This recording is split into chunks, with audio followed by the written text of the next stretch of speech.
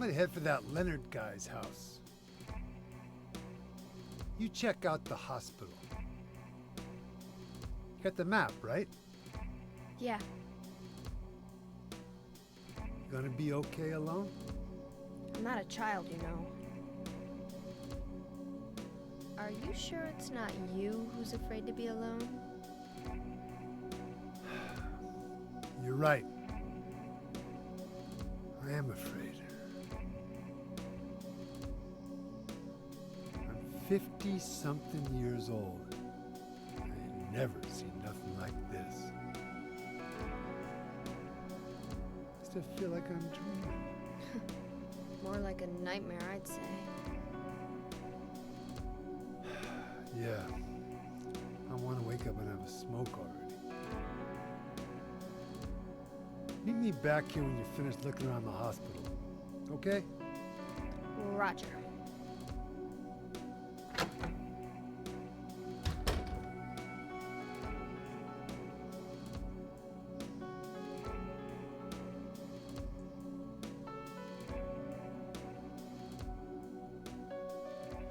All right, we're back. I love that little moment between Heather and Douglas there with that amazing theme. They do a great job with Heather's facial animations there, the little smile. And then it kind of turns a little upside down once Douglas leaves. She gets more serious. I'm tired, but it's no time to sleep. I'm gonna head for the hospital.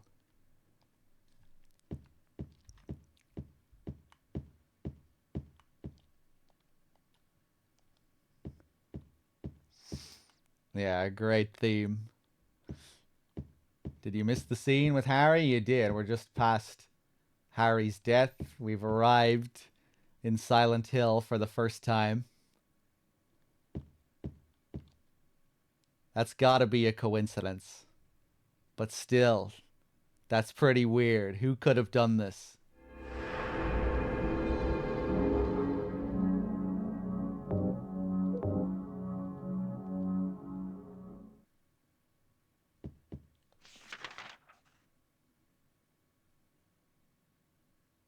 So now we are headed for Brookhaven Hospital once again. The same hospital from Silent Hill 2. And you might think, isn't this a bit boring, reusing the same hospital from Silent Hill 2? But they actually spice it up pretty dramatically. The hospital is significantly different to how it appears in Silent Hill 2. Well, it has the same layout, it's the same layout, but the rooms and the way they're filled in is quite different, especially when we shift over to the Otherworld version of it.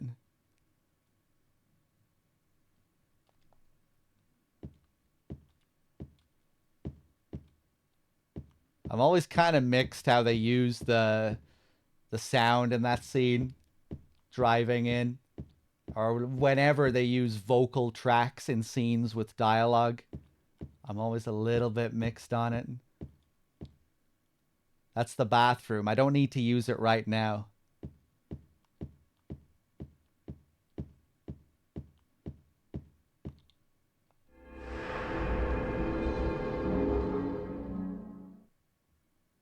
Should have been Alchemilla to really call back to the Silent Hill 1 vibes. Maybe if the developers had a bit more time to play with, that's what we would have gotten. Because it would have been a much bigger job remaking that part of town. Because they would have had to, you know? Given that that was a PS1 game, they'd have to rebuild a lot of that stuff from the ground up.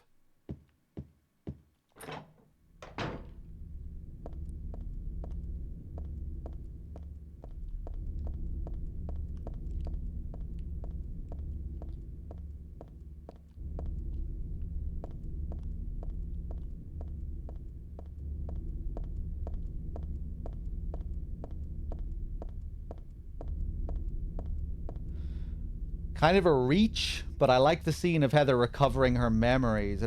has two distinct female voices almost overlapping. I never noticed two different voices in that scene. In the car scene, where she gives her her Silent Hill 1 exposition dump.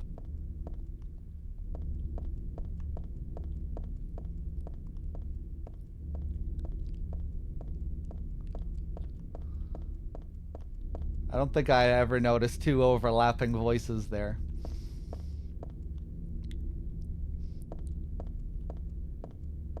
Oh, you mean like the vocal track? Okay, okay. Yeah, I guess. Yeah, I'm always just kind of mixed on it. Another thing that just kind of feels weird to me about that scene is like the exposition itself. It just kind of sounds weird hearing a character exposit like that in Silent Hill and talk about all these crazy supernatural events so bluntly. You know, usually these are implicit details or things that we read in the notes, pieces we put together. It's kind of weird hearing a character explain it like that. But I do still quite like the scene overall, I would say. I like the last little moment that she has speaking to Harry.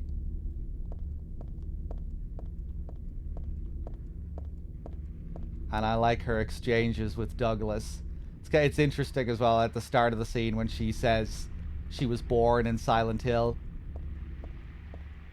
It's the first time in the game, I guess, where she's speaking really knowingly as Alessa, where she is genuinely recalling this other self. Because she just got that notepad from Douglas, and in that pad, Harry explains to her exactly what happened.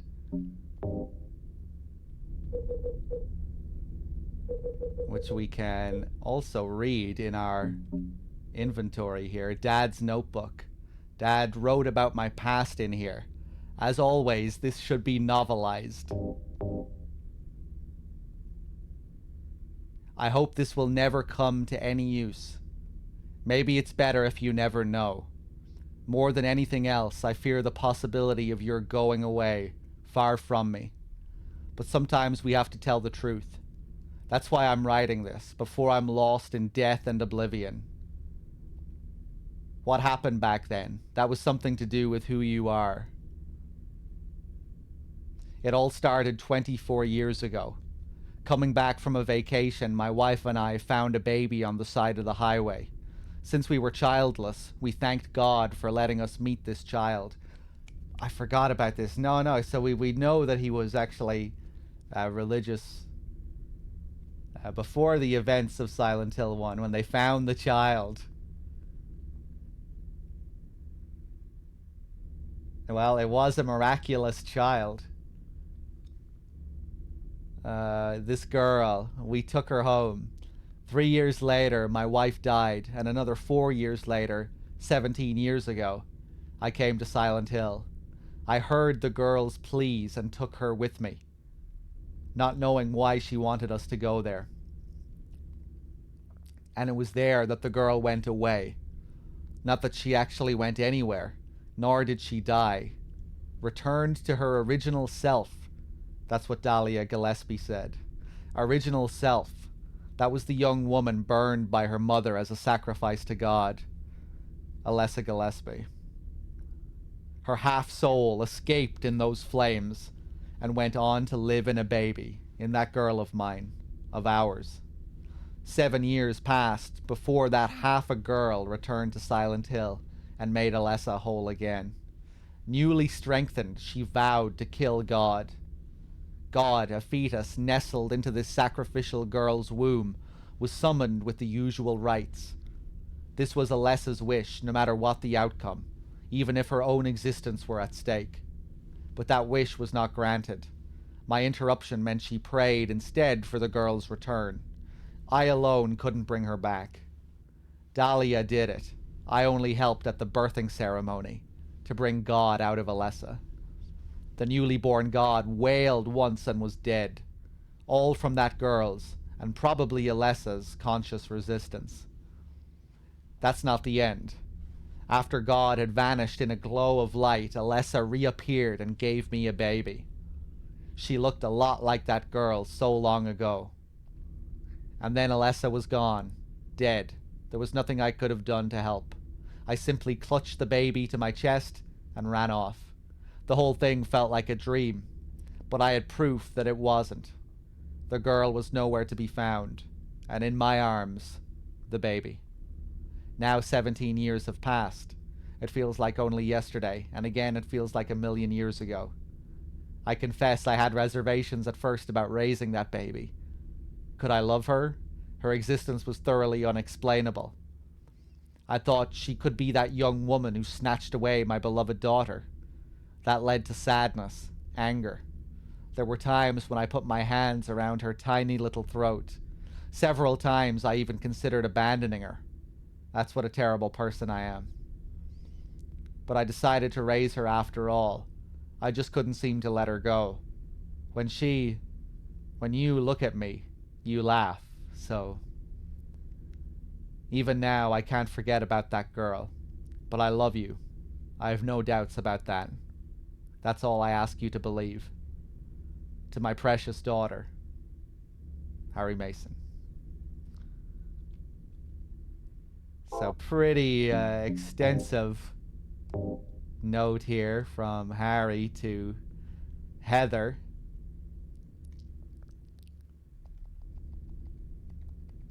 And this is why she has all this information on that car ride that we just saw. She kind of exposits and expands on this. And more of these memories of her past come back to her. That's why she says to Douglas that she was born in Silent Hill.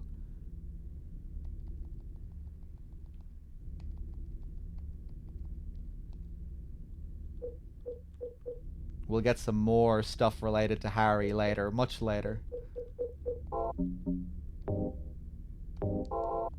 Let's heal up.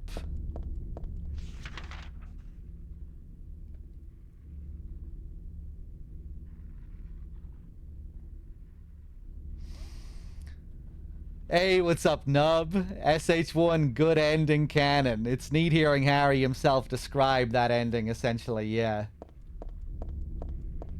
And later on, one of the really cool little details in Silent Hill 3 is that in Silent Hill 1, when we save the game, we save on notepads. And when you save the game for the first time, Harry says he's going to write down some notes so that people might find it someday. He's going to write down everything he's been experiencing. We never get to see what Harry writes, we just save the game.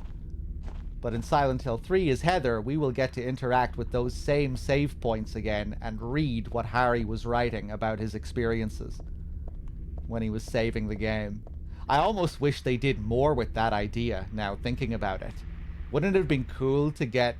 I guess we'd have to be going through more of the same areas from Silent Hill 1. But it would have been cool to get even more of those Silent Hill 1 save points to see what Harry was saying about all the crazy shit he was encountering.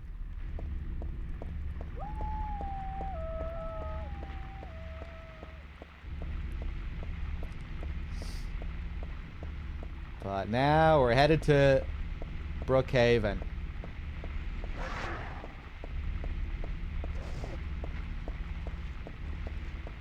There's really not all that much to explore here. We can't go to Pete's Bowl-O-Rama. We can take a stop off in Heaven's Night, however. At Warp World with the 77. Hope you're all keeping well, having a good day. Hey man, it's going well. It's going well, and thank you for the kind words. Cheers. At one point that was the plan, but recreating that much of Silent Hill 1 locations for PS2 was too costly, which is why they reused this little bit of Silent Hill 2's map. Yeah, we were just talking about that when someone suggested that we should be going to Alchemilla instead of Brookhaven, how that would be more fitting considering we're a Silent Hill 1 sequel and we're kind of retelling the same story in a way. Yeah, it would be a bit more fitting if we were going back to Alchemilla. I feel like they'd still do a really great job at making Brookhaven and this feel unique. Like, it does, to me anyway, it doesn't feel like too much of a retread or a copy-paste. I might almost say that Brookhaven, to me, it's one of the most impressive areas in the game, visually. The Otherworld sequence in Brookhaven is crazy. You know, and there's so many unique little rooms and visuals and, you know, things that feel completely separate from Silent Hill 2. You get the same blueprint, but the blueprint is filled in quite differently.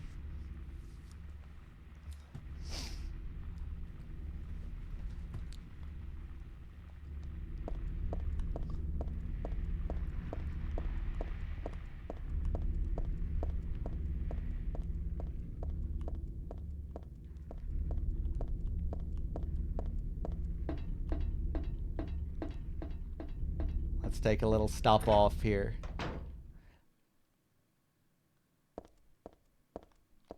Heaven's Night. No music. It's kind of sad that we don't get the Heaven's Night theme here, but in a way, I like it, that it's something specific to Silent Hill 2.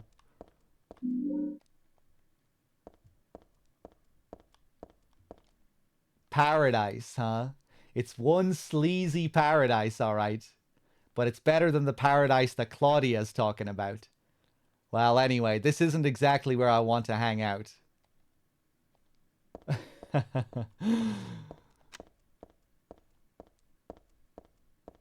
Feel like she's kind of indirectly talking shit about James here.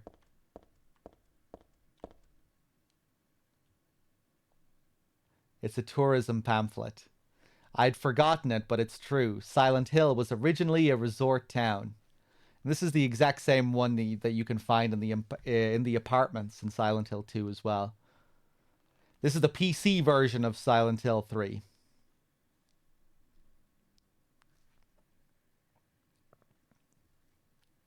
But yeah, this game is incredible visually. 2003 video game. Silent Hill 3, a quiet little lakeside resort town. We're happy to have you. Take some time out of your busy schedules and enjoy a nice restful vacation here. Row after row of quaint old houses, a gorgeous mountain landscape, and a lake which shows different sides of its beauty with the passing of the day, from sunrise to late afternoons to sunset. Yeah, I think the only thing that's different from the PS2 version is the resolution. The PS2 version was still a marvel.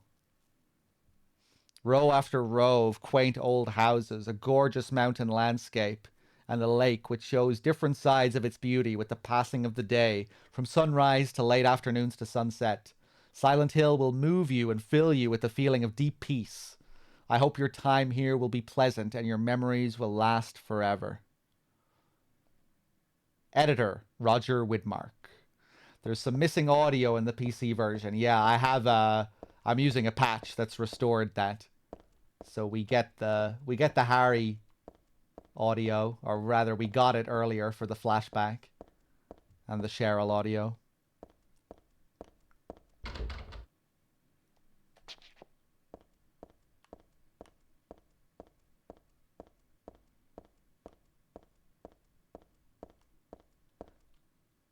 I'm also using a widescreen patch, so we get the game widescreen but without the stretching that you would normally get.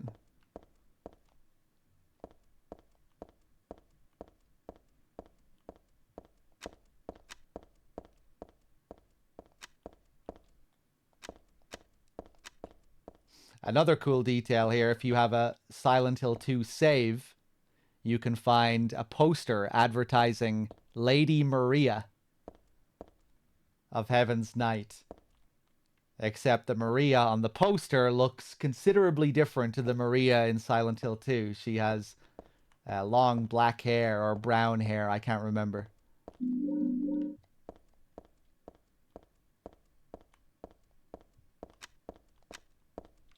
Okay, I think we're done here.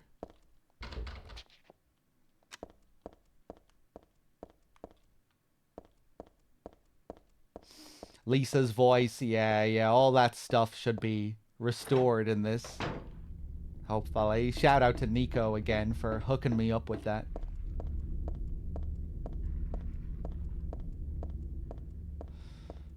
It depends how you interpret it. Like, maybe it's just a cheeky little Easter egg that they didn't put much thought into and just thought it was a cool thing to include.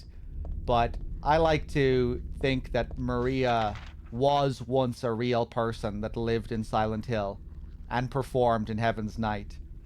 And that James's Maria is a manifestation modeled on someone who did actually exist. Kind of like how Pyramid Head takes the form of the executioners that did used to live in the town.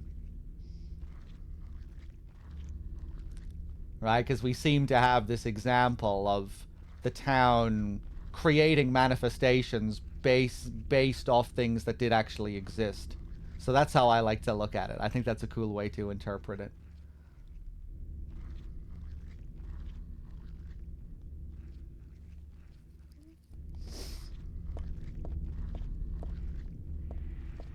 Supernatural entities modeled on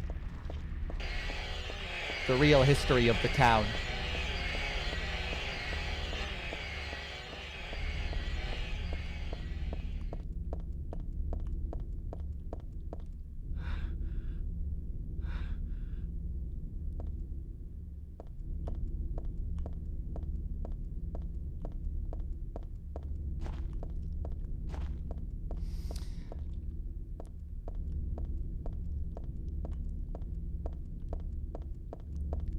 Yeah, Transkuja, although I personally, I think Born from a Wish may conflict with that a little bit. Because personally, I think in the first moments of Born from a Wish, we're literally seeing Maria's very first moments alive in the town. We're literally seeing her birth at the start of Born from a Wish, where she wakes up in Heaven's Night with these feelings. And then we see her become Maria with the assistance of Ernest, molding her into this person.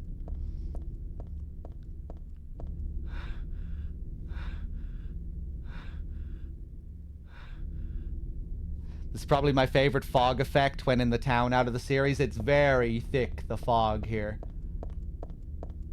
Yeah, it's good.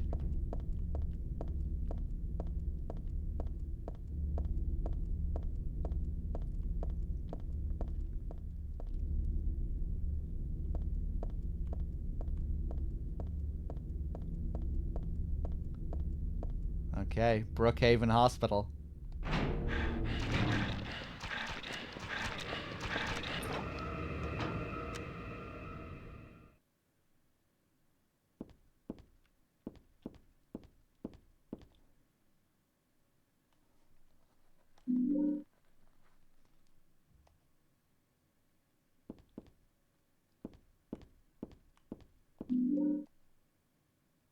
There are a bunch of different types of medicine, but none of it looks useful. I guess I should just leave it all alone. This fucking breathing sound in the hospital, man. Always stresses me out, even when I've played the game a million times.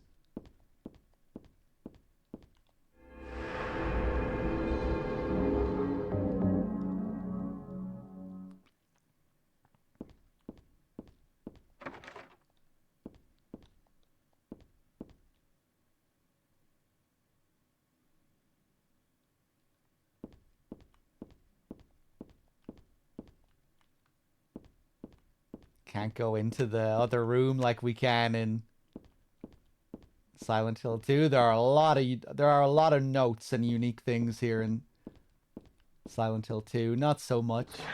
In Silent Hill 3.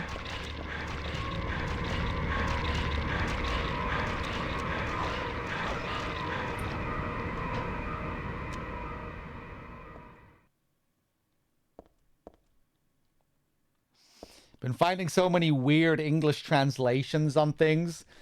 Doing the cam hack playthrough. Oh, yeah, I bet. I think that's because it was the Japanese developers who made all of those things without having a translator. Like all the tiny little assets and posters and things. I don't think they were handing any of those over to Blaustein for translation. So I think that's why you get more errors, right?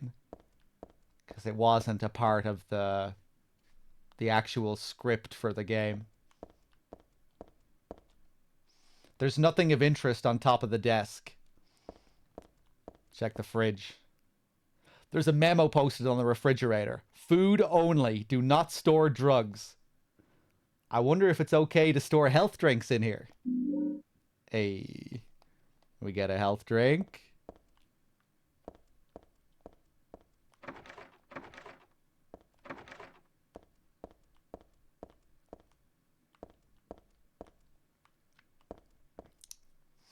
There's stuff written on the whiteboard, but none of it really matters to me.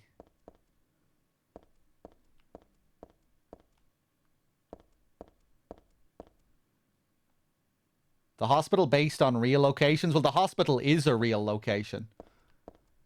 I think.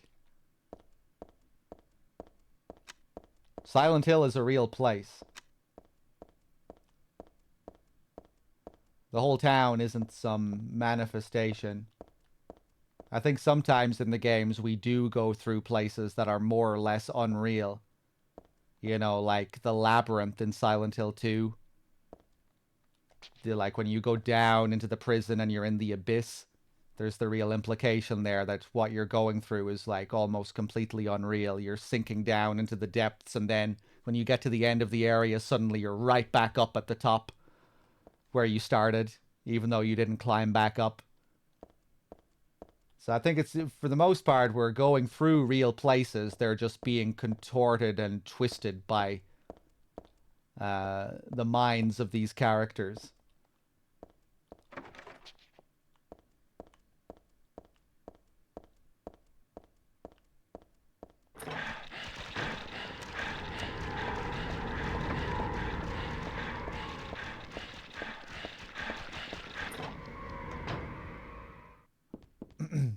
Or, you know, like Nowhere at the end of Silent Hill 1. The area that's just called Nowhere. And it's a mash of every area in the game. Well, that would be another example of a place that doesn't really exist, where it's just like you're literally inside Alessa's mind almost. You know, it's hard to really put into words what's actually going on there physically. You know, it's supposed to be very unreal and abstract. I always love what they do with Nowhere, how the hospital is like the core of the level, and then each room of the hospital leads into a different place that you've already been. It makes sense that the hospital would be at the core of Alessa's mind, you know, spending most of her life in that room, in that dealing with all that suffering. And that's what her nightmare is born from. And look what we have here. There must have been kids here too then. I played with dolls like this when I was a child too. It really takes me back. Now let's take a read of this note. This day has finally come. That's right. The day when you and I will meet. I was always thinking of you here in this gloomy cell. I never even knew your name or face until today. But now I know. I know you're the one I've been waiting for. And haven't you been waiting for me too? That's why you came to rescue me. Oh, how I love you, Heather. I want to give you my prized doll I made to commemorate our meeting. the start of this everlasting love. Ah, I can already see your smiling face. Stanley Coleman. Now let's take a look at the doll again after reading that. Disgusting. I won't touch that with a 10-foot pole. I love how it's just such an innocent little observation at first when you interact with it. You miss the first interaction with the doll easily if you read the note before looking at the doll. And then you'll only get this response. So here's our first little note from Stanley, the first of many.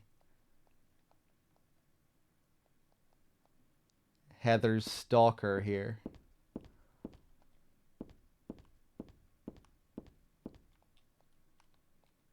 A picture of a flower in a vase. Nice, but whatever. It's just a flower pot, nothing special. I don't know what kind of plant it is.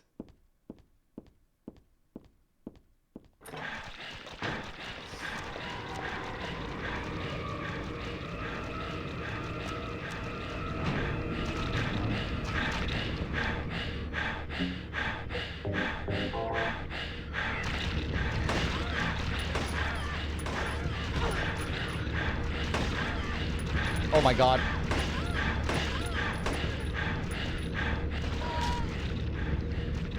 The nurses do have Heather's voice as well, don't they?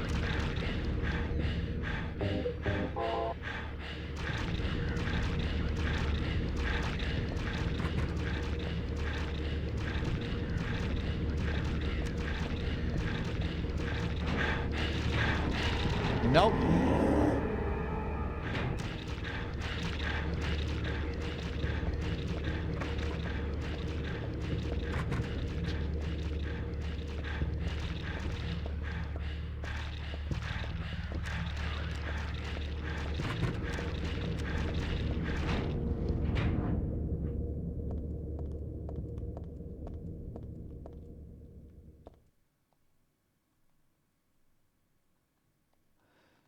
The organization has me shut up in here. They mean to break my will, to make me forget about all that. But I'll stay sane, even if they throw me in here with the lunatics. How about if I stick this to the wall? That would be worthless. You can peel it off, can't you? With that junk those nasty wenches won't stop using. If a thing has no meaning, there's no reason for it to exist at all. Just as you exist for me. But why haven't you taken my doll with you?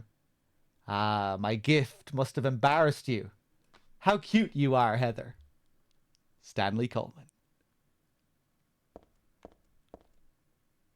There are a lot of things stuck to the wall. A cookie, a toothbrush, a spoon, a Christmas card, a clock. Whoever it was probably used glue, but why do this in the first place? There's a key glued to the wall. I'd love to take it with me, but it's really stuck tight. I can't even pull it off. Hey, Hitman. No Dead Rising today.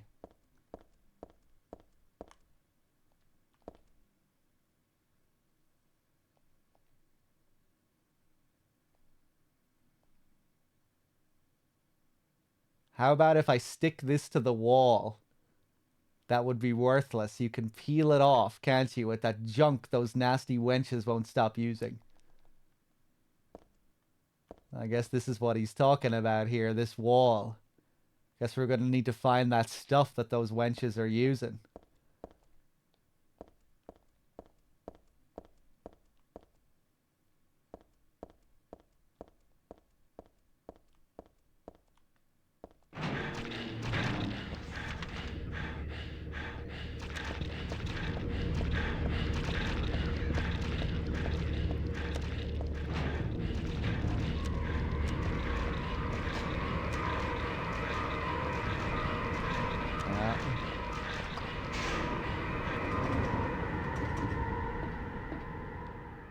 The opposite of Silent Hill 2 here. In Silent Hill 2, the elevators are fucked. And you have to work hard to get the elevator working so you can reach the first floor. In Silent Hill 3, the first floor is open to you immediately and the elevators are working right from the start. And it's the staircase that you can't access. Whereas in 2, it's the staircase that's accessible. Let's see. Second floor.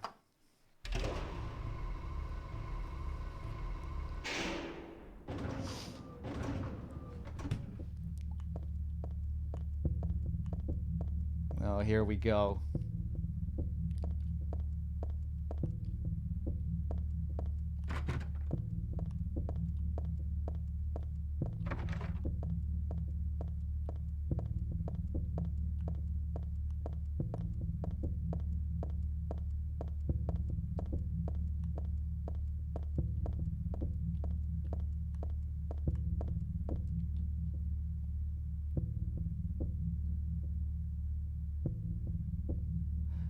You may not yet have realized your own true feelings, but you sense them unconsciously. And so you're trying to get closer to me.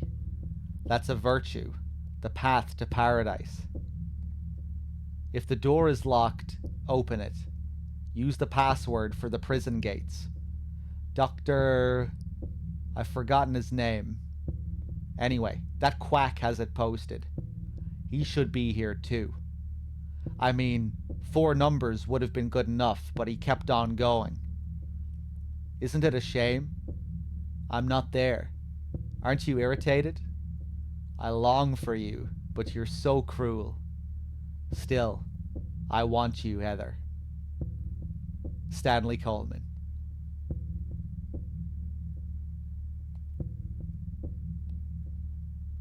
So now Stanley is talking about this path to paradise business. Just like Claudia.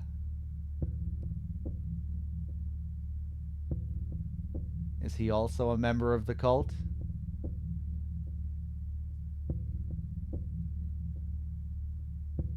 If the door is locked, open it. Use the password for the prison gates. He should be here too. I mean, 4 numbers would have been good enough, but he kept on going. Who are you talking about here, Stanley?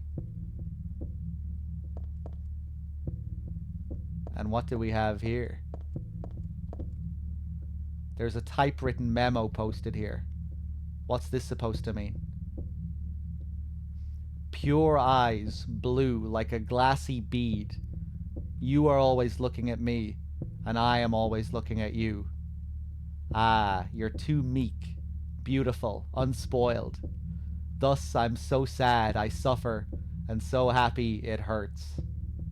I want to hurt you and destroy myself. What you would think if you knew how I felt. Would you simply smile, not saying a word? Even curses from your mouth would be as beautiful as pearls. I place my left hand on your face as though we were to kiss. Then I suddenly shove my thumb deep into your eye socket, abruptly, decisively, like drilling a hole. And what would it feel like? Like jelly? Trembling with ecstasy, I obscenely mix it around and around. I must taste the warmth of your blood. How would you scream? Would you shriek, "It hurts, it hurts," as cinnabar red tears stream from your crushed eye? You can't know the maddening hunger I felt in the midst of our kisses, so many of them I've lost count.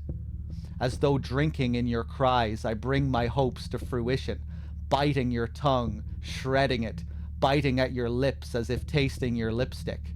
Oh, what euphoric heights I would reach, having my desires fulfilled like a greedy, gluttonous cur. I long, too, for your cherry-tinted cheeks, tasty enough to bewitch my tongue. I would surely be healed, and would cry like a child. And how is your tender ear? It brushes against my cheek. I want it to creep up to my lips so I can sink my teeth into its flesh. Your left ear, always hearing words whispered, sweet as pie. I wanted to hear my true feelings. I never lied. No, but I did have my secrets. Ah, but what must you think of me? Do you hate me? Are you afraid? As though inviting you to the agony at the play's end. If you wish, you could destroy me. I wouldn't care. As you wish, you may destroy me. I wouldn't care. Oh boy. That escalated quickly.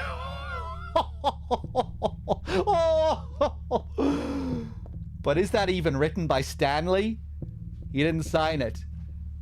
He didn't sign it. Is that Stanley? It kind of sounds like Stanley, doesn't it?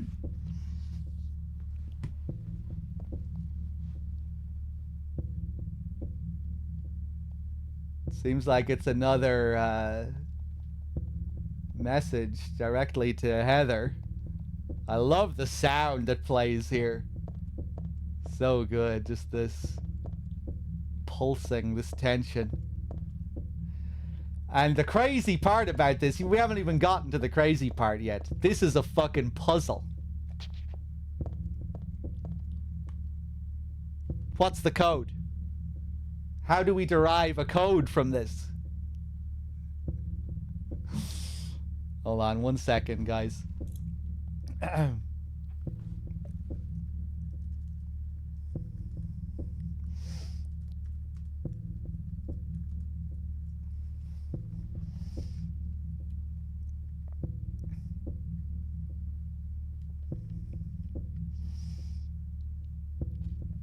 Let me also just catch up with chat here as well.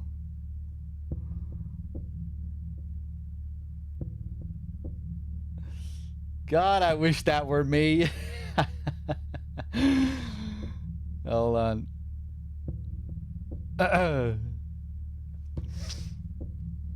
Start the letter again. Please don't worry. We're going to be going over it again. So, what is the theme here in this thing? He's going into painstaking detail describing what he's going to do to every part of Heather's face.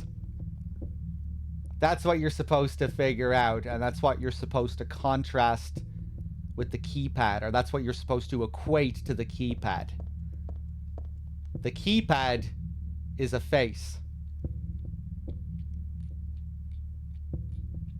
Number 8 is the mouth. Number 5 is the nose. Right eye, left eye, etc. So if we start again here, pure eyes blue like a glassy bead. You are always looking at me, and I am always looking at you. I guess this is also supposed to be a bit of a hint that we're like looking at a mirror when we're looking at the keypad, like face to face.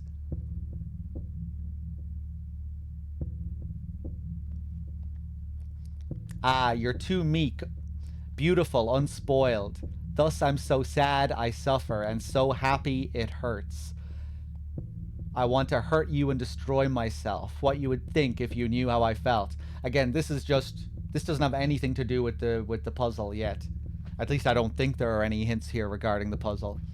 We just gotta let him ramble a bit before he gets to the main portion.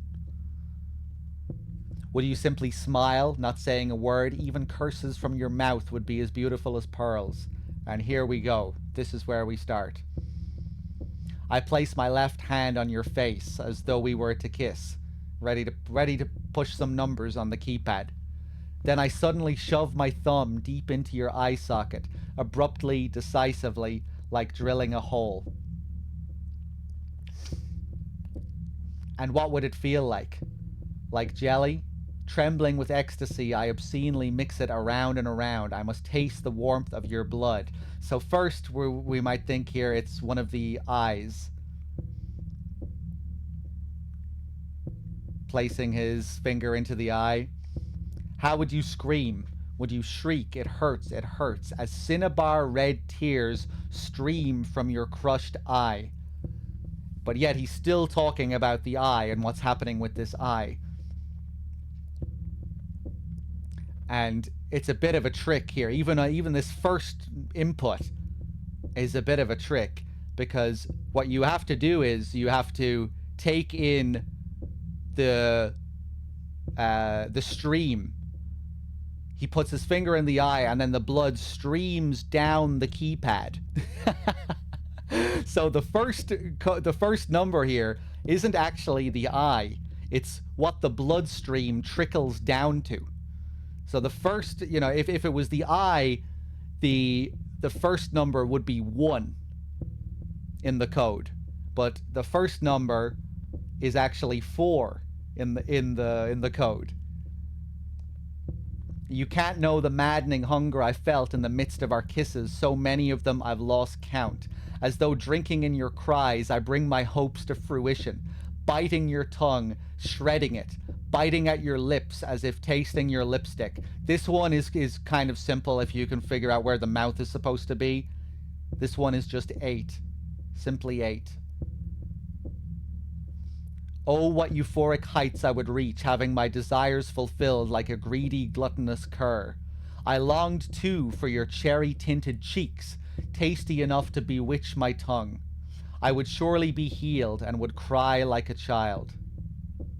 So, next we have one of the tasty cheeks.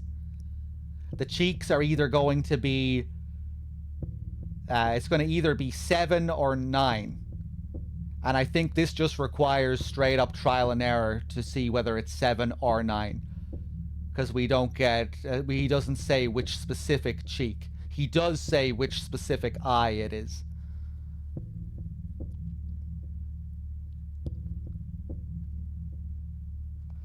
And how is your tender ear?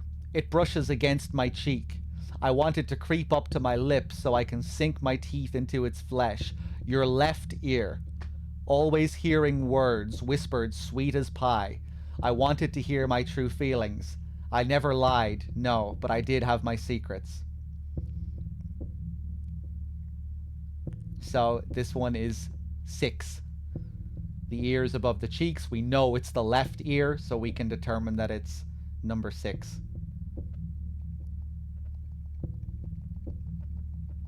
Let me just go back to the... I placed my left hand on your face as though we were to kiss, and I suddenly shoved my thumb deep into your eye socket. Yeah, the fact that it's his left hand... I mean, I guess he could stick his left thumb into her right eye socket as well, but more awkward that way, I guess. So intuitively you would think he's sticking his left thumb into her right eye socket. Mixing it around.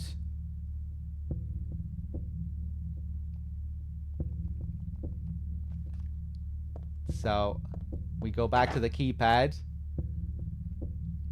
We stick our thumb into the left eye. We obscenely mix it around and around until Cinnabar red tears drip down to number 4.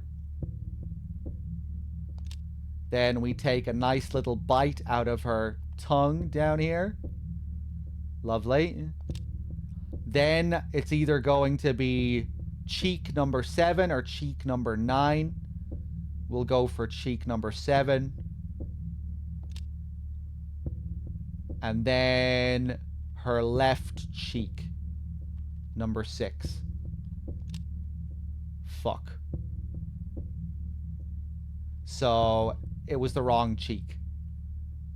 4, 8, 9, 6. There we go.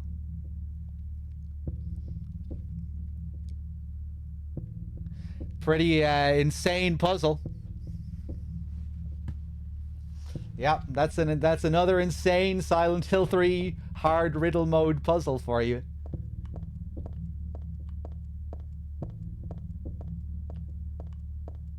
This one didn't actually take Dave too long when I was watching his first playthrough of this. He did really well with these Silent Hill 3 puzzles on his first playthrough. I think he solved this one in like an hour.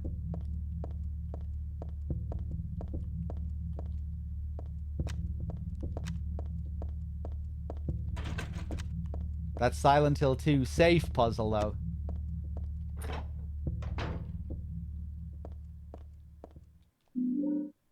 We get some nail polish remover. Let me just catch up with chat again here.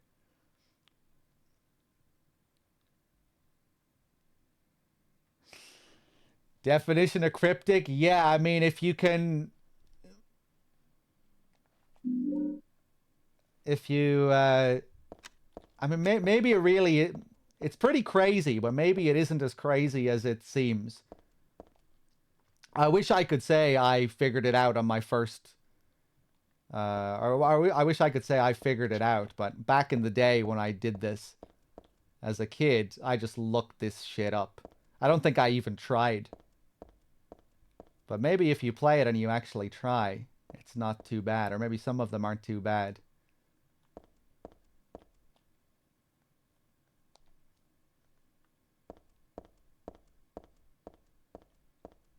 You know, once you realize that the keypad is the face, might not actually be too bad. The same poster is here from Silent Hill 2. Jack. That James-looking Jack there. It was the wrong cheek, I know, I know.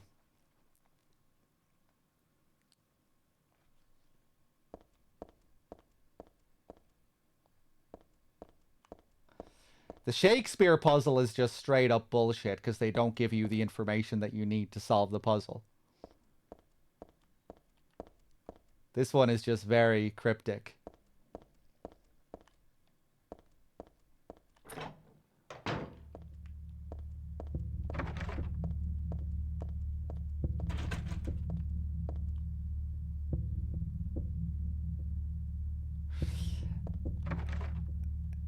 There's no reason to think the eye being poked isn't one of the numbers, but everything else is well framed. The eye part is definitely the cheekiest part of the puzzle. The fact that it's not number 1, but it's actually... the number represents the stream of blood. But if you figured out the rest of the puzzle, and you're pretty sure you have, you'd still... You know, if you picked up on what the concept of the puzzle was, and you were pretty sure that was the concept, that each number represents a piece of her face and what he's doing to her face, then it still might not take too long, right? Because that eye portion of the puzzle is easily the longest part of it, and the one that he goes into most detail with. So you might still think pushing his eye into the socket and then mixing it around and around and around, and then the cinnabar tears dripping from the crushed eye. But yeah, it's obviously still like very, very cryptic and easy to easy for your mind to go into all sorts of crazy directions with it. You know, and then you might be misled by the parts that just have nothing to do with the puzzle.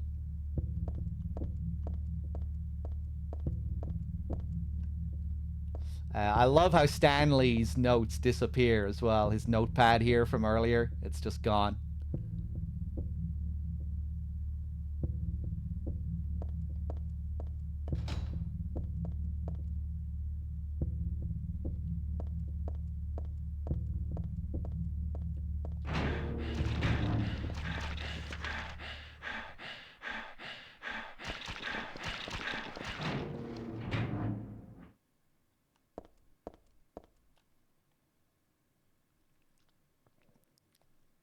The start time is my key.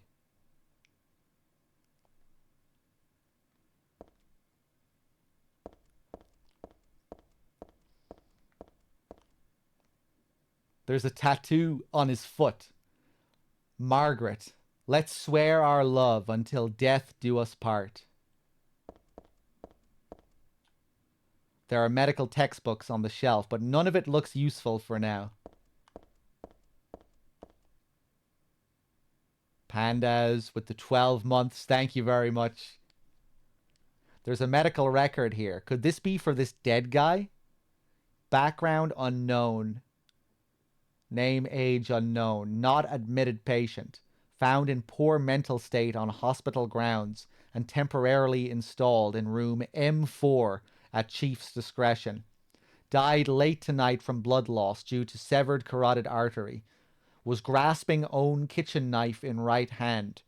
Assume this was cause of neck wound. Possible suicide, but wound angle suspicious. Sent to second floor treatment room for further investigation.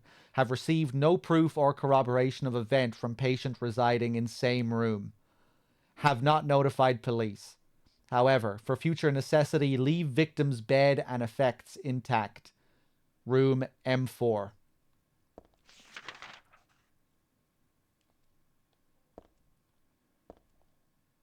There's a man's corpse laid out on the stretcher. So M4 is down this way. Let's see what we can find.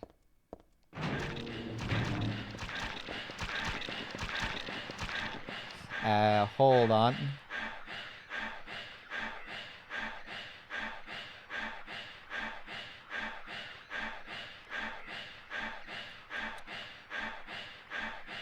Thanks. I had my alerts paused there for a bit, sorry.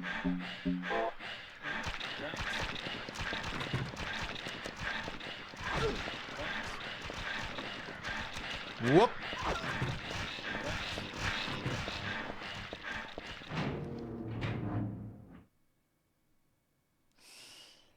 I am both here. I did thank you for your 17 as well, didn't I? Thank you. I love this Scooby-Doo emote.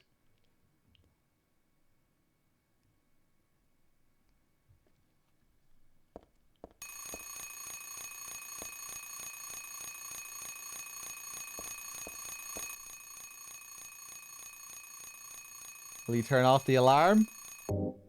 Yes. You might think, wait a second, do I really want to turn this off? Will something bad happen? But it's completely fine if you turn it off. Nothing bad happens. I think it's just there to scare you a bit. So what did it say on his tattoo? The start time is my key. So very simple puzzle here.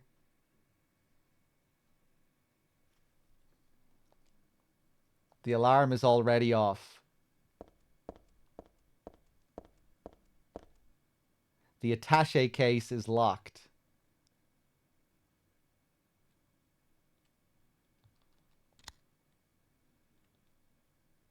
One second, actually.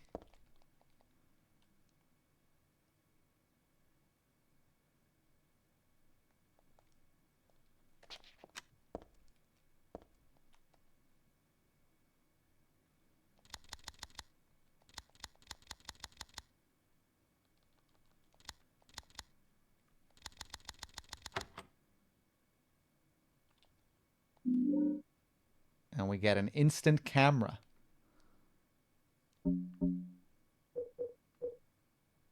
Unlike a normal camera, you can see the developed photos right away. Thanks. Hey, drop data with the 47 as well. Thank you very much.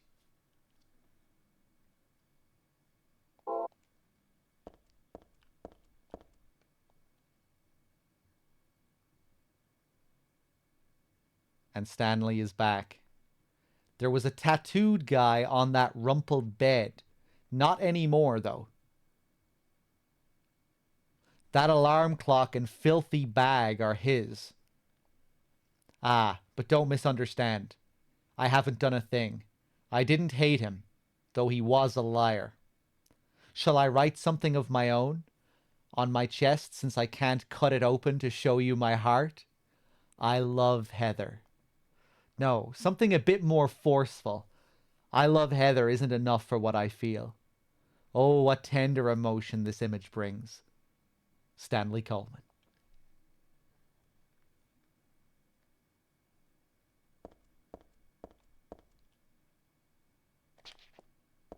Thanks again, Stanley.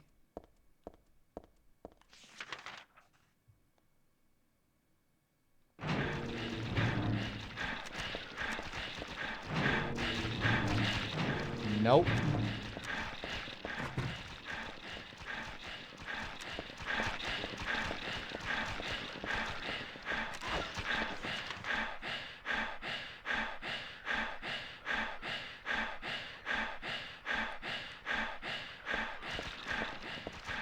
I've never done a 10-star run, no. Maybe I will one of these days.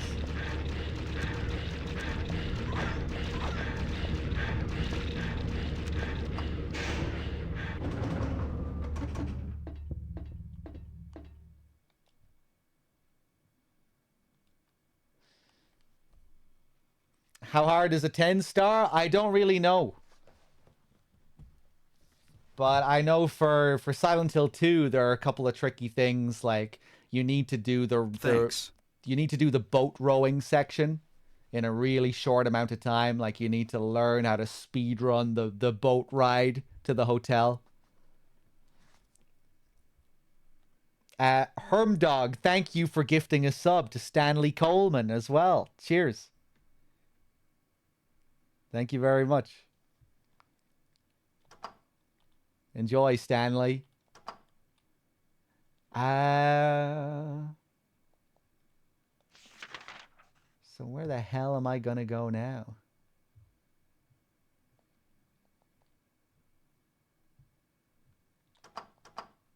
Let's go back to the first floor.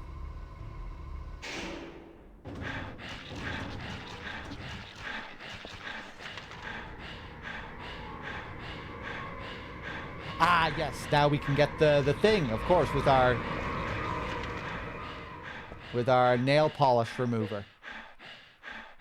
I found it in the women's locker room. The thing those nasty wenches won't stop using.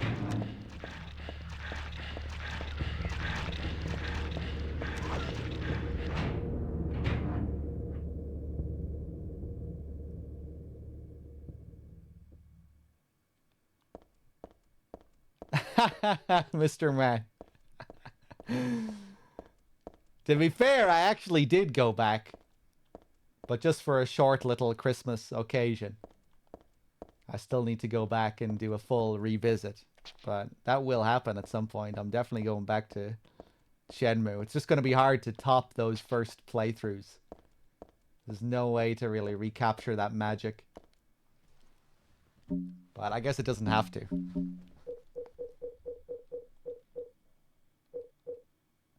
Another thing, we found this perfume item here. This attracts enemies if you use this. So, not really something you want to use, generally. It kind of feels like a bit of a troll item, but maybe there are actually reasons to use it. I wonder if speedrunners use it. Maybe sometimes you want the enemies to come to you. Let's use the nail polish remover.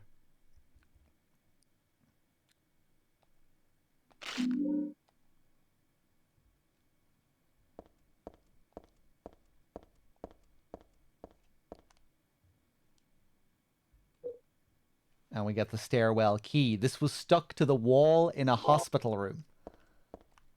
So now we get to access the stairwell.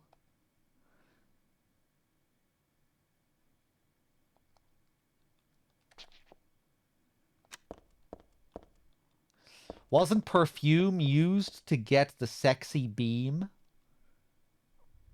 I can't remember. Do you use the perfume to get the sexy beam?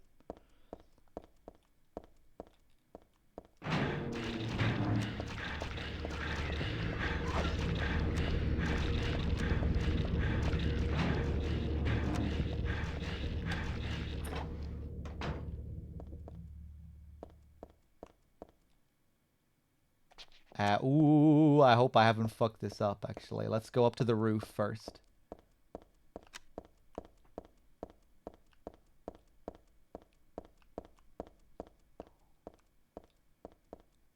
Fuck, I have. Because I reloaded the area, it disappeared. You have to be very careful with Stanley's memos. Because once you reload the area, they disappear. Oh, wait, no! We're not... I thought I was at the top floor. It'll still be here, I bet. Yes, nice.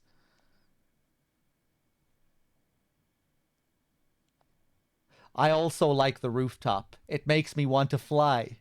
You too? Stanley Coleman. Love how every time we can actually see the writing in the diary as well. But I bet now if I go here and come back, it'll be gone. Yeah. Maybe it will always wait for you to read it first.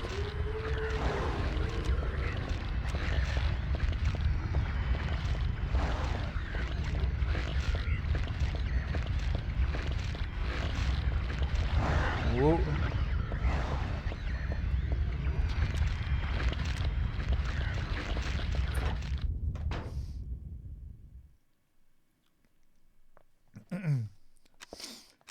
Yeah, I don't just gameplay challenges in Silent Hill just don't really appeal to me. I think fundamentally, like, I really don't play Silent Hill for, you know, its core gameplay or, you know, like its combat and stuff. And the 10 hits require you to do a lot of killing and killing specific amounts of enemies and killing a certain number with your gun, killing a certain number with melee, and yeah, I don't know.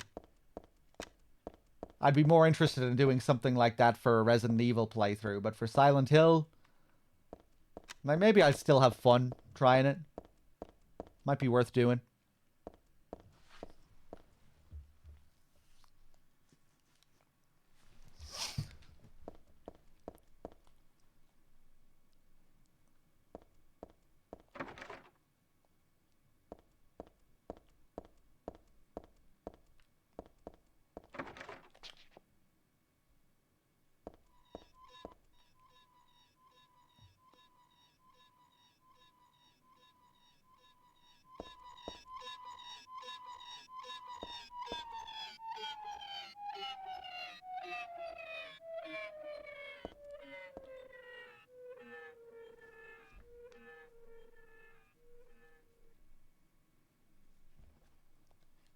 It's a wheelchair. Where's the person that was using it?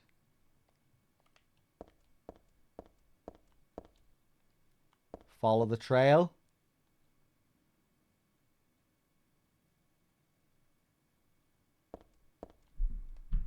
Is that in the game? That thud? I got a submachine gun. The wall is scarred with bullet marks. What the hell could they have been shooting at?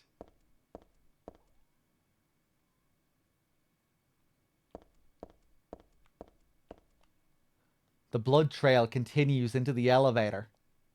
Part of me wants to peek in, but then it's a little creepy too. A muffled thud, yeah, the game has a lot of that crazy directional audio. Surround sound. Where it sounds like something in your apartment or someone banging upstairs. That was a really subtle one, that one.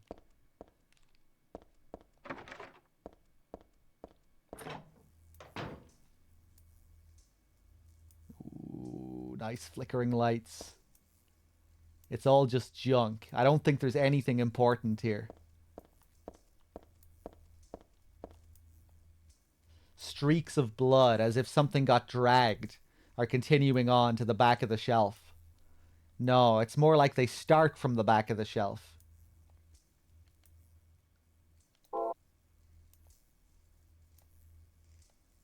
So if we want to see what's behind here, we got to use our camera.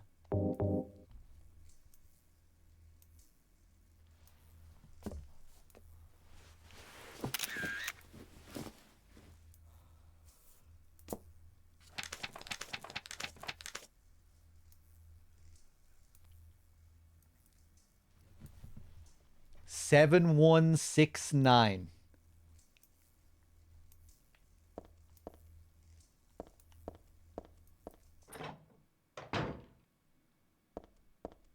Cool little scene there, animation. Ooh, is that? Oh, okay.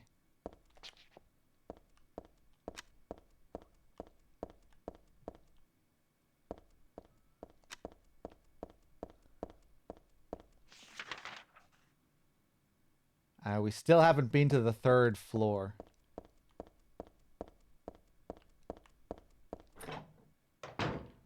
Yeah, and this is where I need to use the code. 7169. Nice.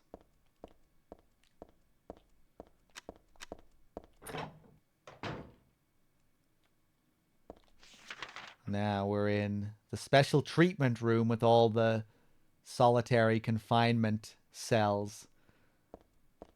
There's a memo on the wall. Punishment for brutality towards patient.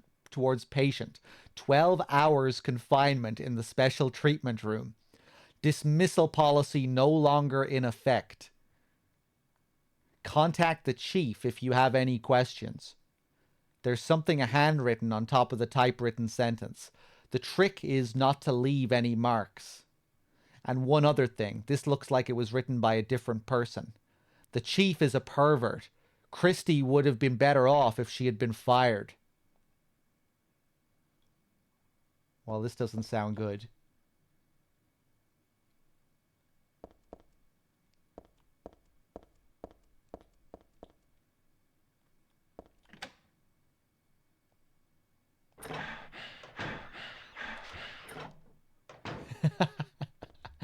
I guess that's Christy.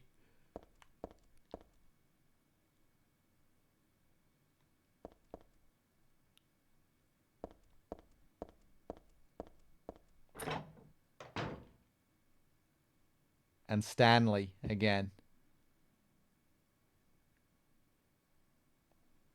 Flowing freely, your ebony hair like the night sky, scattering fragrance. My heart clamoring in my chest like a storm, you trifle with it. Your pristine glance like a feast when you smile. My thoughts disturbed, my breath like opium, it drives me mad. Eric. A great poet who conveys my feelings so well. I love these little moments in Stanley's memos. Who the fuck is Eric? As he's thinking to himself, Eric. And then the other one where he's trying to think of some doctor and some guy who kept on going with numbers and 4 numbers weren't enough. Who the fuck is he talking about there? I think maybe he's talking about the guy whose start time is the key, because he also talks about him later, but maybe that's just supposed to be some random person. I don't know. I shouldn't have let this place get to me. Should never have gone crazy. But it's superbly enjoyable to drown in my love for you. But why don't you accept proof of my love? Don't stand on ceremony now. After all, you and I exist as one. What I give to you is the same as what I give to me. Stanley Coleman.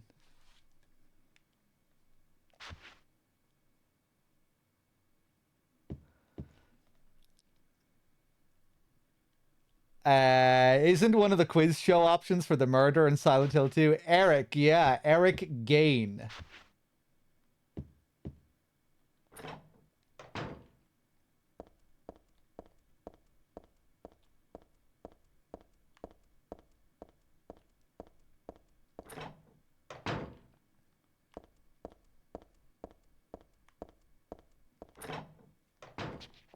Maybe he was a poet.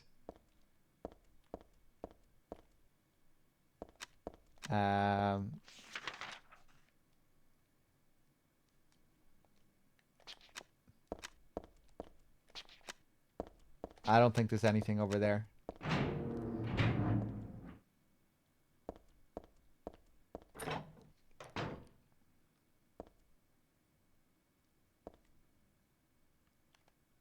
It's a magazine. Just some kind of gossip magazine. Teaching Despair. Hope House. Hope House, an orphanage on the outskirts of Silent Hill. But behind its false image is a place where children are kidnapped and brainwashed. Hope House is managed by the Silent Hill Smile Support Society, a charity organization sometimes called 4S. It's true that 4S is a well-respected charity that takes in poor children without homes and raises them with hope. But at its heart, it is a heathen organization that teaches its own warped dogma in lieu of good religious values. Mr. Smith, who lives near Hope House, had this to say. Sometimes at night I can hear their weird prayers and the sounds of children crying. I went there to complain one time, but they ran me right out. Since then, it hasn't changed a bit. In fact, this reporter was refused admission when he attempted to take photographs in the facility. What exactly do the folks at Hope House have to hide? During my investigations, I was able to discover, however, a suspicious-looking round concrete tower, which appears to be part of their facilities. Unfortunately, no one was willing to tell us what the tower was used for, but it seems unlikely that it has anything to do with the business of raising orphans. It may, in fact, be a prison or a secret place of worship. The cult religion that operates Hope House is known by the locals simply as the Order. It's a religion that is deeply interwoven with Silent Hill's history, but its worshippers' fervent belief that they are among the elite, chosen people has a dark and dangerous side. I intend to continue my investigation of Hope House and the cult behind it. I've always believed that telling the whole truth and showing the children the true path is our most important duty. Joseph Schreiber. Hope House. I feel like I've heard that name before. Yeah, it's because you spent a lot of time there as a kid when you were Alessa, Heather. So some more lore and background regarding the cult and this Hope House.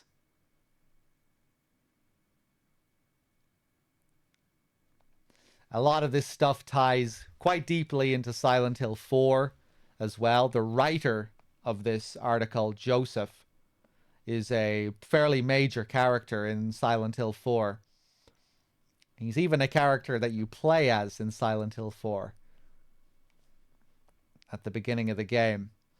And Hope House is a location that we'll visit in Silent Hill 4, as well as the prison, which is mentioned here.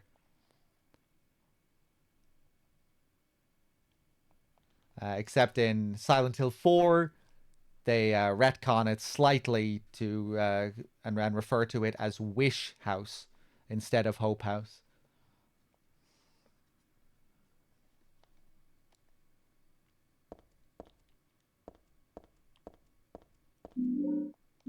Get a couple of health drinks here. Tissue and an alarm clock. The 4S plan. Yeah, and unlike Silent Hill 2, I think when this stuff was being written for 3, they probably knew that it was going to be a part of Silent Hill 4, and that it was written to tie in with Silent Hill 4. Because to my knowledge, both games were being developed simultaneously, I think.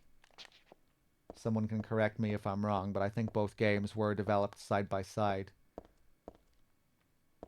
Whereas with Silent Hill 2, the mentions of Walter and all of that, at the time, I don't think they had any plans for 4, and that was just supposed to parallel James's story and allude to things in James's story.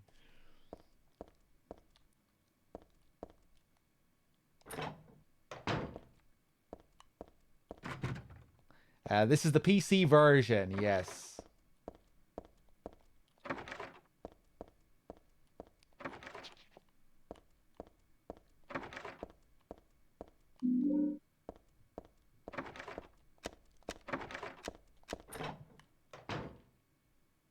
Uh-oh.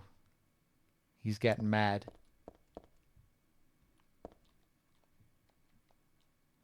The doll is all torn apart. It's really pretty sad to look at.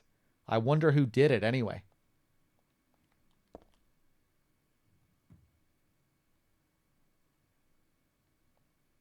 Goodbye, Heather. I'm sorry I wasn't able to respond to your love. It's all over. Leonard despises me because I made fun of it, saying it would come to this. If it weren't for his meddling, I would have been able to meet you in just a little while. Then I could have taken you to my world. A world for us alone, more beautiful than this one. And I'd been waiting for this day, for today. The day I'd see you, the day you'd save me. Today. Heather, watch out for him. Leonard is no ordinary guy. Farewell. I loved you. Heather, my goddess. Heather, my lover. Heather, my... And no signature this time. Don't think I ever noticed the toothbrush there in the glass.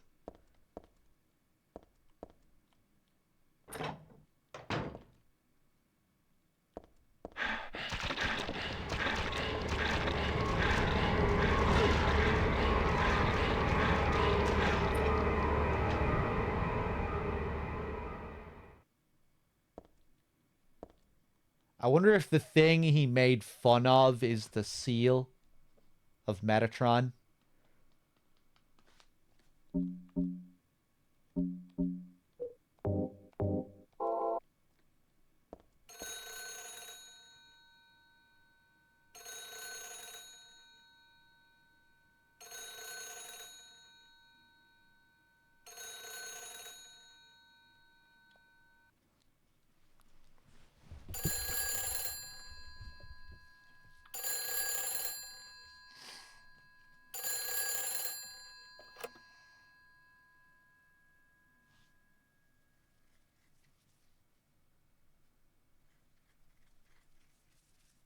Hello? Claudia. No, I'm not. Don't lie to me, Claudia. You're always trying to run from your responsibilities. Have you come to apologize? Or maybe you still don't realize how foolish you've been. The salvation of all mankind. Ah, what a ridiculous dream. Wait, just listen to me for a second. I've heard enough from you already. How did you turn out this way? Where did I go wrong? Listen to me already. I'm not Claudia. You're not Claudia. My name is Heather. Heather. Who are you? Leonard Wolf. I'm sorry. I thought you were my daughter.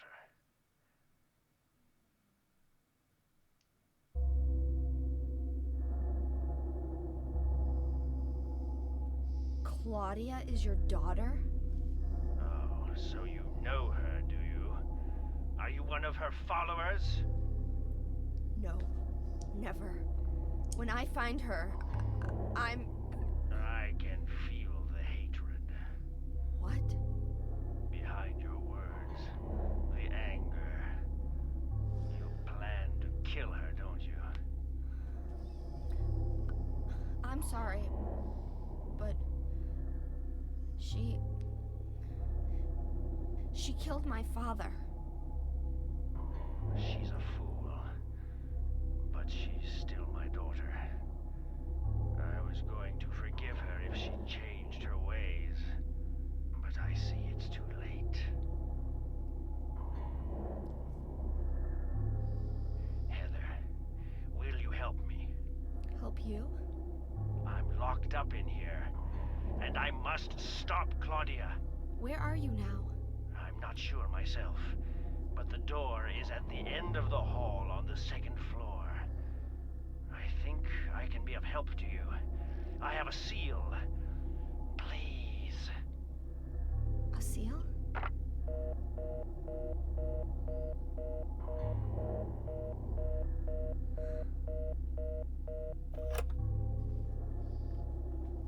The end of the hall on the second floor.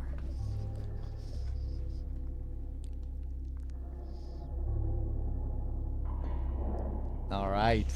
So we meet Leonard for the first time on the phone.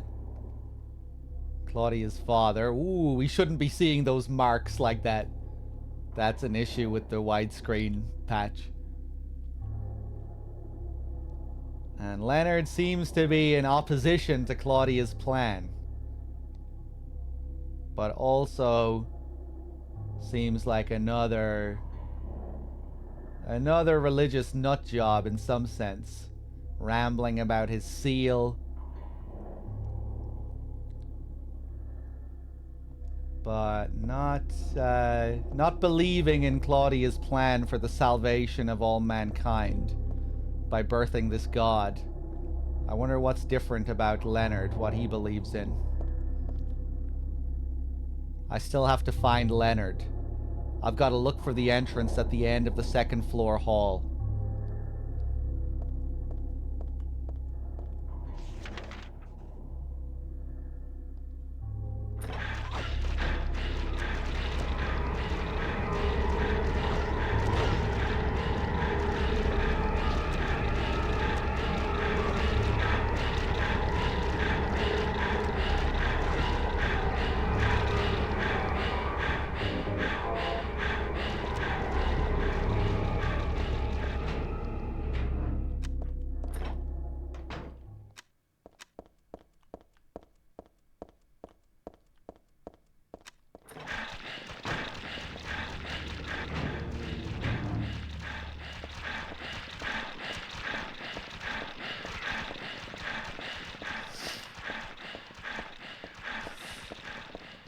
Mango! Max Payne is a goal on the list, yes.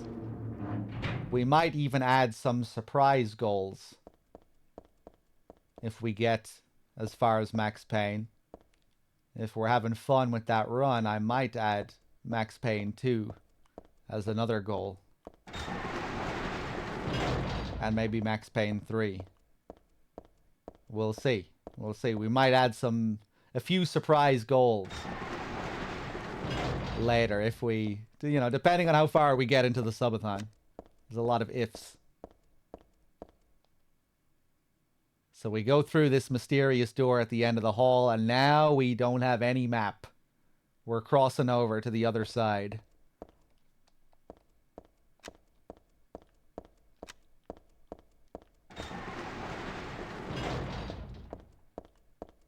Heart of Darkness? Did you miss the Heart of Darkness stream? I played Heart of Darkness. Yeah,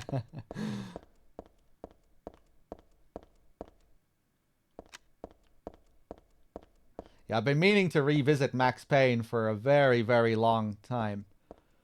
I played it when I was a kid, but I never finished it. And I don't think I got very far into the game. I remember using cheat codes to get to the final level. And I still couldn't beat the final level. It was the PS2 version.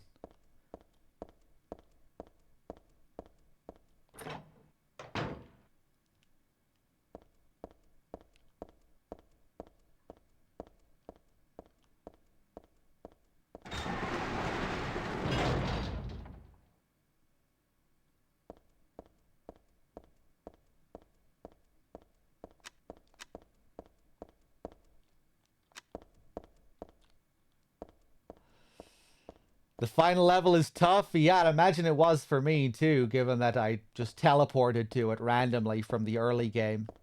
I had no experience. Yeah, I can't remember where I stopped playing. But it was early on. That's why I have it listed as a first playthrough, even though I have played some of it, because for the most part, it really will feel like a first playthrough.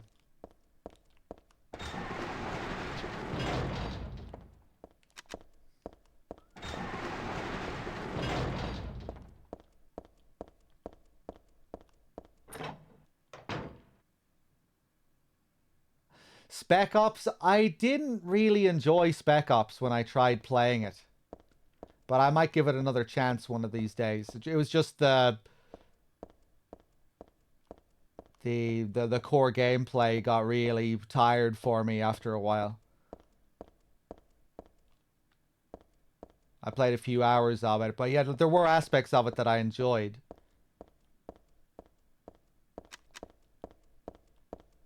Oh yeah, we'll see.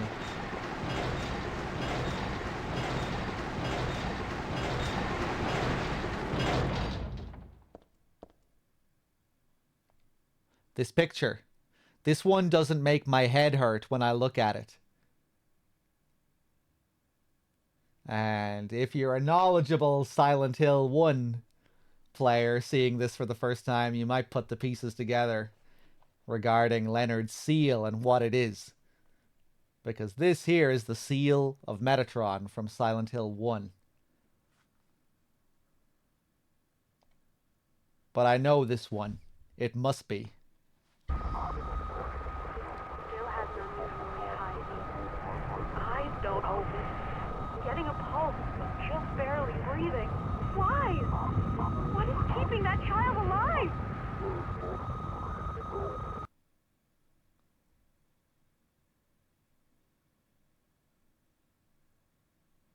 What the hell? Was I daydreaming?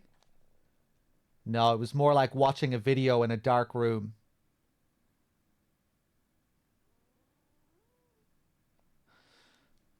But that nurse, I know her. Lisa, who was so heavenly toward me in that hellish hospital room.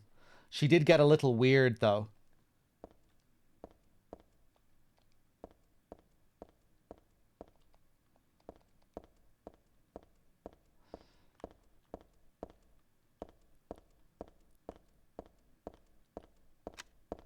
Yeah, I kind of know the territory it goes into, Mr. Man. But yeah, just the late 2000s shooter gameplay really just got tired for me after a while, and I just didn't stick with it. But I might still go back to it, because I am interested in seeing the whole story through and all of that.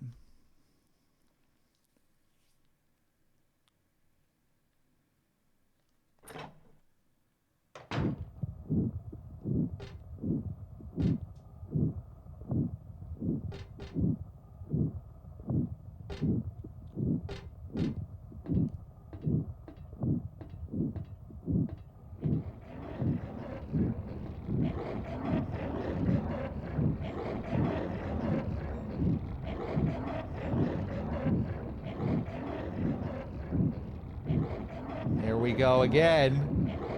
If you look at the wall here, it's kind of hard to make out, but it says, "What a wonderful world." in the background there.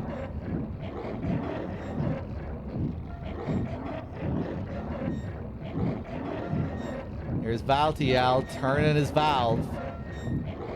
That's how we shifted into the other world the first time. We turned the tap in the bathtub. And now we shift as we see Valtiel turning his valve here. Symbolically assisting with the birth of the god, I would imagine. Pumping blood through the veins.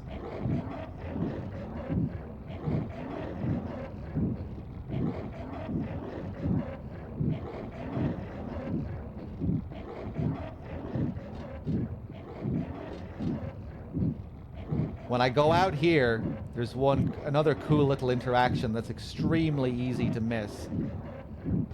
But pay attention here. I'll try and highlight it as fast as I can. If we run out here.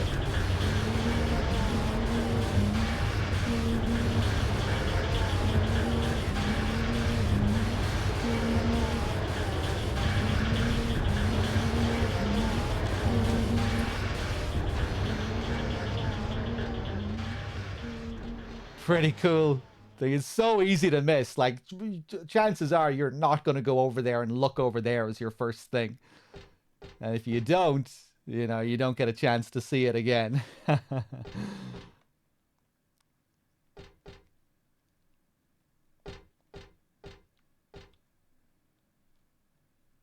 I always forget if that nurse that we see climbing up there at the end is supposed to be Lisa, that last nurse figure. Is it supposed to be a representation of Lisa? I feel like there's been a lot of misconceptions about these figures in the hospital over the years. If something is the Fakuro lady or not the Fakuro lady, if something is Lisa or not Lisa. People always confuse the Marilyn Monroe face for Lisa as well. And I can't actually remember what the deal is with that nurse figure.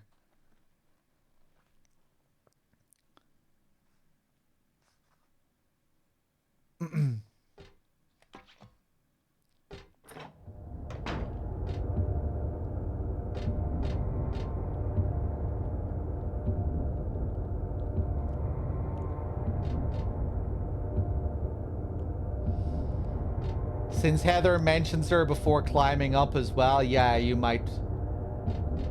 You have her in your mind there.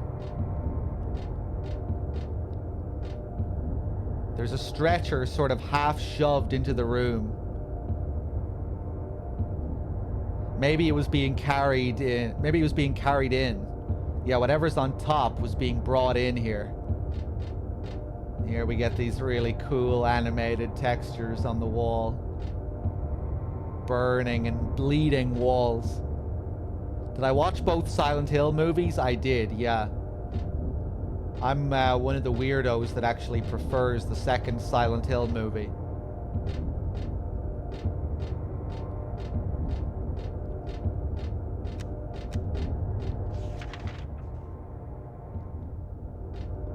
But maybe I'd change my mind if I watched them again, because I only saw it once.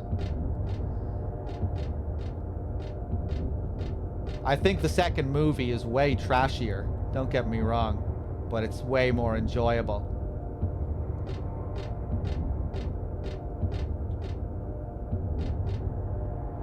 The first film has the pretense of being a better movie, but it's just shitty anyway.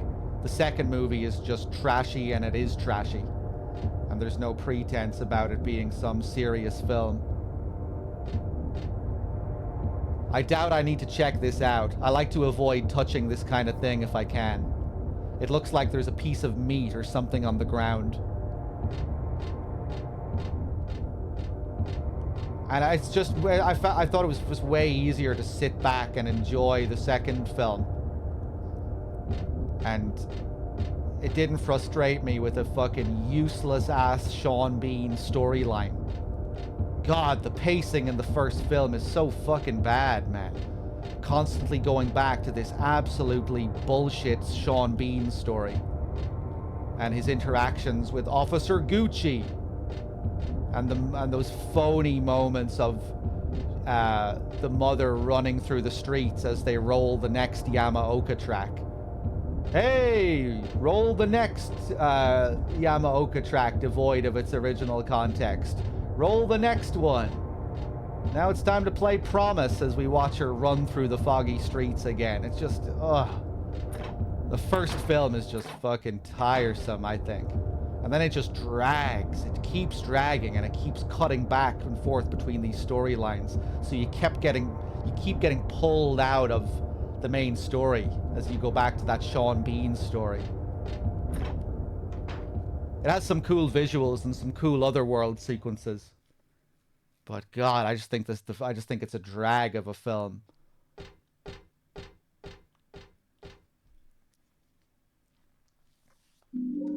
Yeah, and I just don't remember the second film frustrating me, really. I remember thinking it was way trashier. And it has all those, like, ridiculously tasteless 3D effects and stuff. But I don't know, all that just made it easier for me to enjoy. And the first film just frustrated me. The hand outside the window. The hand outside the window. And that's it. That's all we get. I wonder what this is supposed to be. What is this? What does this mean? What is this referencing? I have no idea.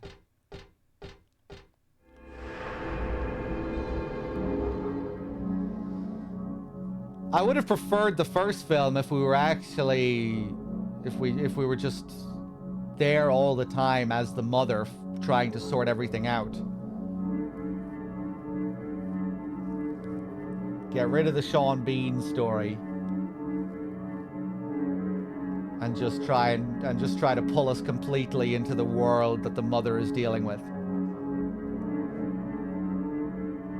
Like, because Sean Bean is encountering these very normal things. You're pulled straight out of the nightmarish situations that she's in and into this very normal situation that Sean Bean gets himself into, comparatively, you know, because he doesn't go into the nightmare worlds or deal with monsters or any of that stuff. He's just kind of fumbling around, failing to do anything. So it always just felt kind of jarring going back and forth between the two stories. I could see myself maybe changing some of these opinions significantly if I watched the films again, because, like, I really haven't seen them too many times. Maybe I was just in a certain mood when I was watching the Silent Hill movie the last time.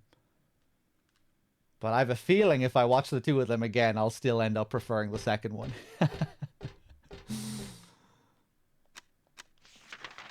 One thing that I really don't give that much of a shit about in the films, and, you know, something that people complain about, like seeing random monsters from the games, like Silent Hill 2 monsters, Pyramid Head and lying figures and stuff. Like, I feel like that those are the least of those movies' problems. You know, like, I don't really care that we're seeing James monsters and stuff.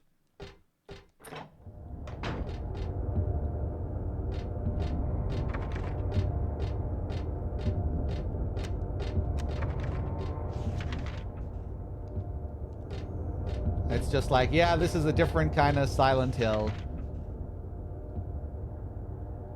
I don't have to look at the monsters in the same way.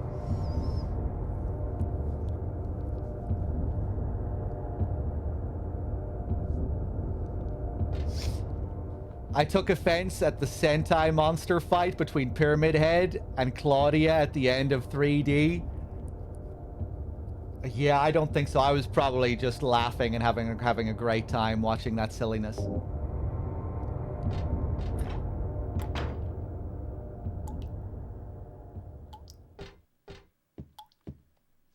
There's a dead body hanging from the ceiling. The blood dripping from it has totally filled the bucket set out below. Who would do this and for what? It looks like a full-out bloodletting.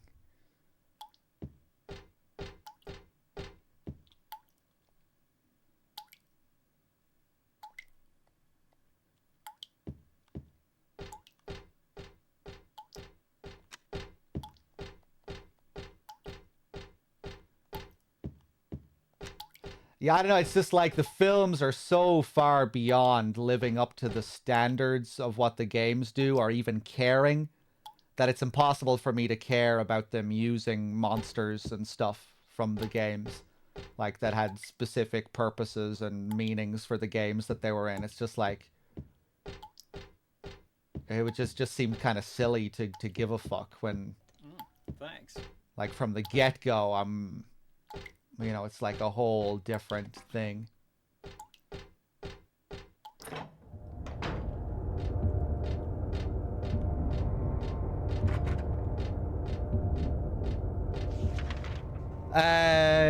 Meglamane with the 16 months. Thank you.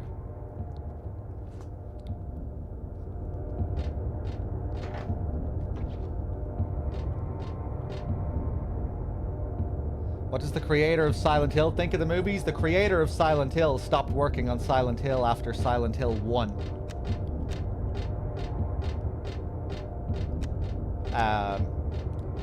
So, like, the series, you know, it didn't have, like, one single driving figure driving the game since the first game.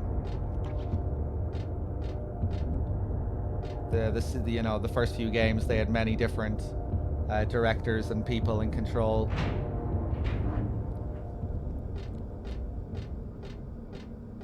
But I have no idea what Keiichiro Toyama thinks of the Silent Hill movies. I wonder if he's ever commented on them. I have no idea. He went on to make another pretty Silent Hill-esque series after Silent Hill 1 called Siren. Forbidden Siren in Europe. And I'm also a big fan of those games.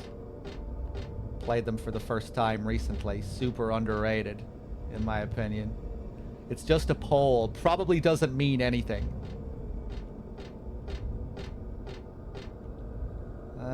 We can't really see the heat waves properly here. Wonder if this is due to the widescreen patch.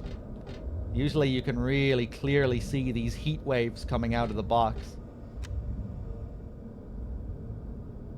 Siren is such a crazy game. Woo.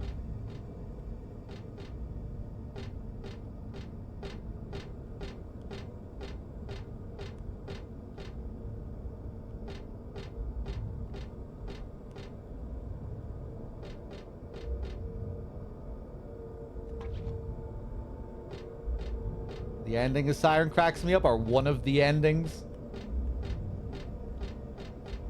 The joke ending.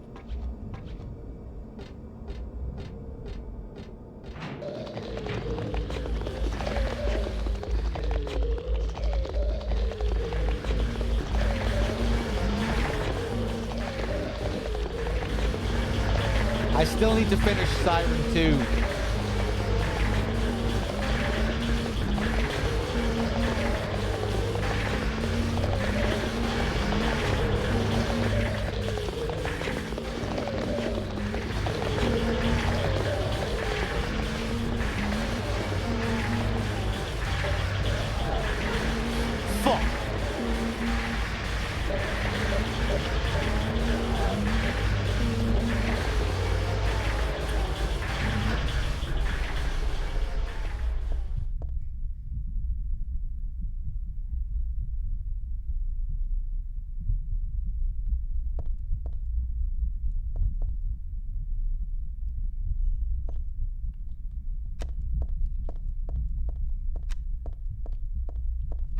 The door won't open. I can't even make it budge.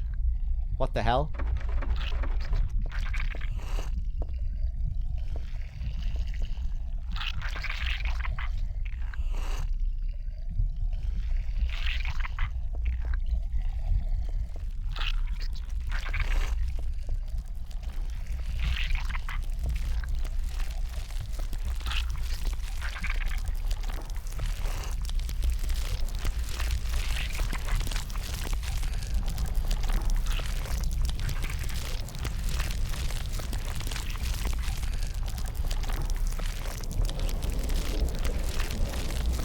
It froze! Go!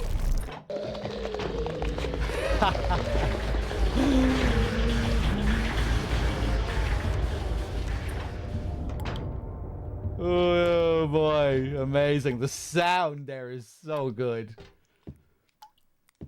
Yeah, as soon when your reflection freezes, the door unlocks. That's the trick. You just need to wait until your reflection freezes. Oh boy. If you keep staying in there for too long, Heather will eventually just die.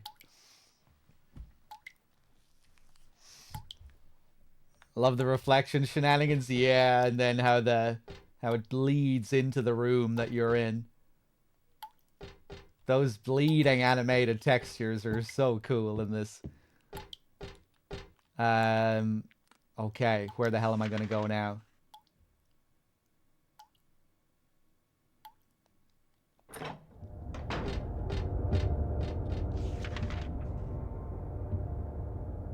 To the elevator? To the elevator, I think.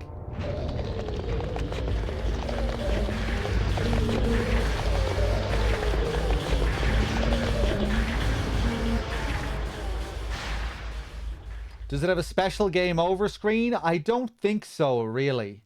I think she just collapses. I don't think it's particularly unique.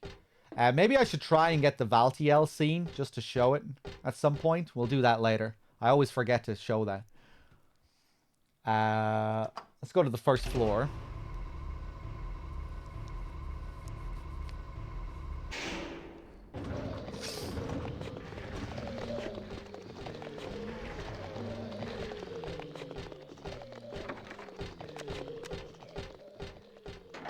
Locked.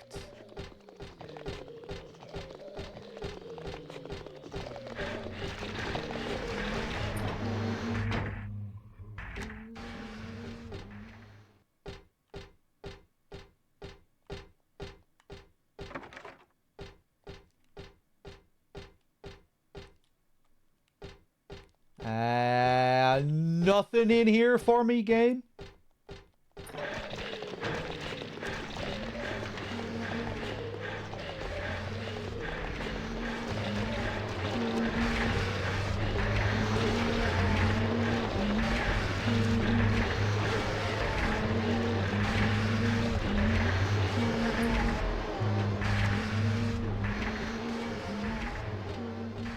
Woo! Hey, what's up, Phantom Masco? Whoosh.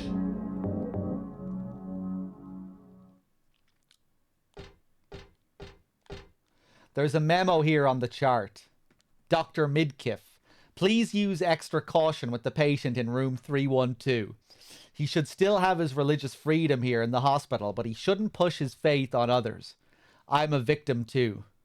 Rumor has it he got here by stabbing someone over a religious dispute. Please be careful. R. Crosby. P.S. It looks like the rumor is true.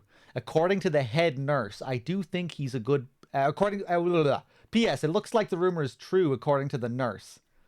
I do think he's a good person otherwise, though. Easy to deal with. The patient in room 312.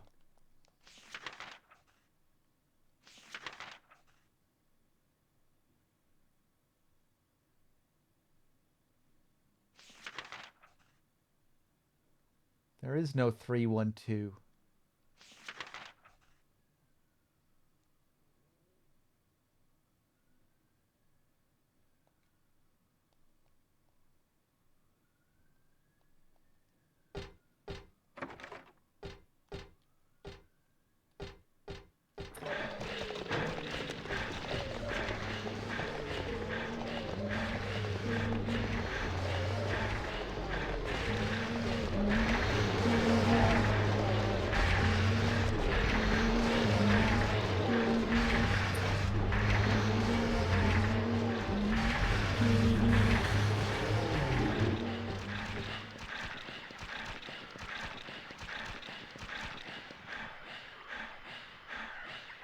The world is teeming with unnecessary people.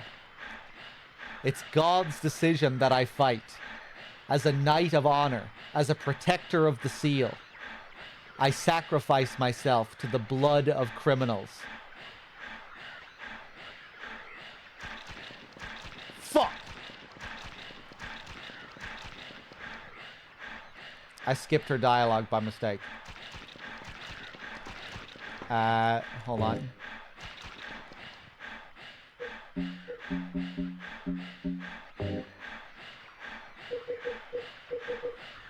I'm gonna reset.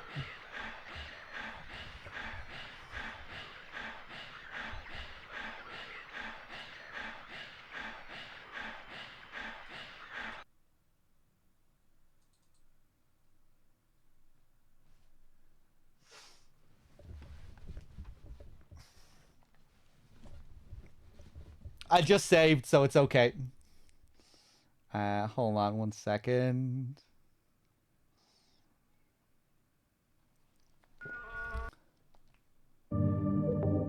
I think I just saved. Exam room? Please tell me I did save there. At that save point. I think I did. Hey.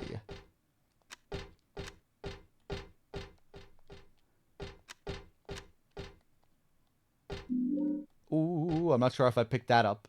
There's a handful of dirty syringes on the bed. Ooh. Alright, I need to reconfigure some of my controls again as well. Amazing. Button config. Oh, it's not letting me now. Why? Why is it doing this?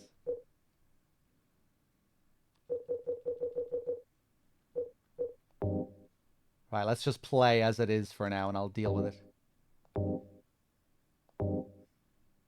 Oh!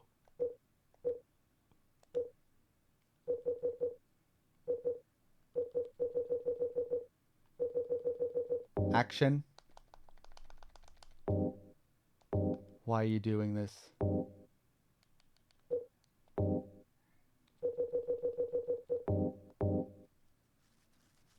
God damn it.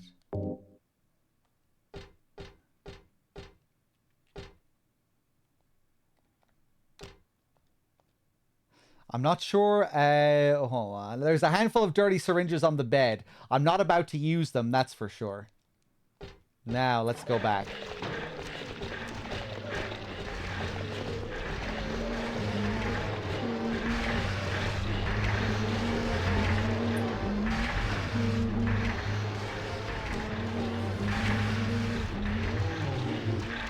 Whoa. The world is teeming with unnecessary people. It's God's decision that I fight. As a knight of honor, as a protector of the seal, I sacrifice myself to the blood of criminals.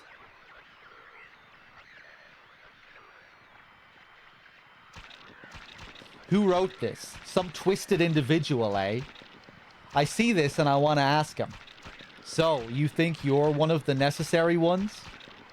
But it seems like I've heard this protector of the seal business somewhere before.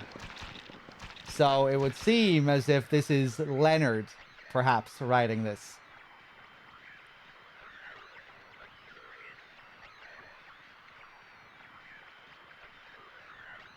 The image at the top there as well, a sun with wings, tying in with the halo of the sun. And later we'll learn that they worshipped a sun god initially.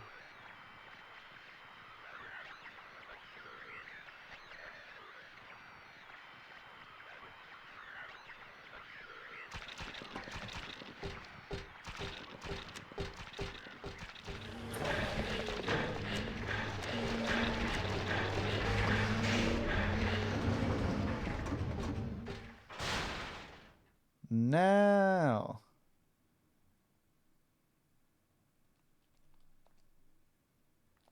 let's go to B3.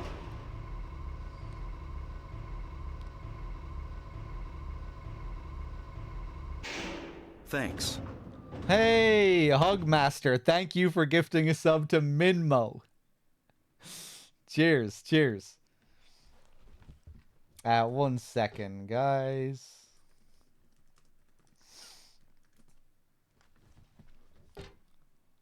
Oh, wait, actually.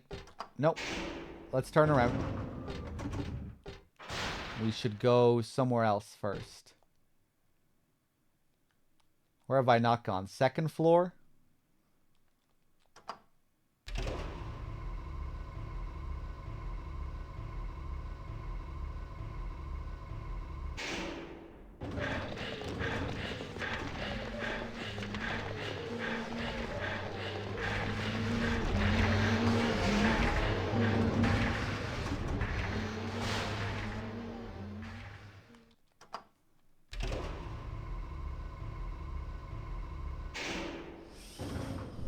Hey, Storm, you still lurking?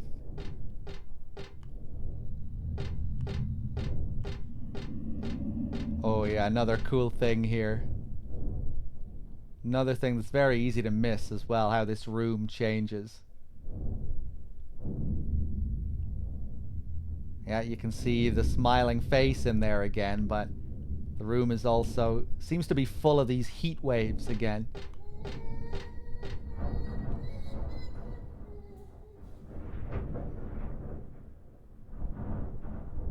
Kind of hard to see clearly, but there's Valtiel again, playing around with one of the nurses.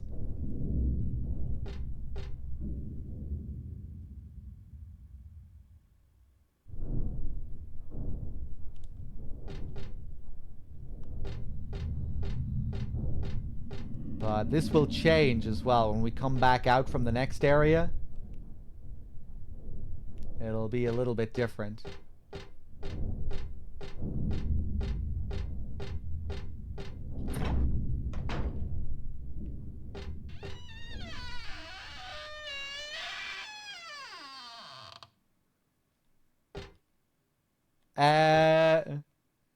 We're missing a sound effect here.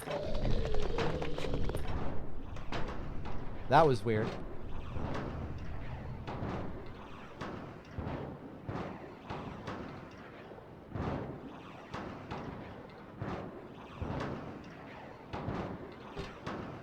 Something strange is cooped up in the locker.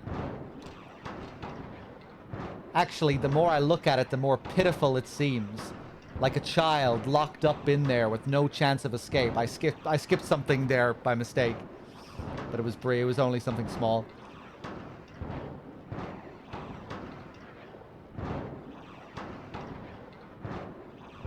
I think at first she says it looks kind of scary, but then seems more pitiful.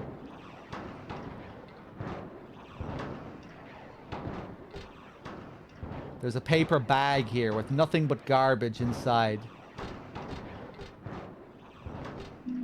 Plastic bag. Health drinks. There's nothing important in the trash. No use digging around in there anymore. There's a blood-stained white robe hung up on the wall. Again, does it mean anything? Thankfully, I didn't. I can get this text again. Yeah, it doesn't mean anything. That's it.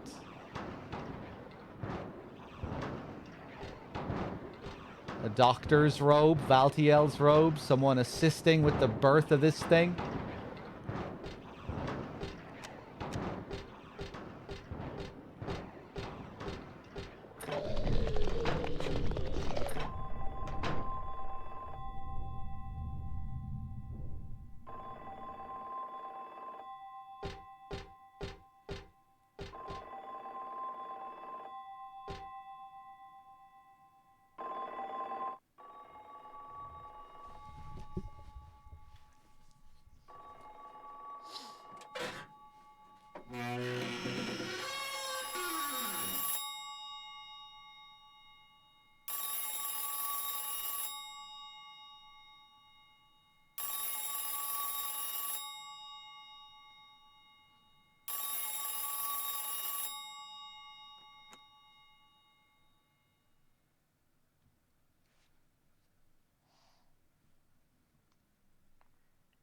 Happy birthday to you. Happy birthday to you. Happy birthday, dear. Oh, I forgot your name. Who are you? Oh, okay, thanks. Happy birthday, dear. Who are you? Happy birthday to you. Happy 31st birthday. Is this Leonard? That's the murderer's name, not my name. I'm not your beloved Stanley either. He's underground now. His new name is Number 7. But don't worry about that now. It's time to celebrate your birthday. You've got me mistaken for someone else. Today's not my... I'm not mistaken. Today is your 24th birthday. And I have a present for you. Which do you prefer? To give pain or to receive it? You can have the one you hate the most. Happy birthday to you! But you're wrong. It's not my birthday.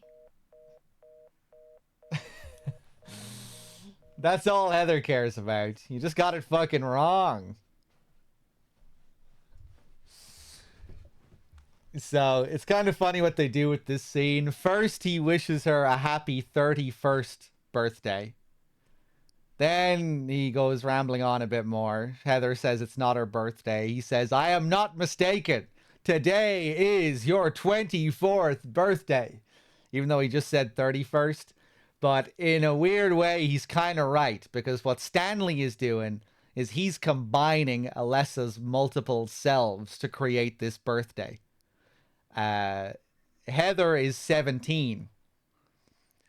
But Stanley is then adding Cheryl's age and Alessa's age on top of that age to come up with 31 and 24. he adds Cheryl 7 to create the 24, and then another 7 for 31.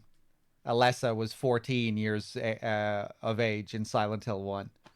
So he's taking all of the characters into account and viewing Heather as the combination of all of them. I would imagine the present as well is supposed to tie in with the idea that the demon is birthed out of hatred. You know, it needs to be nursed with hate. The more hate and stress that's in Heather's heart, the more the healthier the god will be.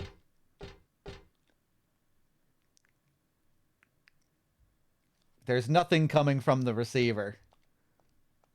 Fuck, I skipped it again. There are no cords going in or coming out of this phone. I get it's because of my config. It's all fucked up. That was just minor anyway. I thought he's not Stanley. He said, I'm not your beloved Stanley either. He's underground now. His new name is Number 7. And we can pay a visit to Stanley soon, underground.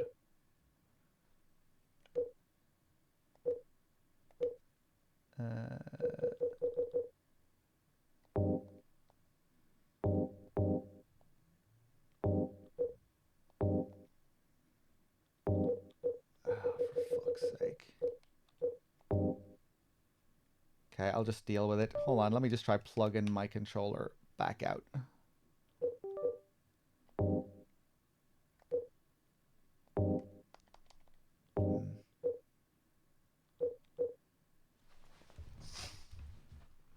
Hold on, maybe if I use my mouse.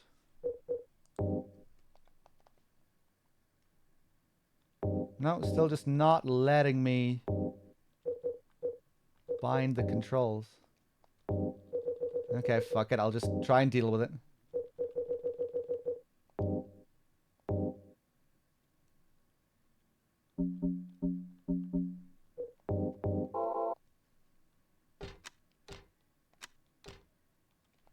Oh, that's annoying.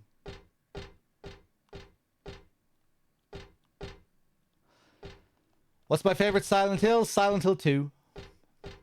But I really like 1 through 4. I love them all.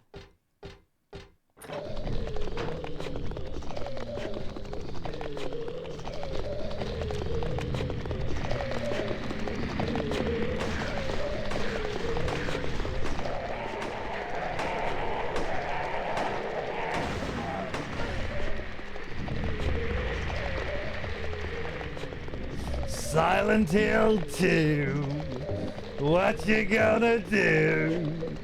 He's coming for you, Scooby-Doo, Loo-da-doo. What you gonna do? Playing Silent Hill 2. Whoa, take it easy.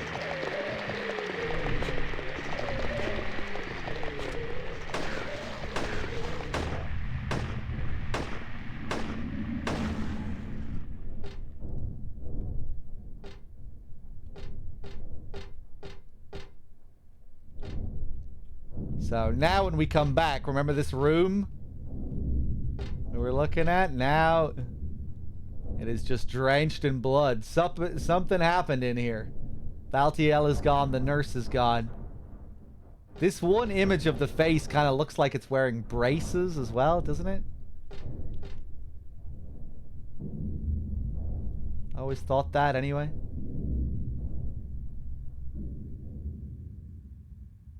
Look at that line across the teeth.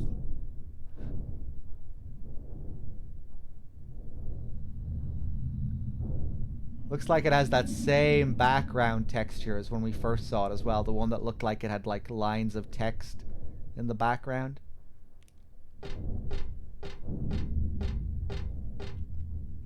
Whoever was here before is gone. So is that smoky stuff. What was that anyway?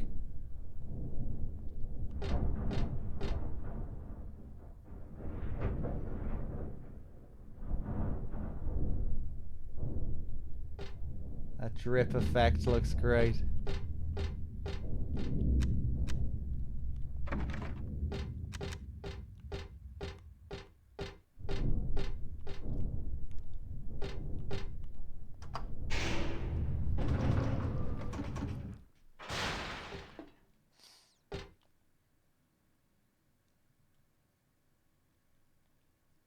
Okay, now to the basement's basement. B3.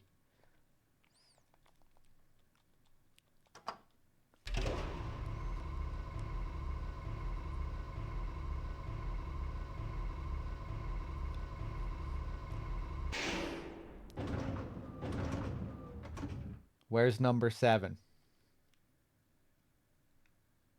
Stanley's underground now. His new name is number 7. Where is he? There. Okay, open your ears. Pay close attention. Turn up your volume.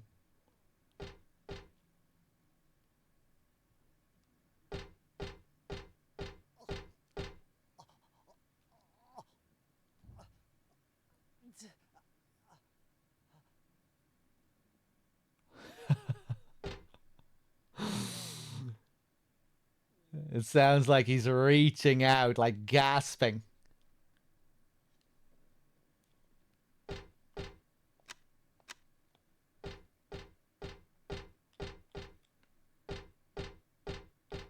There's a memo here. Let's see. He seeks out her soul by his own black ambition, frightening her out of her wits, whispering love songs into her ear. What cruel linnet wants, he gets.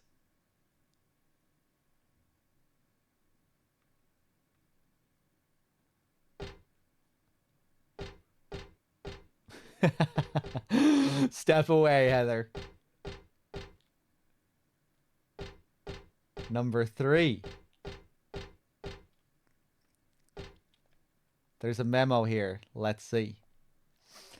The grass the thrush so loved to eat gave him sweet happiness. He sank ever deeper and finally fell to destruction and fatal distress. Love how these are written here. There's a memo here, let's see. Who killed Cock Robin? The sparrow, they said. He wants them all dead. To him, honey sweet is their sobbing.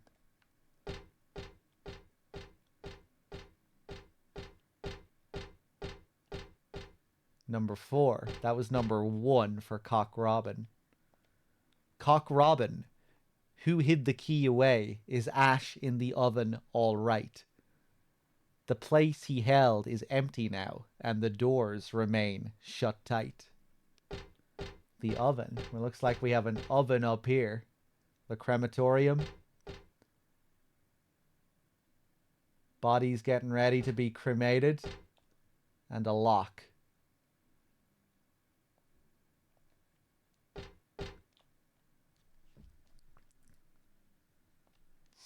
Burn the one who knows no death, pure, adored by those above.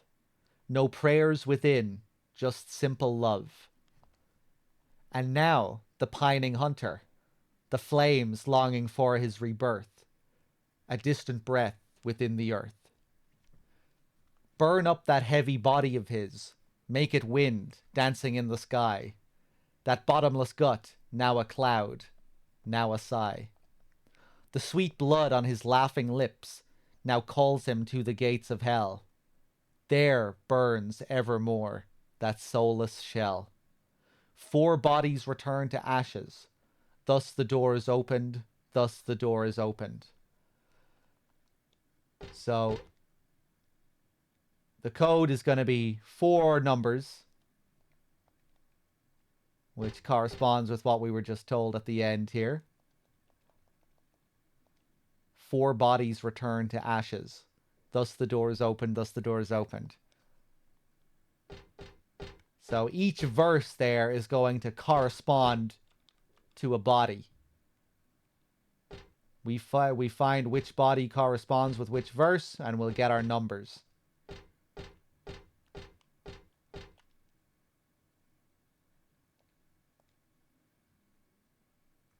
Burn the one who knows no death, pure, adored by those above. No prayers within, just simple love. And now the pining hunter, the flames longing for his rebirth, a distant breath within the earth. Burn up that heavy body of his, make it wind dancing in the sky, that bottomless gut, now a cloud, now a sigh. The sweet blood on his laughing lips now calls him to the gates of hell. There burns evermore that soulless shell. So the concept here for this one is pretty easy. We have number 1 here, number 2, number 3, number 4. 4 bodies return to ashes. We just need to find which body corresponds with each verse. So let's just continue going about reading the rest of these. Yeah. The black rook is the praying sort, who hears the gods in the skies. He whispered petitions go on without end, and glassy and dim are his eyes. Number 8. Number 9. The wren, with pure heart as yet unrefined. Didn't the first verse mention a pure thing? The wren with pure heart as yet unrefined makes us laugh with his feeble lip smacking. But still we all know he shall never grow old, and he knows not how much he is lacking. So maybe the wren. The lark's child lost all his words and walled himself up all away, heart and mouth both locked up tight in a cage where none want to stay. 0. The kite, hot, crazy, and panting mad, sweet shackles that tease and excite. Death itself would drive him wild, red blood that turns milky white. This is just a joy reading these. 6. The dove's hope died, he chose his path. His flapping wings fell still. Drenched in scarlet, here they lay, his cheeks pale, white, and chill. You might think that the dove is the pure one mentioned, but this dove doesn't sound so innocent. Number 6. And finally, number 2. The owl who forgot the sky, resigned to his poor earthbound state. Hungry or full didn't matter at all. He ate and he ate and he ate.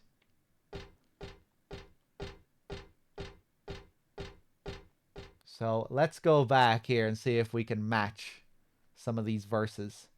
Burn the one who knows no death. Pure, adored by those above. No prayers within, just simple love.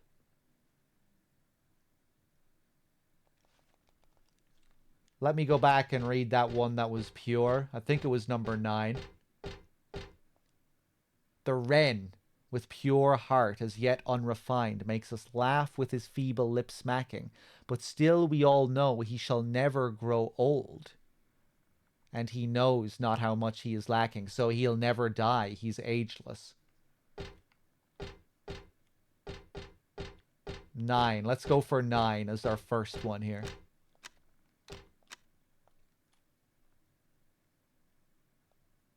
Fuck.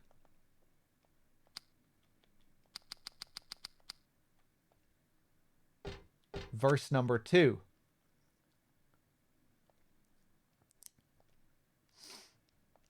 And now the pining hunter, the flames longing for his rebirth, a distant breath within the earth. So which one of these birds is a hunter?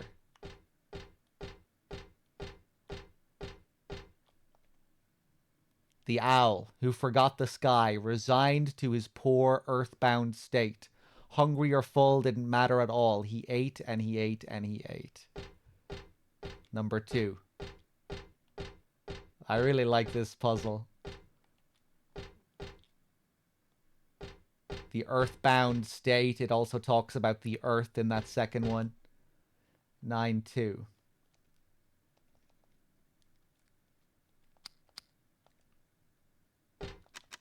Verse number 3. Burn up that heavy body of his. Make it wind, dancing in the sky. That bottomless gut, now a cloud, now a sigh. This is Stanley. And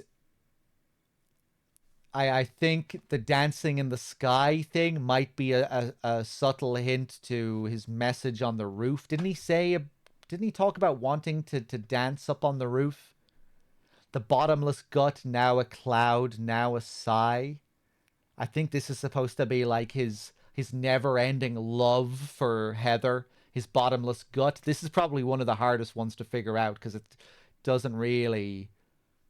You kind of have to go a bit wild in your interpretation of it, but I'm pretty sure this one is Stanley. Let me just remind myself what it says, and if it's reliant on you getting all of his memos earlier, those are very easy to miss too.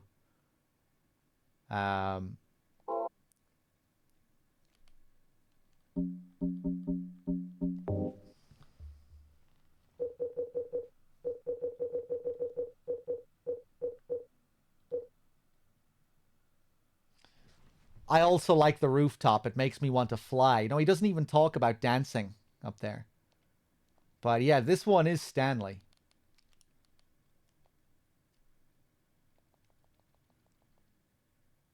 Oh my god, I can't get out of this menu. My config has fucked it. I don't believe it. If I press circle, I read it. If I press X, I read it. I have no way of going back. Usually the start button works. Oh my god, don't do this to me, game. Fuck off. I'm stuck in... Oh! I did it somehow. Okay. Okay, 7.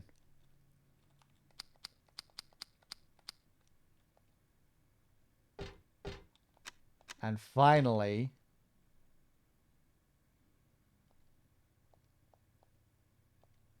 The sweet blood on his laughing lips now calls him to the gates of hell. Thanks. Thanks. There burns evermore that soulless shell.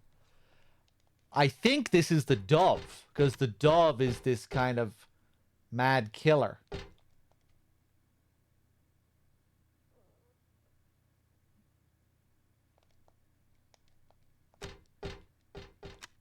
Six?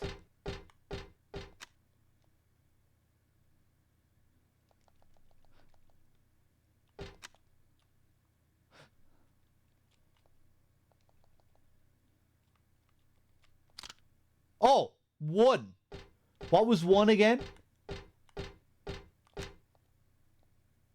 Who killed Cock Robin? The sparrow, they said. He wants them all dead. To him, honey sweet is their sobbing.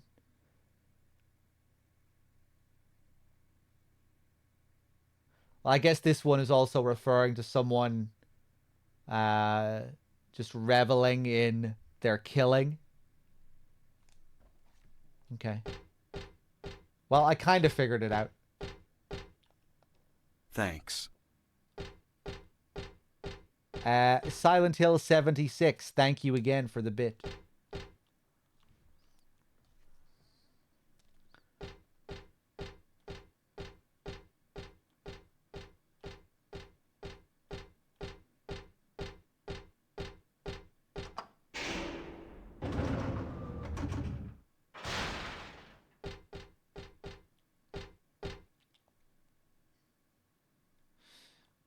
HT Zone with the 42 months. Thank you very much.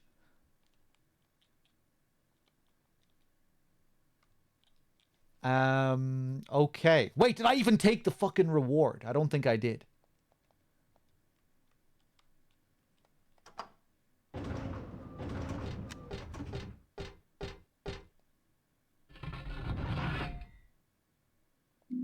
There we go. We get a cremated key.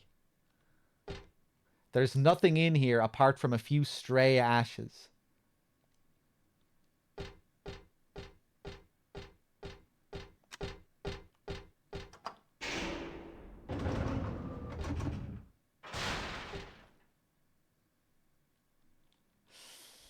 Okay, okay. Back up to the first floor.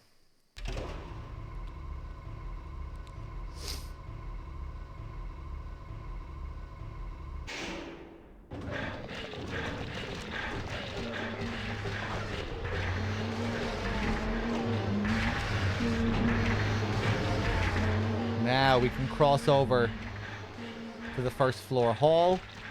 Wait, I also need to fill up this bag with blood.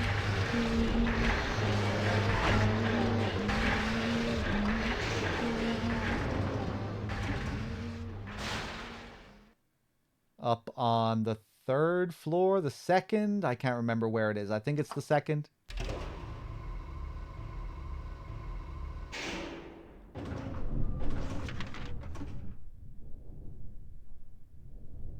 Fuck, third.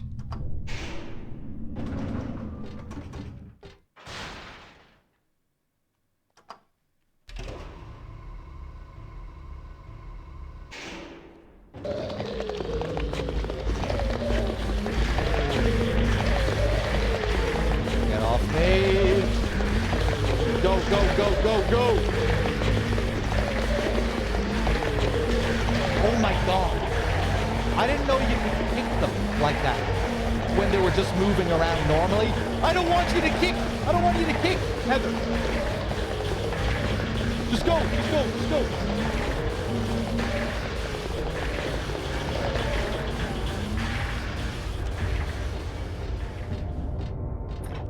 My controls are absolutely fucked at the moment. I'll try and fix it maybe before the Leonard fight. Okay, let's fill up this bag. I put blood in the plastic bag. I got a plastic bag with blood.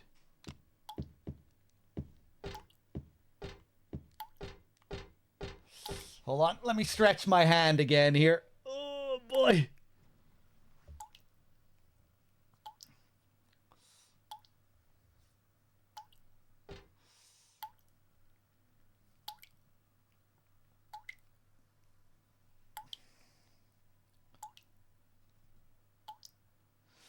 Do I use the vest during my runs? No.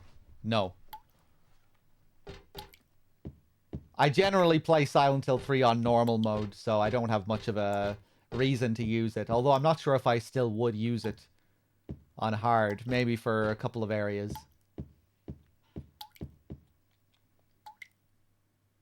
There's a dead body hanging from the ceiling.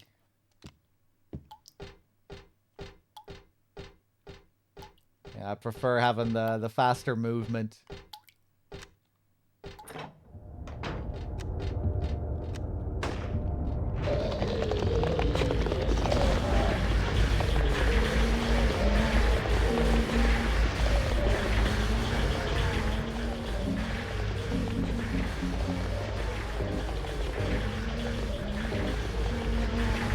There you go. Have some jerky. Have some jerky.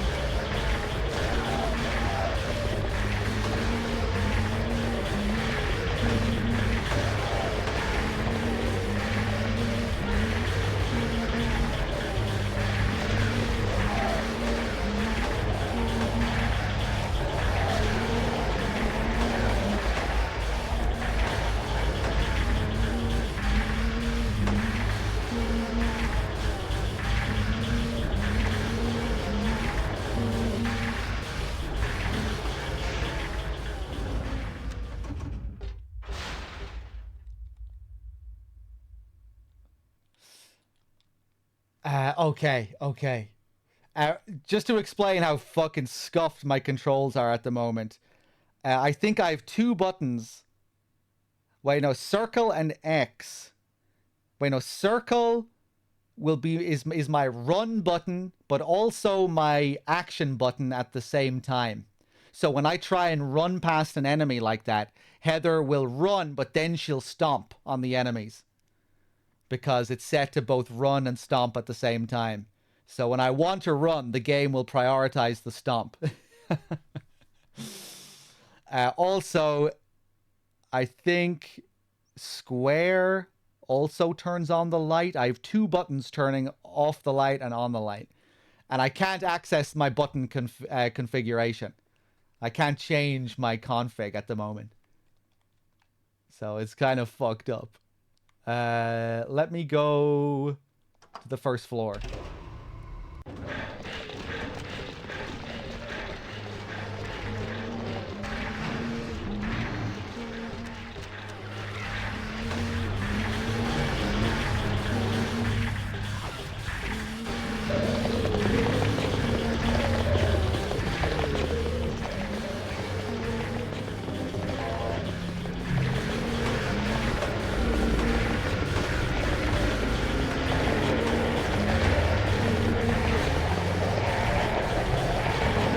Oh my god.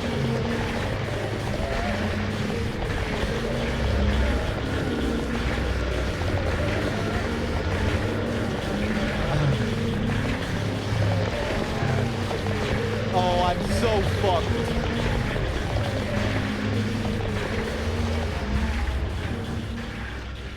Jesus. Yeah, well, this is the ancient PC version of Silent Hill 3, just with fan patches.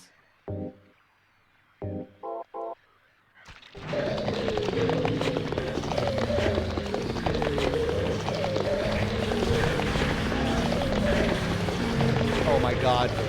The room wouldn't be so bad if I had my proper fucking controls, man.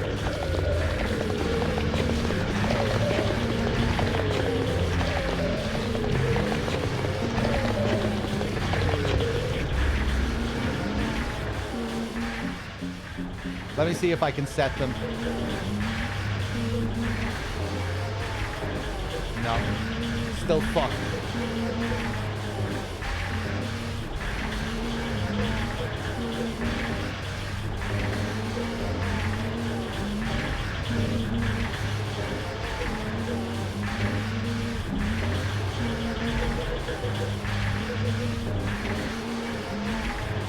Oh my god, this is a fucking nightmare.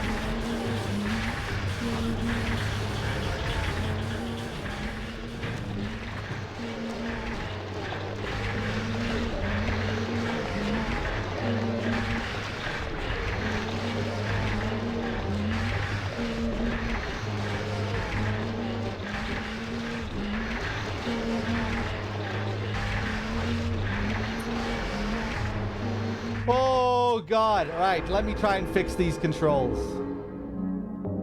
Overwrite this file. I'm just gonna exit out of the game for a second. Hold on.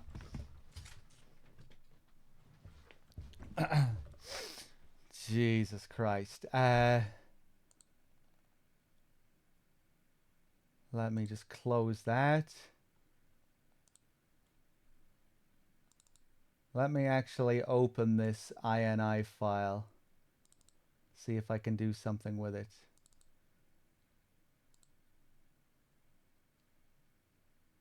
Oh. Hold on.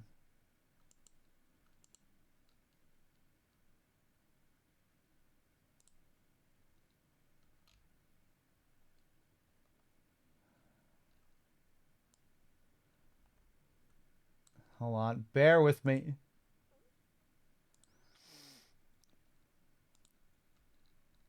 I should have something that maps the controls here perfectly, but it wasn't working earlier.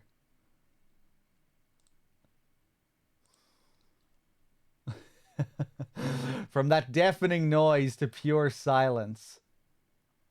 Hold on. Okay, I got the file.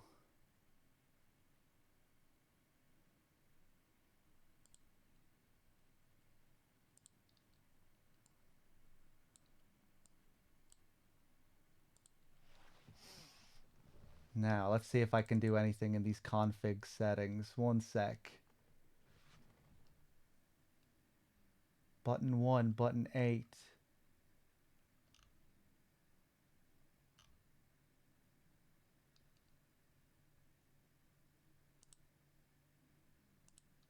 Okay, this looks correct. But it's still not going to work though.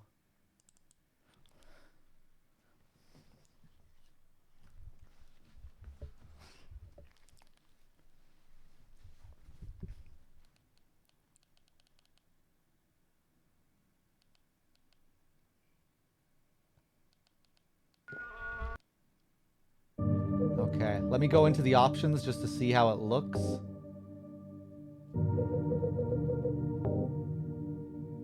No, hold on, let's go into the game first.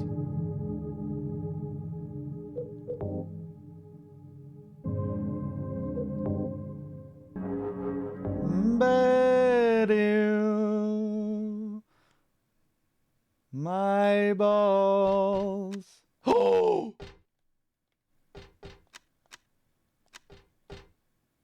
Wait, no, it's still busted like it was before. Let's see if I can at least change the config. Action 2, light. Map 4. Hold on.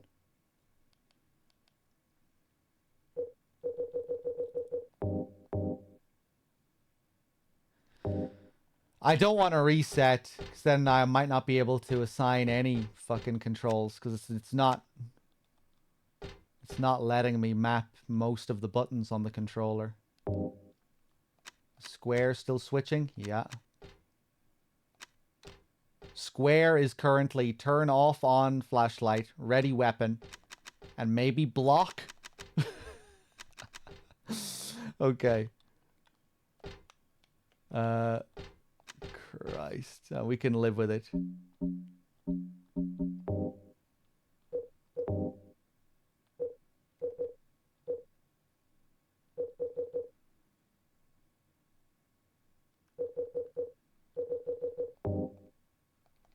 Yeah, it's just not. I press square here, nothing works. The config file doesn't seem to be working. Wait, whoa! It actually worked there. Okay, maybe I just need to stay on this screen for a while and then it'll let me change. Okay, wow. It worked.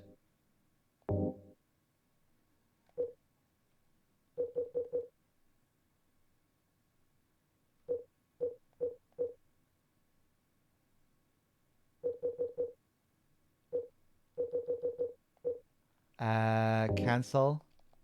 Okay, let's just sit here for a second. Maybe it'll let me.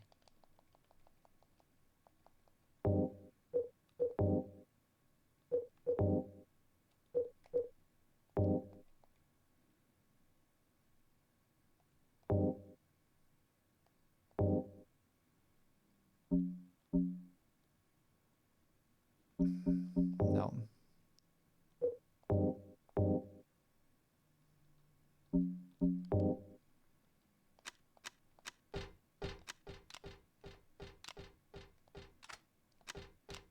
Now I have no run button. Oh my lord. Sorry chat, just bear with me. This is a problem I've never had with this game on PC. I don't know what the fuck the problem is.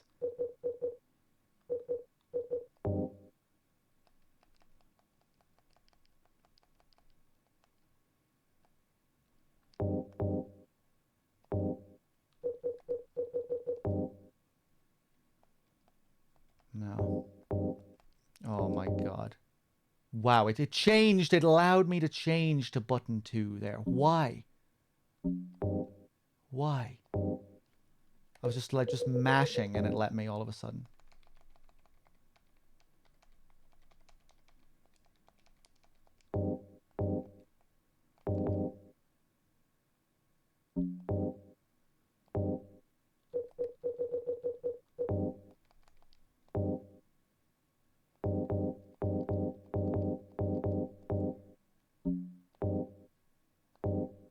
my god.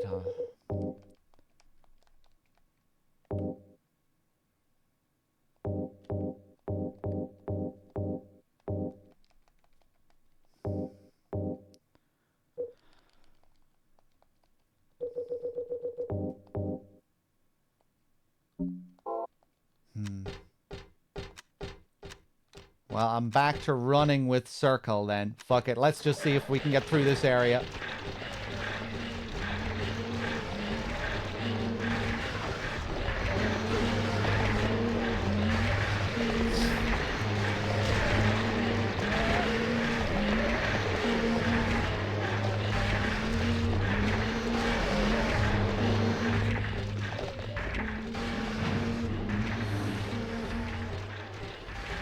Oh, you going to Japan next year, Storm? Get me through this area, please!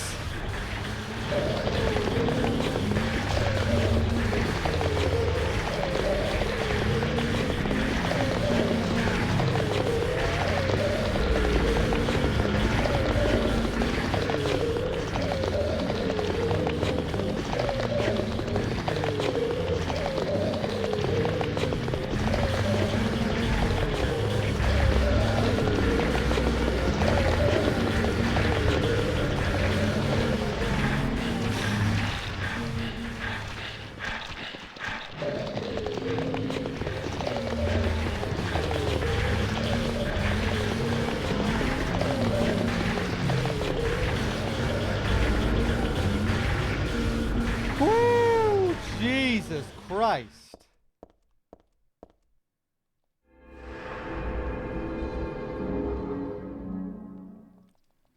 This is so frustrating, but I'm gonna try and put up with it. I think I'll try one more thing after Leonard. I just don't want to be fucking around with the settings all the time.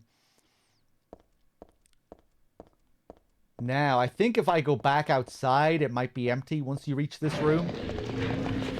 No. I remember there was some trick to clearing out this room.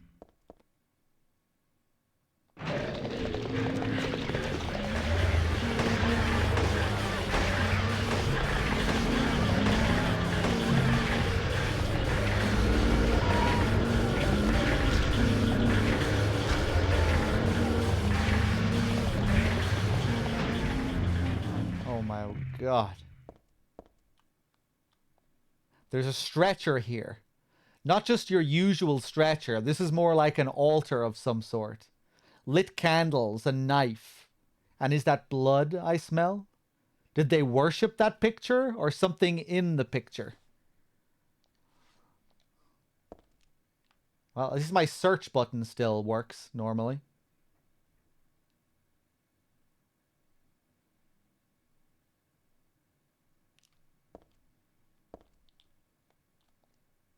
The title is Lost Memories.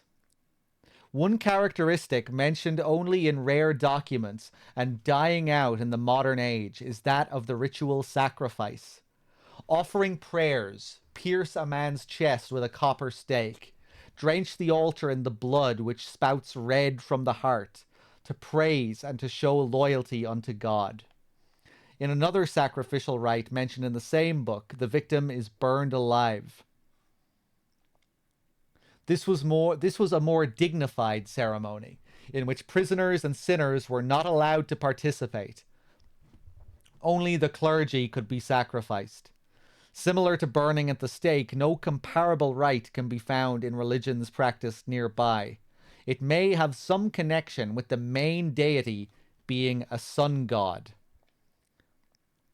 Even though this religion extols redemption, it brings to mind a dark and cultish history. So, again, tying in with that last picture that we saw drawn by Leonard, you would assume, with the sun god, that sun with wings. I forgot that they brought this up here.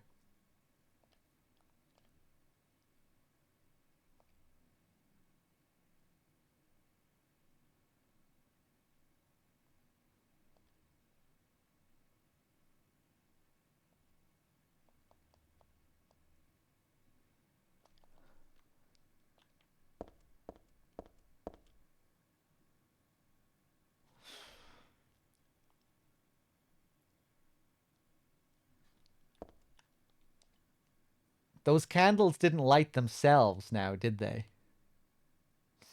I hope you bring me back lots of nice gacha toys, Storm. Do. Plastic bag with blood. I've put the blood from the treatment room in this. I don't especially want to carry it around with me.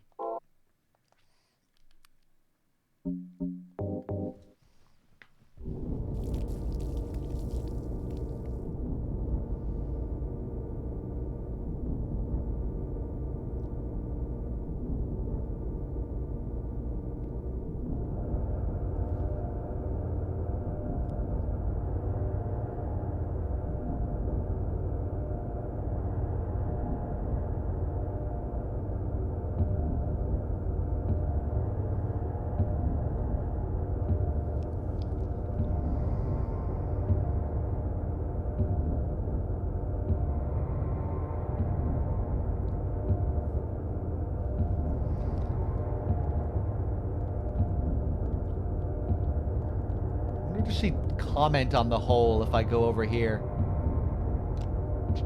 Whoa!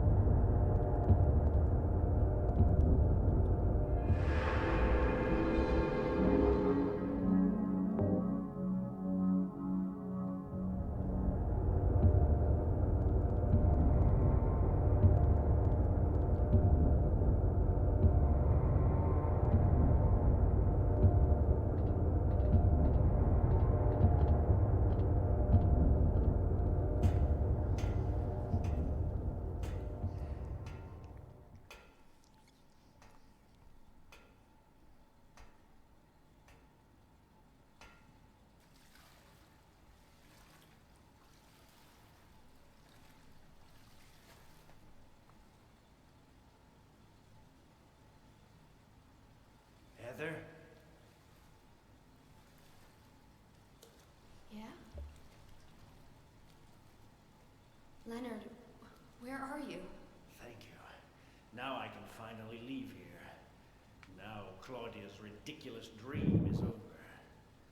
Well, I guess it's time to dispose of her. The salvation of all mankind. Ha! Why must we reward even the unbelievers? What are you talking about? About our plans, of course.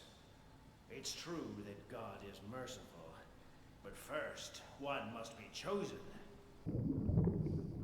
Only we, who hearken to the voice of God, will be given the keys to paradise.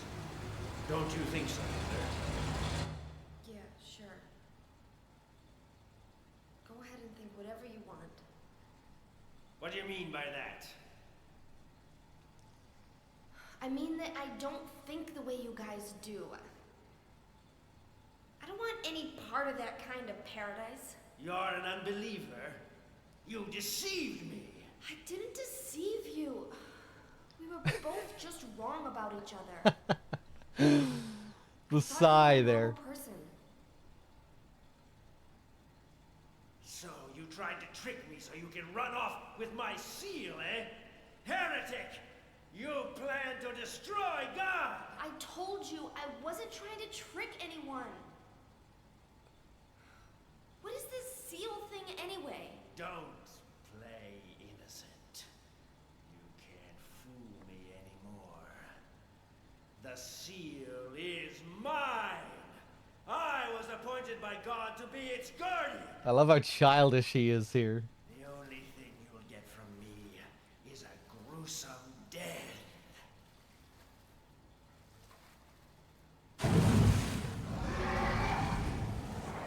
Leonard? Is that you? Death to all who turn their backs on God! Is every person here a mental case? Well, I guess you're not a person anyway. Here we go.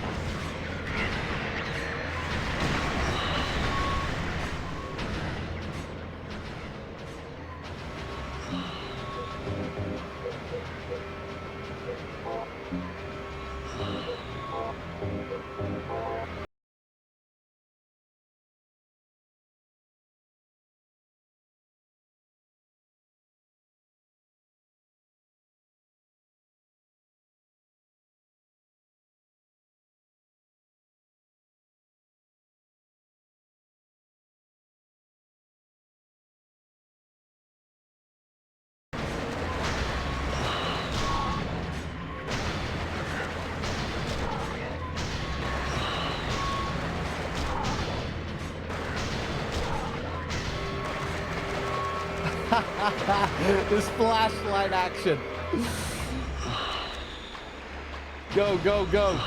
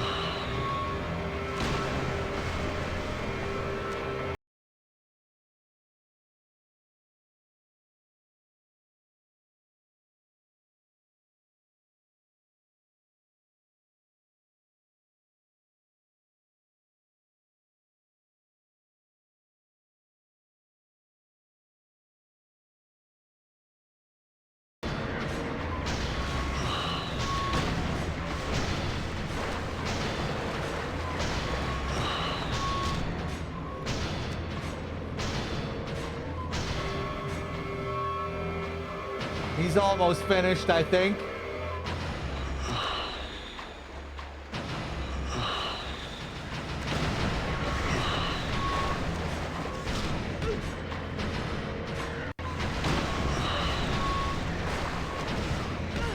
Oh. Oh, I don't fucking believe it. I am dead. Oh, and he was almost dead. I'm grappling with completely busted controls here. So you'll have to forgive me. That's why I'm turning my light on and off repeatedly.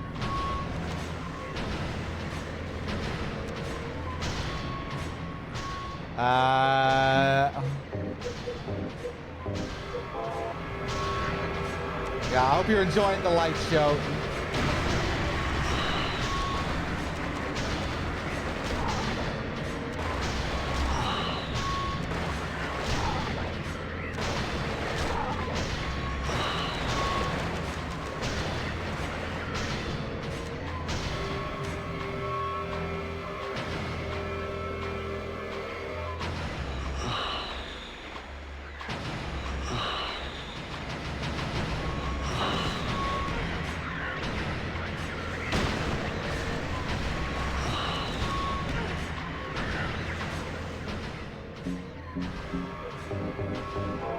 Heal.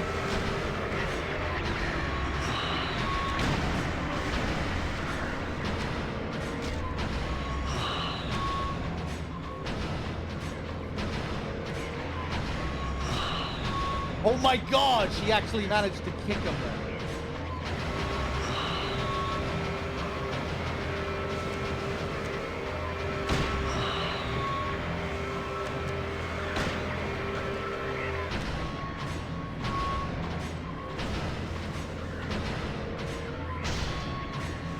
What is she even kicking?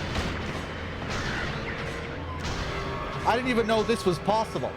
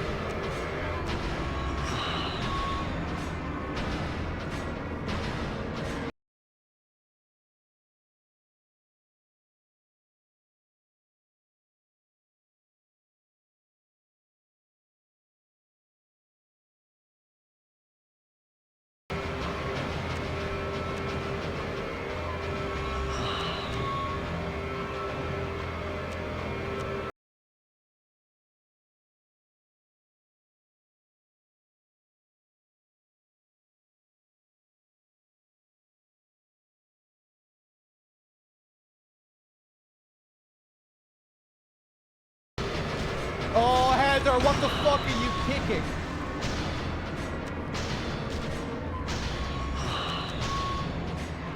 Oh my god, this is so frustrating.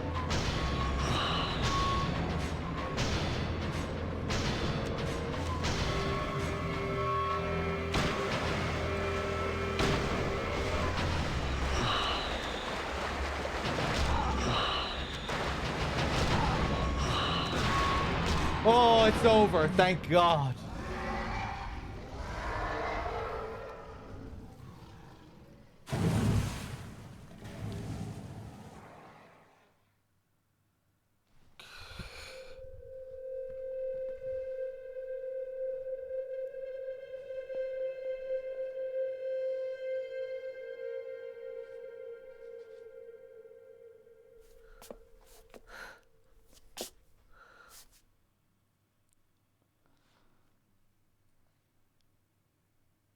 Leonard's not here anymore.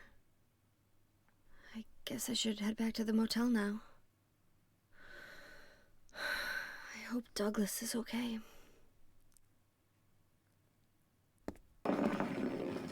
I'll try that, Nico. What's this?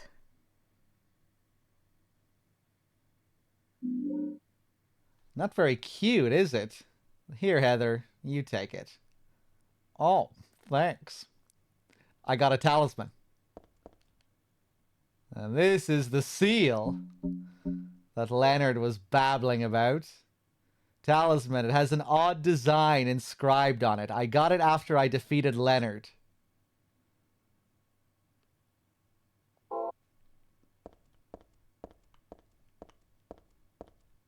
Love the visuals in this room again. They do such a great job with these sort of sunset visuals, dusky orange visuals in this. Man, that looks good.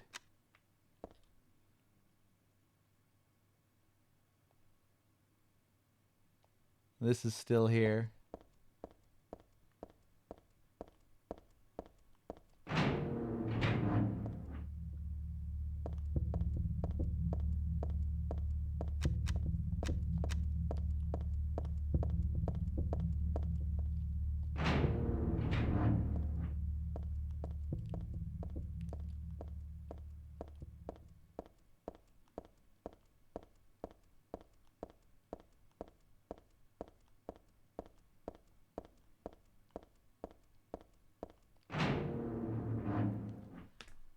Why did you send her to my father? Was that wrong? It's your fault that he... Oh, but surely it's a good thing. It means he was one of God's beloved, no? Those who mock God will never receive salvation. You'll go to hell, Vincent. You'll never feel the joy of God's everlasting paradise. And you think God is going to save you? Ha! What do you know anyway? I know about the pleasures of this world. And I want to find my happiness while I'm still here. You hated your father, didn't you? I saw the way he hit you, and kicked you, and made you cry. The memory of his cruelty is forever burned into my mind. Yes, and that's why we need God. What you call faith is nothing more than a child crying out for love. That's why you're all alone. You don't understand. None of you do.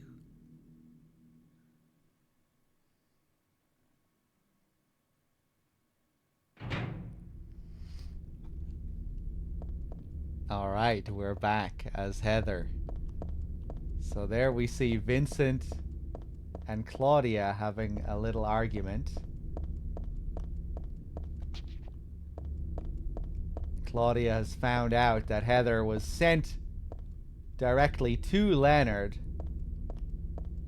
due to Vincent's meddling. Remember, it was Vincent that led us here in the first place and told us to seek out this Leonard figure. Vincent passed the message on to Douglas to then pass the message on to Heather. And it seems like Vincent sent us there specifically to kill Leonard and to get this seal. He wants us to use this seal against Claudia later, thinking it can stop her plans. Because Vincent doesn't want this god to be born.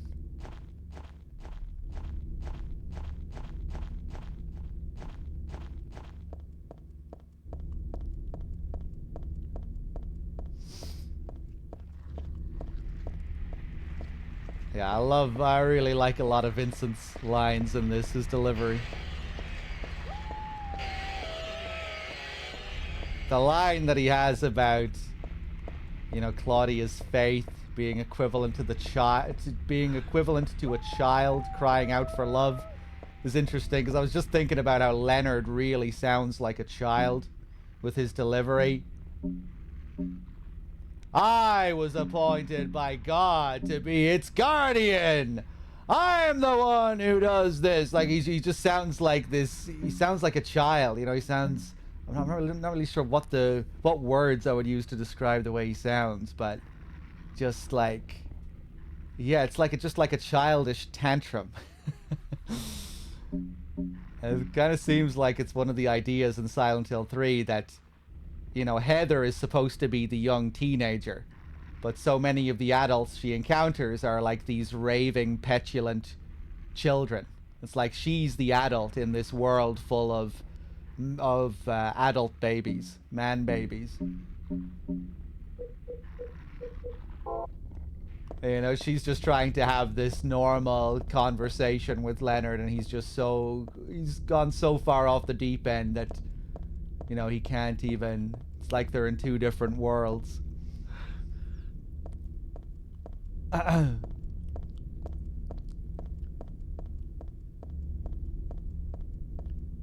I guess even Douglas earlier in the game, he's not really like Claudia or Leonard, but even he's kind of fumbling around and looking like a fool around Heather, asking Heather what he should do.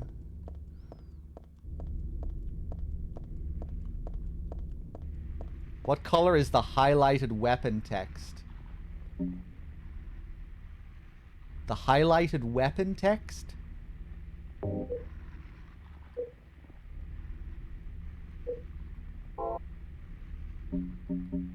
I don't know what you mean. That color in the menu there? I don't know what you're talking about.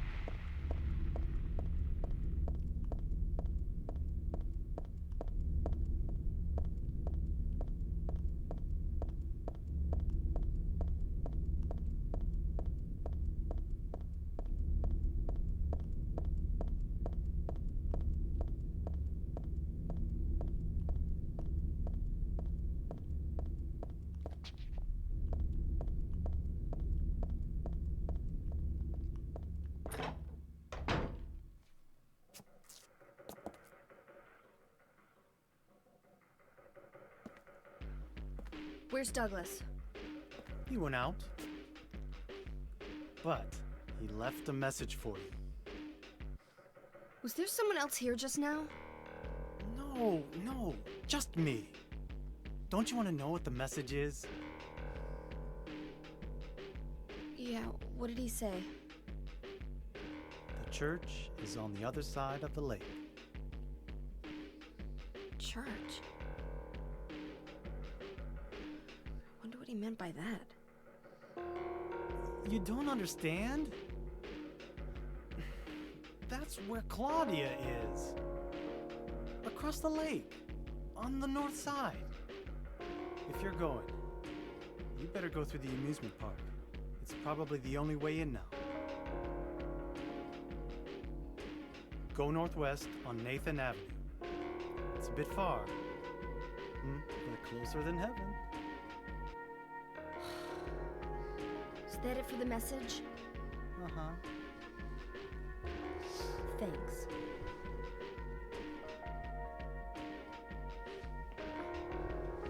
Douglas really said that? What's wrong? You don't trust me? Another great track. Heather says, was there someone here just now? Yeah, this is where he was just speaking to Claudia in the previous cutscene. I was just scrolling up there. Someone said when I was looking for words to describe Leonard, immature. Yeah, and immature definitely works. But I think, like I just said, childish kind of says it. He kind of reminds me of like someone playing, like a child playing a children's game. You know, it's like, I'm the one who guards the castle. I'm the one who protects the gates. No! Mommy said I'm the one who gets to play as the knight. No, I get to play as the knight. No, I'm the king. Like this kind of thing, you know? Like his cadence, the way he shouts, it's like pathetic. And also, like the memo we read from him earlier. Where is it?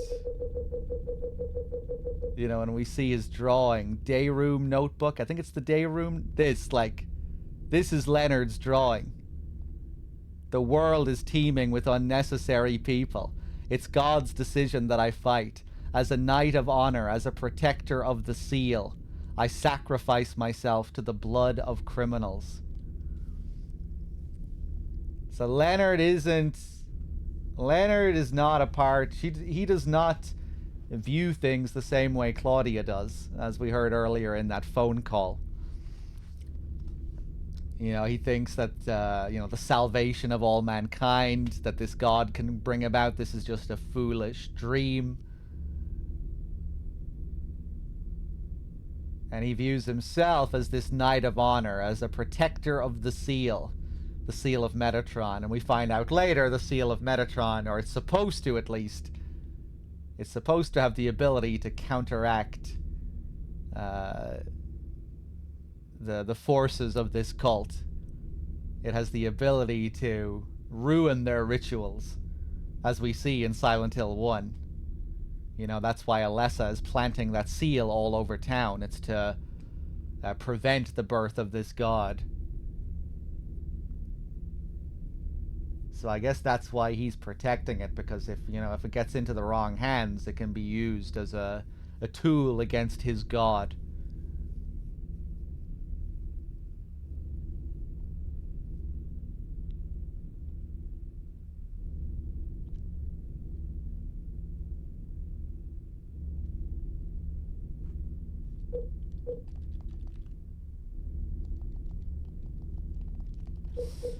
Right, let's see if I can exit here. I can. Nice.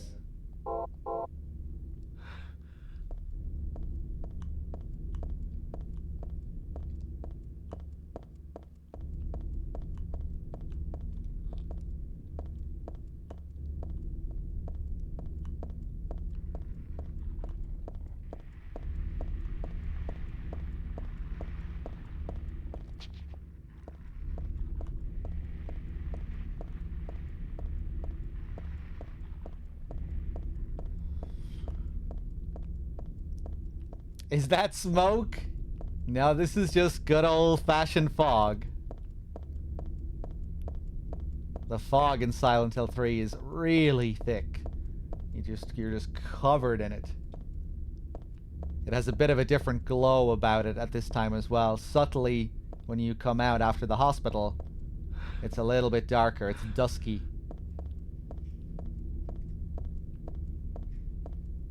It's almost nighttime.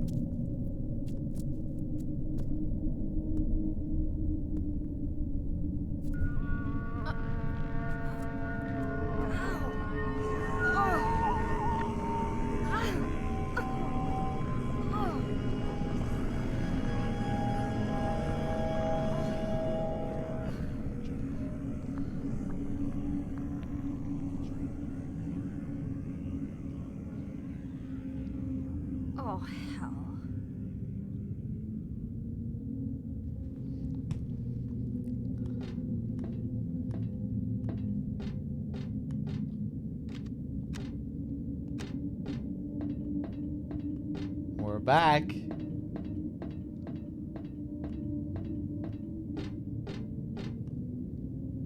It's a giant rabbit costume. Isn't this the mascot from the local amusement park? I don't want to look inside. Something in there smells terrible.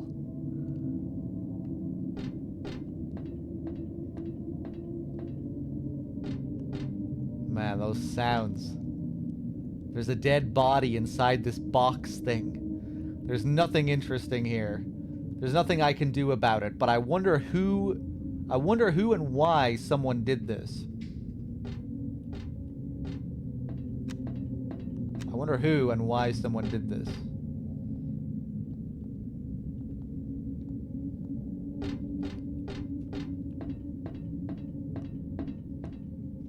It's a map of the amusement park, but I can't bring this with me. Great emote.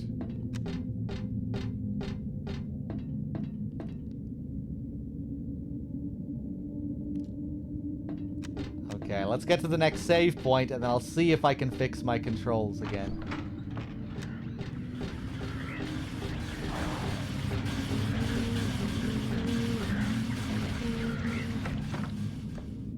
Hey, hug, please. There's a rabbit stuffed animal here.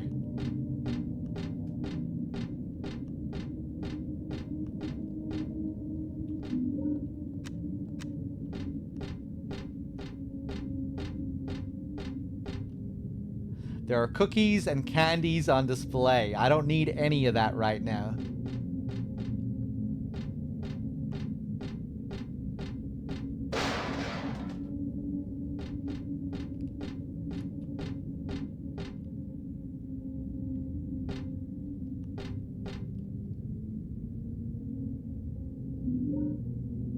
I got a roller coaster key.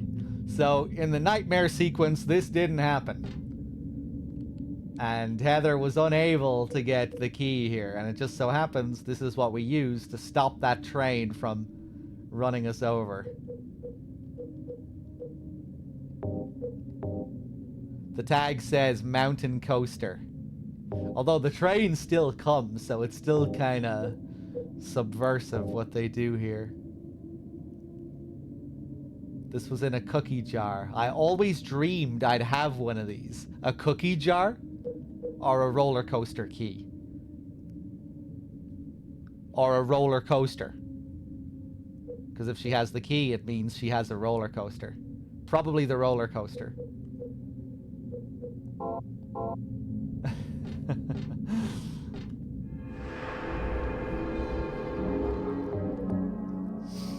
Nico, what was your suggestion again? To turn off DS4 Windows? And run the game in admin mode?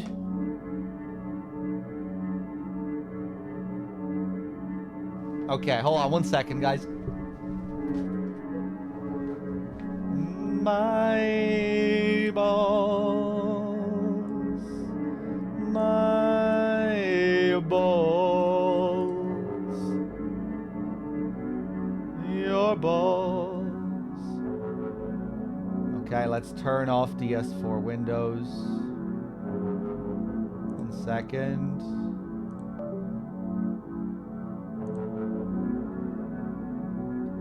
Now let me close the game. Now enjoy the silence.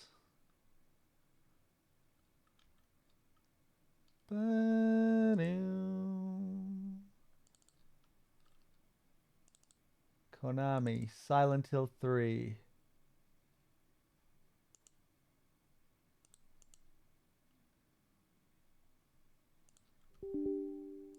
Okay, I'm running as admin.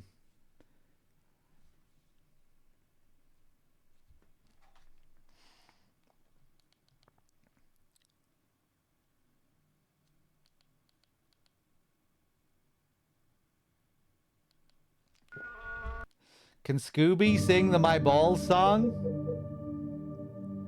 Maybe.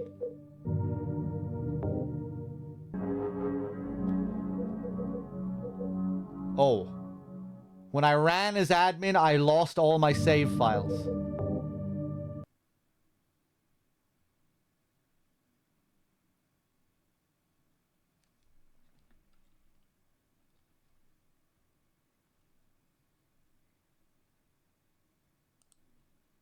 That wasn't good. You also lost the ability to see the game. I guess because it wasn't the same Silent Hill 3 that I opened up. Okay, well, let's not open up an admin ever again. Let me just open the game normally. Hopefully I have save files. Please God.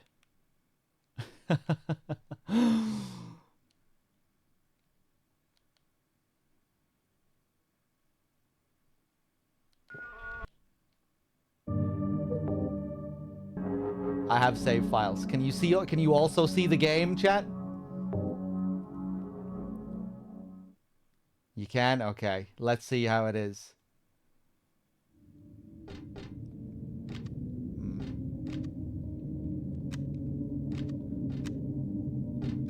Okay, well, I'm back to my old controls, which is good. So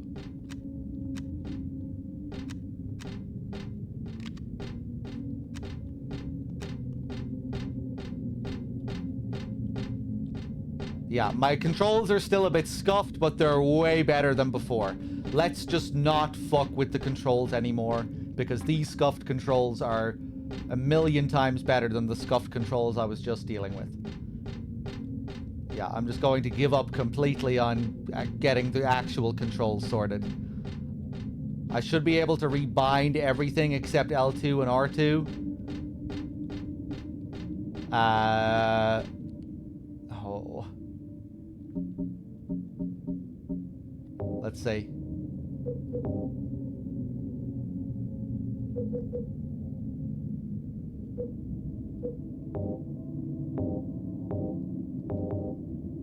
Okay.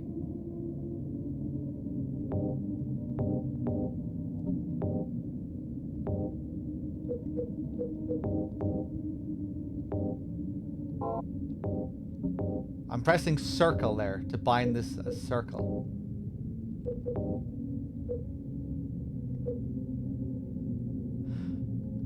I think when I'm pressing circle, it's prioritizing cancel. It's canceling because button 3 is also canceling. So when I try and press circle to input the button, it's canceling instead of entering the input. Fuck this. Fuck this completely. Let's just deal with these scuffed controls. It's fine. It's fine. It's way better than it was before. It's perfectly manageable. Before, it really wasn't manageable. So let's just... yeah, let's just deal with this. It's fine. Thanks for trying anyway, Nico. It's fine. One thing I think I will... oh, wait, no, I still have my search button as well. We're good. We're good.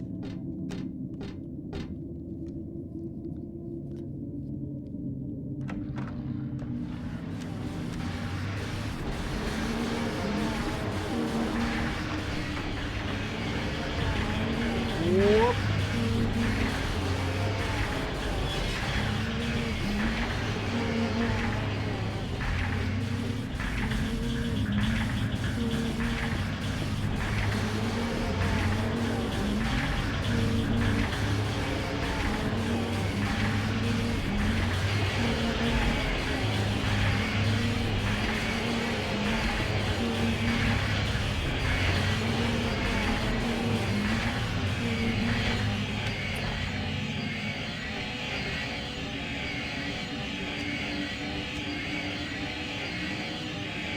Yeah, pull the handle. Turn it off. What the hell is this? I feel like I'd catch something nasty if I touched it. I really better not mess with it now. Not that I especially want to. Get the fuck out of here. These pendulums are unbearable. Oh my God. Christ.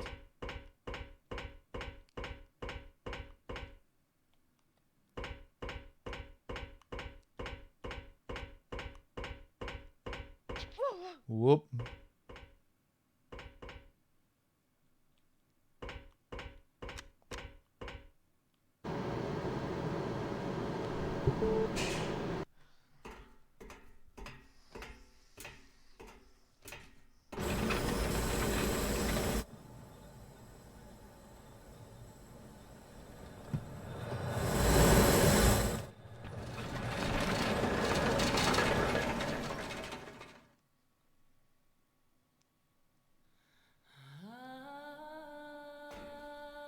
I hired you to find the girl, and you performed serviceably.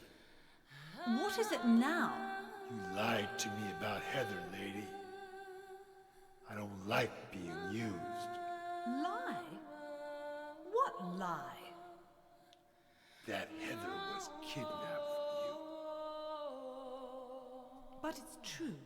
She was originally one of us. That man, Harry Mason, stole her away and kept her hidden from us. Yeah, but she says she was happy. She was brainwashed by him, deceived, because her true self had not yet awoken. She carries God within her. But when a lesser, Mother of God, truly awakens, Yeah? What's gonna happen? she will usher in the eternal paradise. What kind of place is that? A place with no pain, no hunger, no sickness, no old age. There will be no greed or war, and all will live by God's grace alone. No this, no that, no nothing. A paradise? For castrated sheep, maybe. Sounds pretty boring. I pity you. You still don't understand.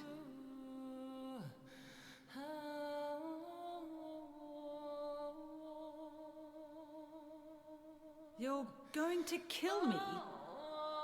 Is it really so easy for you? I've done it before. Then I truly do pity you.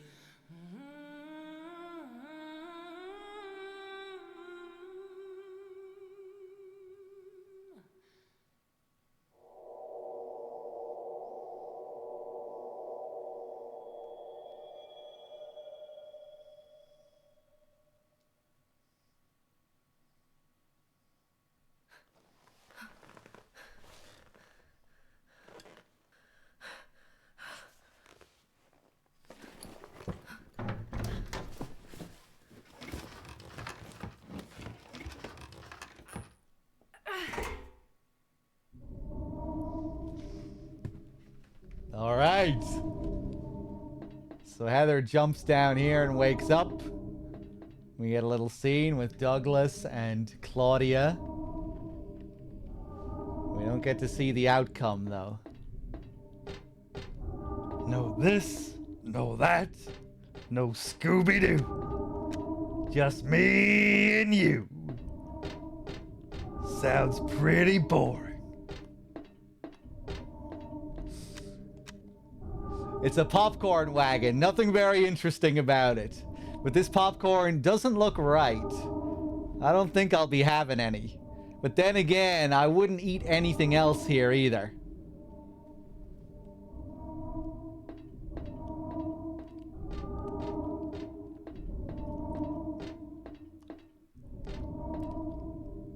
There's a ticket booth, but there's nothing unusual about it.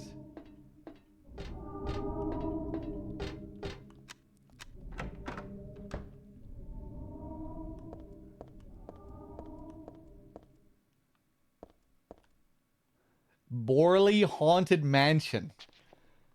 Is that really the only thing we can go into here?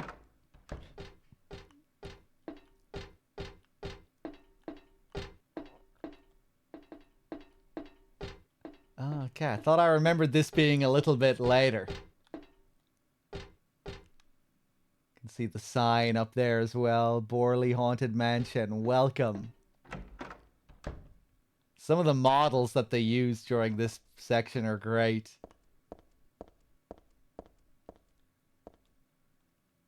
They do a great job at making a lot of the stuff feel kind of plastic and half real. Just props.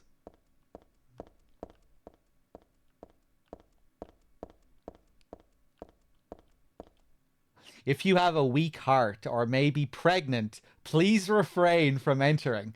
Any children under the age of 8 must be accompanied by an adult. It's just your typical warning on a ride. Nothing to worry about, I guess. So in a weird way, Heather may be guilty of all these things. She is pregnant. She doesn't know that yet. The weak heart. Even the thing here about the age. Remember earlier we had the guy on the phone who was calling her 24 years of age, 31 years of age. Combining Cheryl's age with Heather's. If we're talking about Cheryl, the part of Heather that's Cheryl, there's a 7-year-old in there somewhere. Finvara, thank you very much for the 5-pack. Cheers. Thank you. Let's save here.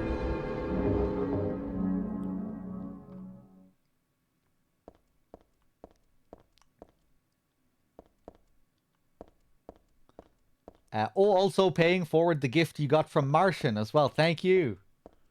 Cheers. Welcome to the Borley Haunted Mansion. We're so glad you came. Please come inside and look around. When you feel you're ready, then go through the door.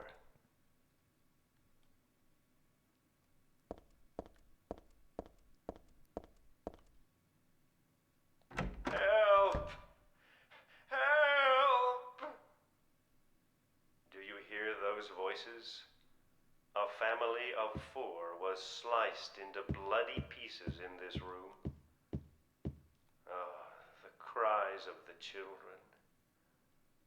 The murderer was caught. Do you know why he said he killed his family? Because I felt I had to! Anyway, I'm lying. It's all just a joke. I wanted to scare you, that's all. The truth is, only one person died. By suicide.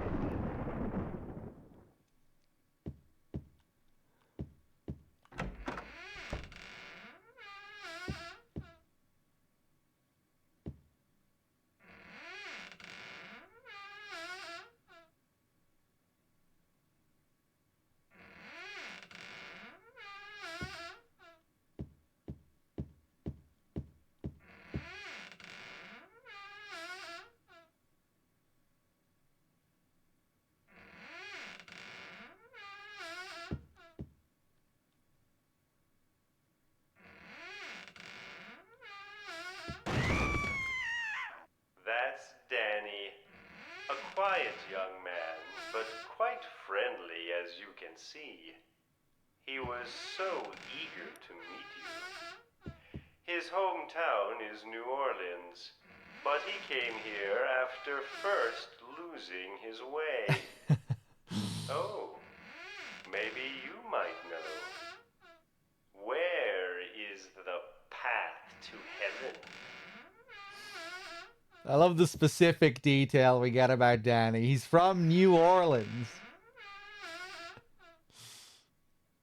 And made his way here after first losing his way. Is this Danny? That could be Danny. This is probably Danny. Jeez, it's real. This is a real dead body hanging here. I don't think they meant for this to be a part of their attractions. Who would have done this? The hanging man is blocking the way. Is he really, though? It's all rotten and disgusting, and I don't want to get any closer to it. Okay. Whoever it was, I feel sorry for them. The hanging man is blocking the way. That's just a doll sitting in a chair. Is Danny the doll? Or is Danny that hanging thing? Oh, well, whatever. No biggie. It's just a doll sitting in a chair. The bookshelves are crammed with books, but they're probably all just fake anyway. This mansion is quite old, so please watch your step. Sometimes the floor suddenly gives way, and beneath the floor, there's nothing.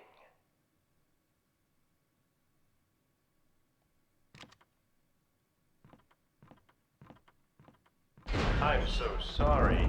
This place is just falling apart. The mechanism is broken, you see. It wasn't supposed to stop there, I assure you. If you're playing on hard, you actually do have to ready a weapon when walking through, or else it'll kill you. Because I guess Heather is supposed to be slightly crouching when she has her weapon readied. Even though it's barely fucking noticeable. It's been a long time since I played on hard action, but I think that's something you have to do, isn't it? Pretty sure it is. It's pretty silly, right? Because it's like, yeah, I guess she's a little bit lower. There's the exit. It's kind of clever in one sense, I guess. Your tour. Please come back anytime. Or if you'd prefer, we could come and visit you instead. Makes the most sense without weapons visually.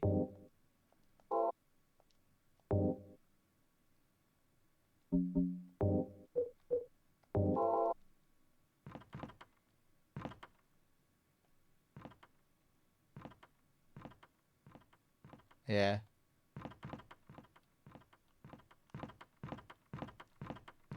But how would anyone know to do that on their first playthrough? They wouldn't. They'd die, and then they'd reload the game, and they'd try and think of a way to get through.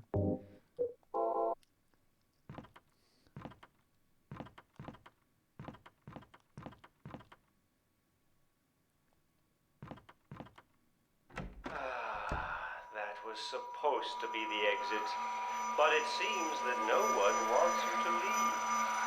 Everyone really likes you. They want you to stay with them forever. I have to agree with them. Don't be afraid. Dying is much easier than living.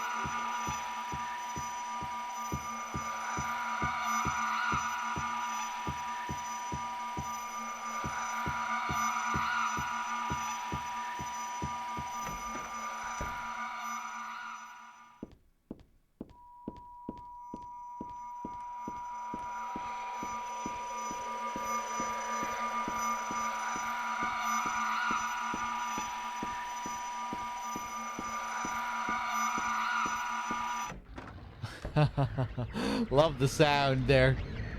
Yeah, if that thing catches you, you're dead. Whatever that red light is, if it catches you, you're dead. Yeah, oh, I think it's still a little bit forgiving in Nico on hard, but yeah, it's definitely harder. It's faster.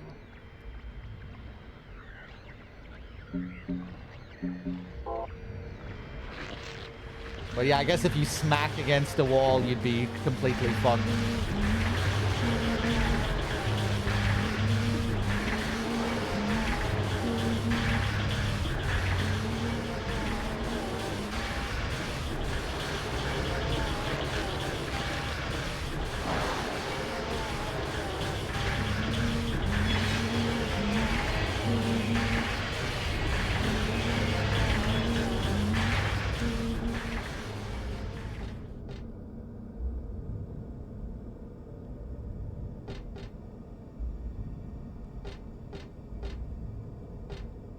So everyone knows about Robbie the Rabbit. But in this area, we get to learn about a few other Silent Hill mascots, amusement park mascots, some of the lesser known mascots. Like this guy here. It's about Huey the horse, one of the park's mascots. But that's a lot of information that I really don't need right now. Love how detailed the little sign is here. Over here, it's about Kathy, the kitty, one of the park's mascots. And over here, it's about Dawn the duck, one of the park's mascots. It's a shame we don't get to see more of these in the game, more costumes.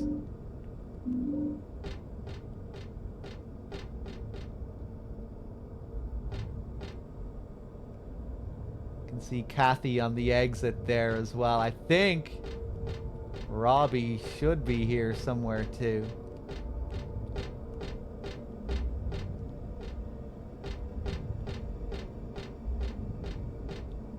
Here he is.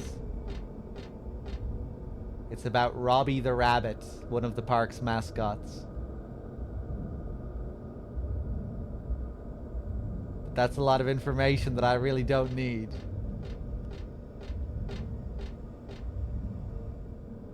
Minmo should be here.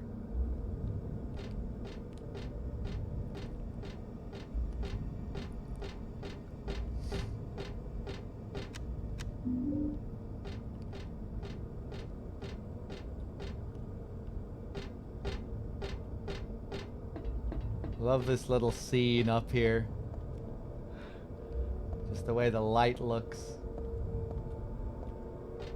Like a spotlight.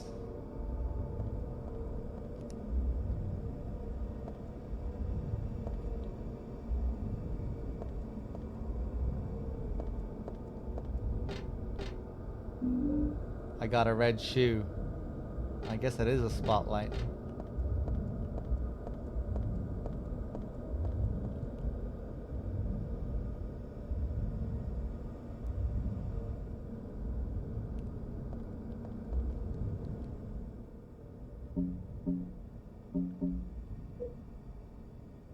One shoe, blood red. It was above the stage. It's too small for me to wear, not that I'd want to.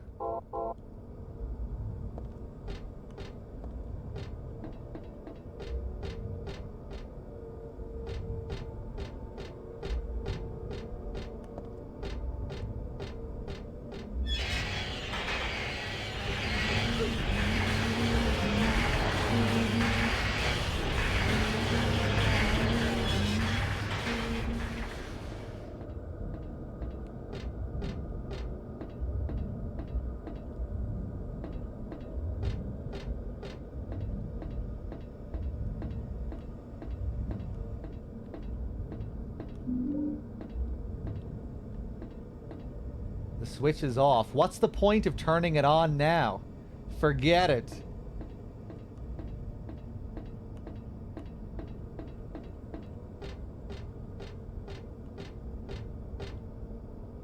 This column here, wouldn't that work? This is no time to start playing around with stuff like this. Yeah, we need to get through the gate here. Could it be rusted? I'm not strong enough to budget no matter how much I pull. There's gotta be a way. So what we do here is we take the chain that we just found, attach it to the gate.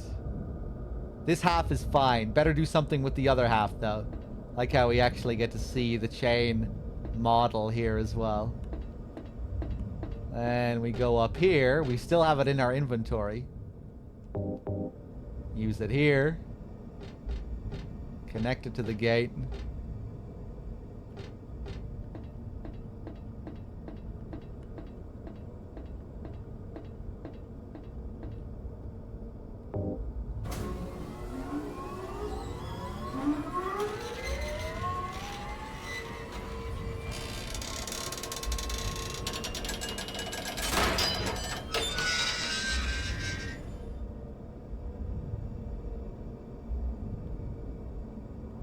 There we go. Genius. Douglas, You're late. are you hurt? I can't move my right leg. I think it's broken. I'll call an ambulance. What? I don't think one will come. Don't worry. I'm used to it. You... You old fool! Getting yourself hurt like that? Sorry. Why did you have to do that for me? What'll I do if you die? What'll we do if this god thing gets born? Come on. How powerful could a god from a dump like this be?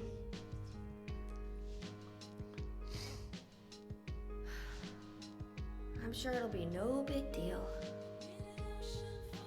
Yeah, but anyway, something's gonna happen.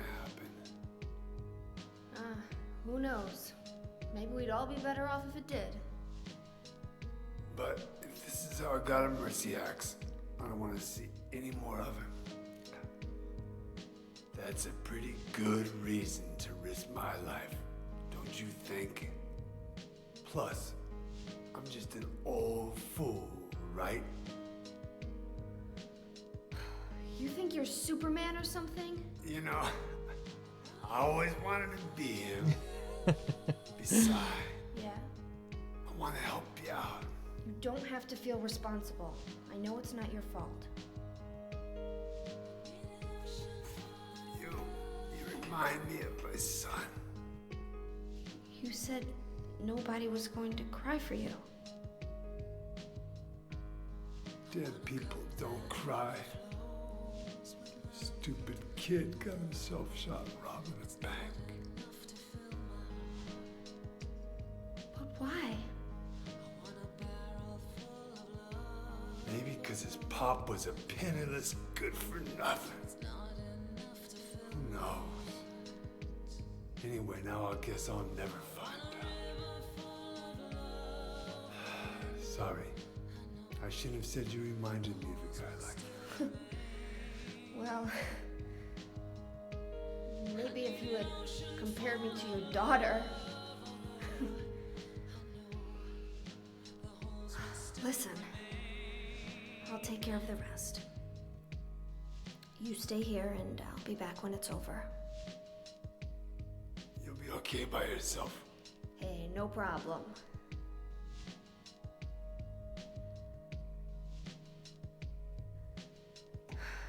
Besides, my dad's not around anymore, so only I can do this.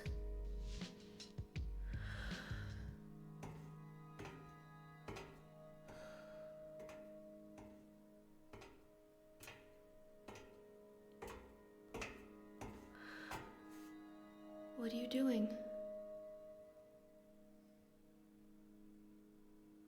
Maybe killing you here is the only way to end this nightmare.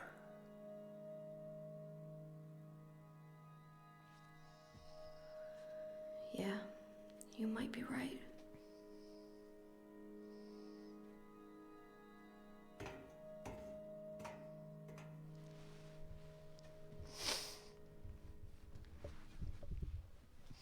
Maybe because his pop was a penniless good-for-nothing.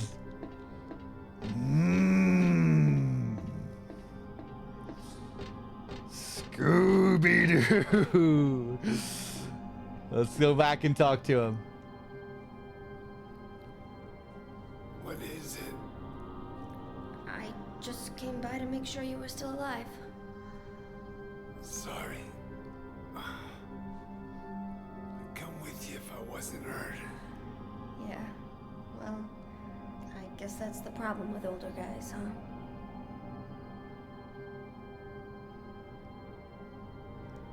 I'll handle things. You just rest.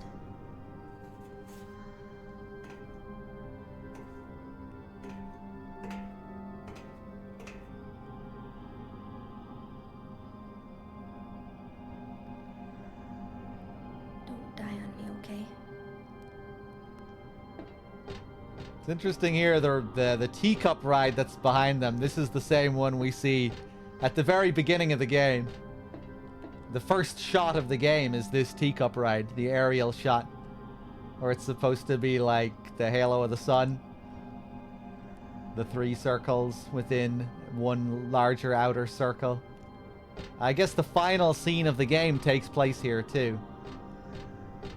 So that's kind of fitting. It ends where it begins here. When Heather comes back to meet Douglas here.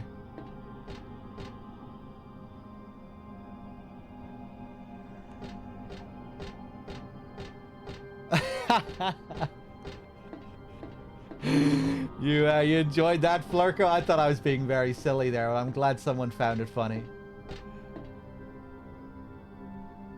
Welcome back.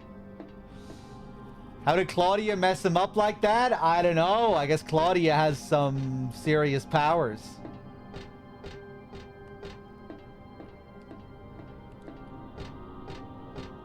Vincent, later on, will say, I don't have powers like you two. When referring to Heather and Claudia. So I guess Claudia has attained some sort of magical power similar to Heather here. In that last scene, we get to see when Heather's walking out, you know, she knows that Douglas has the gun pointed at him. And I guess as her past self, Alessa, we know that Alessa had some wild magical powers as well. And she is the reincarnation of that girl.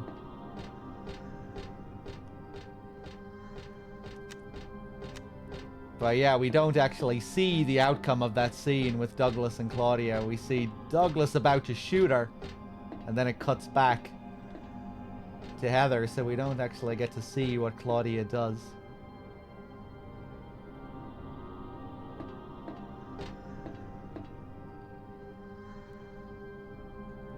What is it? I just came by to make sure you were still alive. Sorry. Sorry. Come with you if I wasn't hurt. Yeah, well, I guess that's the problem with older guys, huh? That's the same thing, okay.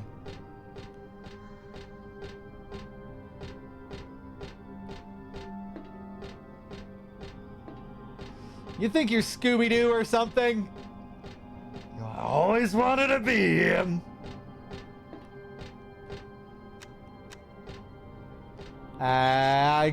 Go on out there, Heather.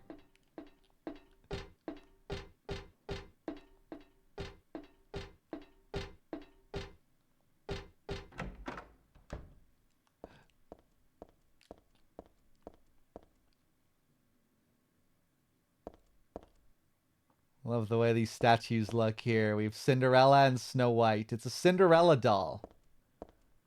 It's a Snow White doll. There's photos on the ground.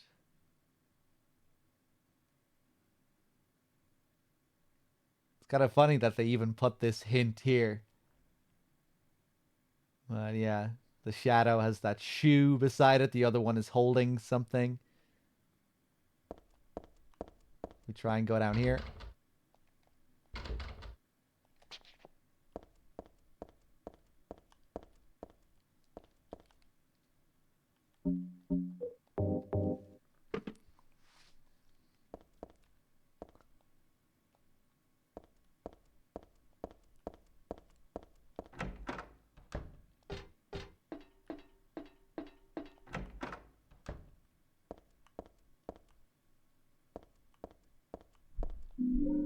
We got a doll head.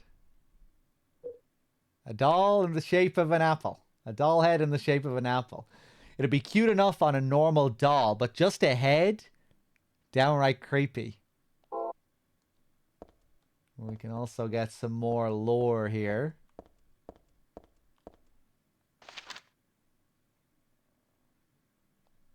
Client Claudia Wolf. Request: searching for then infant Alessa Gillespie, kidnapped by man named Harry Mason. No word from police. Kidnap location unknown. Old Silent Hill newspaper article. Alessa Gillespie, 7, dead in fire. Links to current case to be investigated. Priority low. Using alias Heather. Neighbors do not know real name. What is she hiding? So you might think there that you've read the whole note. But if you actually go back into your memos or into your items and look at it again, there's more to read. It's kind of weird that they cut it off there. But if we go back and look again. According to records, 24 years old. Client says looks 17. Plausible? So again, the 24 years old thing. Heather's age plus Cheryl's age. Or Alessa's, yeah. Lived in Portland till 12 years ago. Got wrapped up in a murder case. Harry shot suspect. Justifiable self-defense, so no punishment. Moved away immediately after. Started to use alias. Apparently no connection with the criminal. Just some occult freak. Slightly off from way back. Originally from Silent Hill.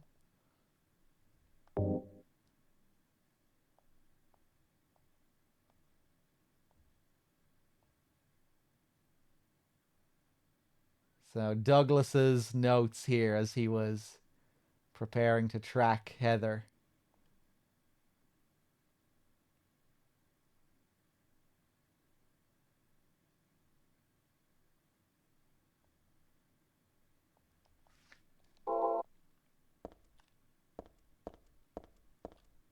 This symbol usually looks unnatural and weird, but here it sort of seems to fit. It still makes me feel creepy though, like someone peeking into my brain.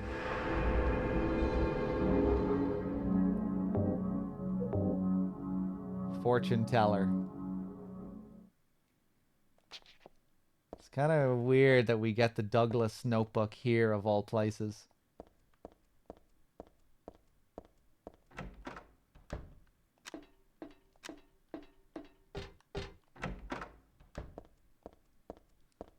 So now that we have our doll head, can place this down here. And this unlocks the door. Look at the dwarves beside her as well.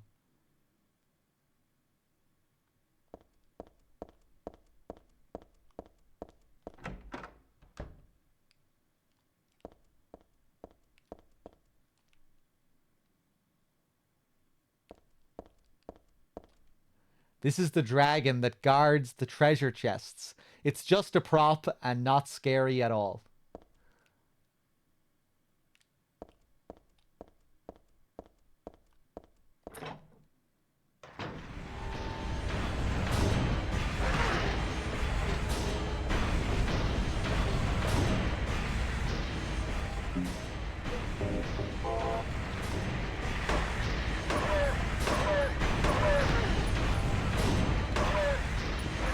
Oh, fuck.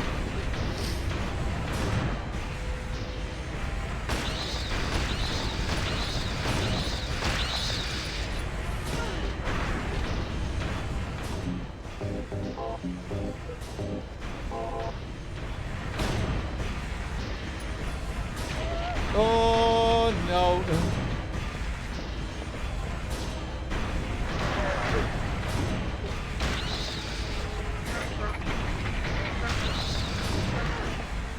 I'm making a total mess of this.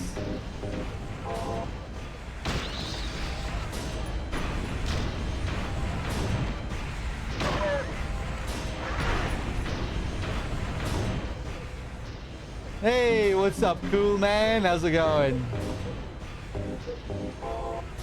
Sorry if I sound like I'm getting a bit tired. It's because I am. Oof.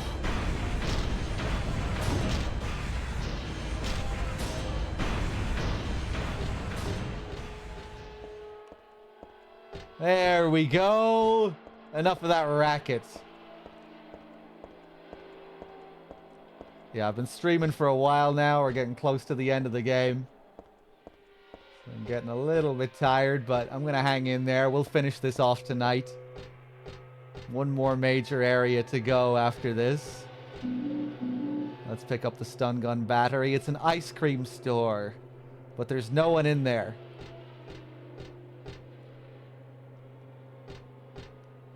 Downpour tomorrow. Yep. The downpour journey begins tomorrow. That should be eventful. Another experience through the Western games. Oh yeah, here we go. So this is the moment where we get to read one of Harry's save points. See, look, it's the notepad. It's the Silent Hill 1 notepad save point. Dahlia's the one who said it. Said that girl was a demon. That she took my daughter for a sacrifice. But it's not totally believable. I mean, appearances can be deceiving. When I saw that photo in the hospital basement, I thought, that girl looks like Cheryl. Is that why I feel this way? Something's not normal anyway. Nothing good will come of this. But I just can't think of her as a demon. Is it my imagination, or do I actually feel sorry for her? Why do I feel like she's looking for someone to help? Cheryl's what's important to me. Everything else can wait until I've gotten her back. There's a date and a signature at the end. It's dated some 17 years earlier and signed by Harry. Dad? Yeah, this is where you save before you go to the Sybil boss fight in the amusement park.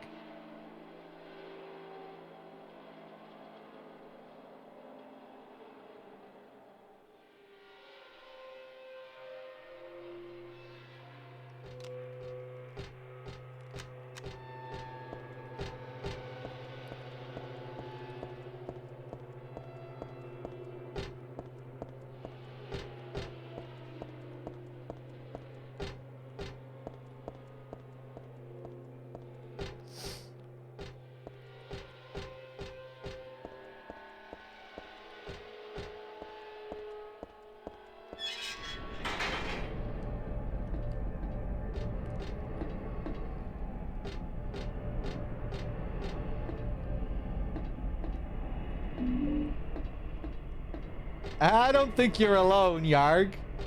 I know some people enjoyed it, and I think even a lot of the people that disliked it may have liked parts of it. It's a popcorn wagon, nothing very interesting. Oh my god, look at that clown face.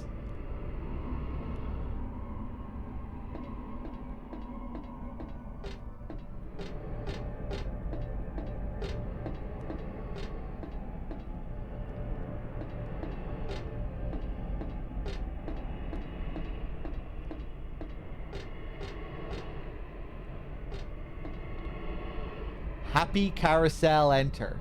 Don't they mean unhappy carousel? Not your best joke, Heather.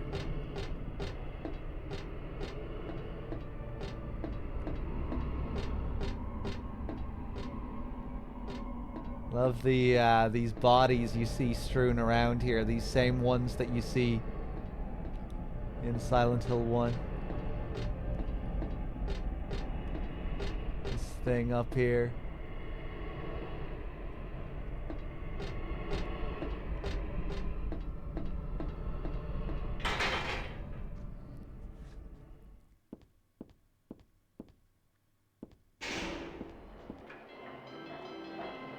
There's a memo pinned to the horse's side with a huge nail. When 13 turns count 4, you will die from their curse. If you wish to escape, there is but one way out. To kill before you are killed. You will be saved by the 12th death.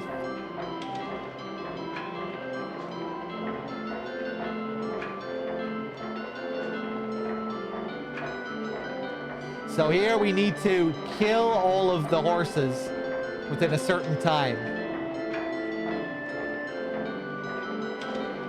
Before this thing spins around however many times. Let's get to work. melee weapons. This part is kind of silly.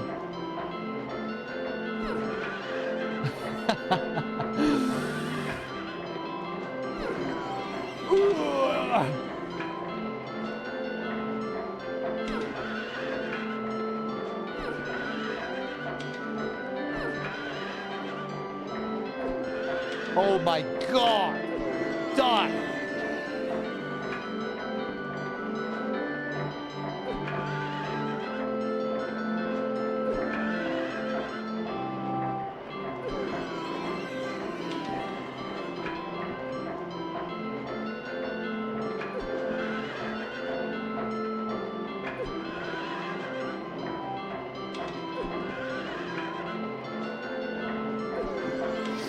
Let me just see if I have my block button ready.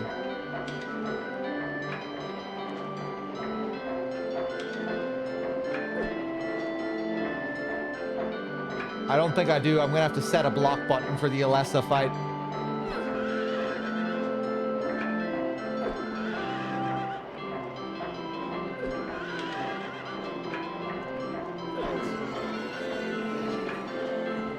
Thanks. Thanks. Thanks. I had my alerts paused there for a bit.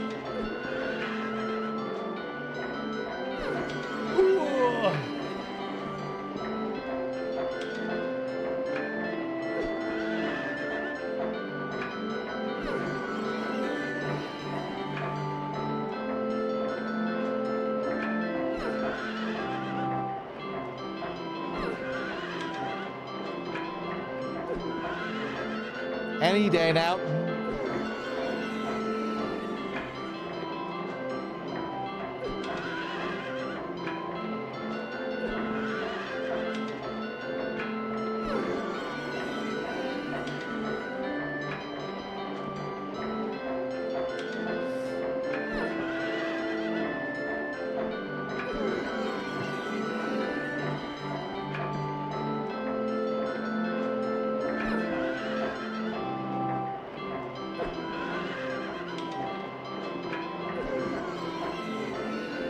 I think that's it.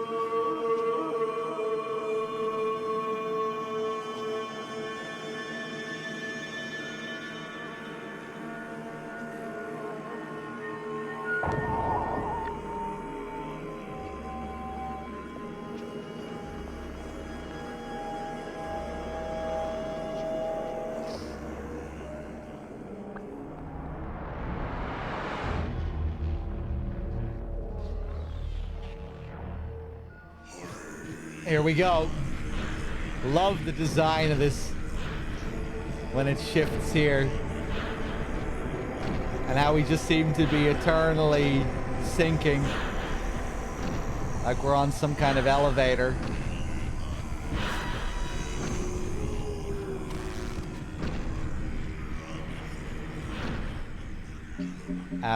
But I'm gonna have to interrupt this because I need to be able to block.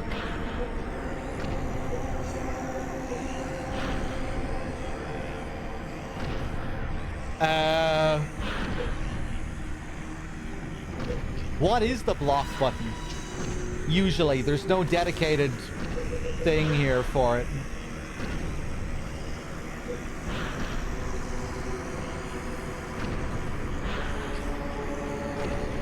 R2 plus square. I'm playing with different controls, Nico.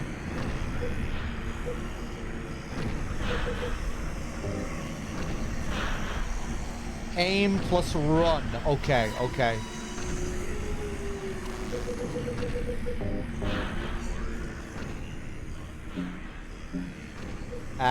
Let's get the katana out for this.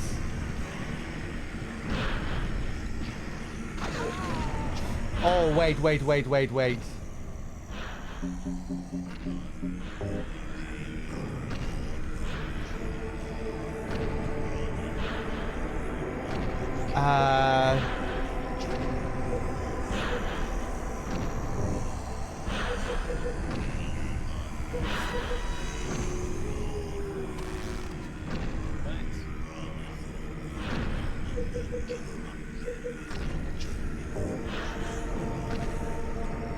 Let me just stick this to triangle for now.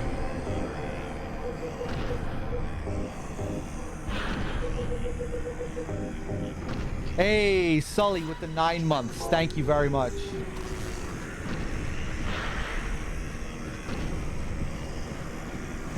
is gonna be jank.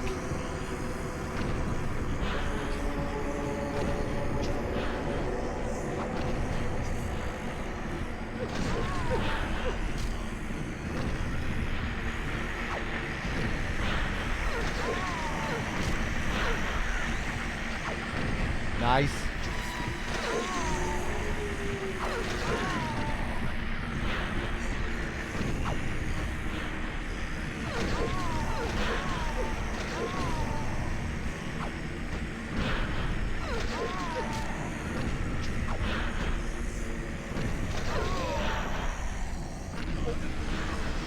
Phase 2.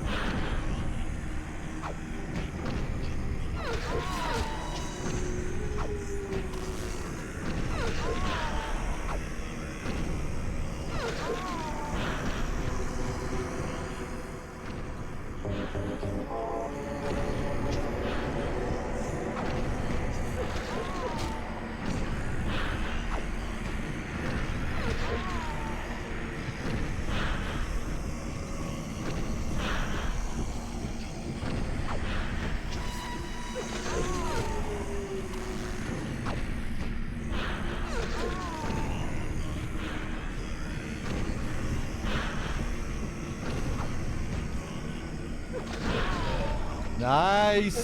Phase 2. Now on to phase 3.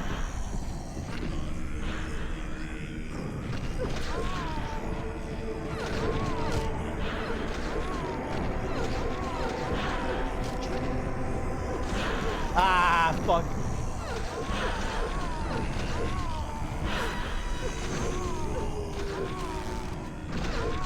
Oh!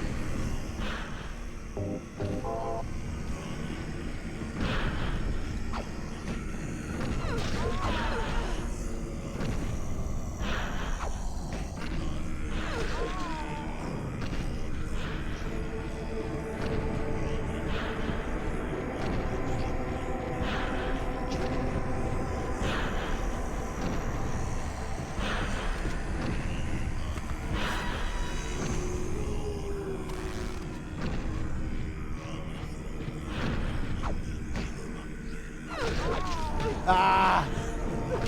She's so quick.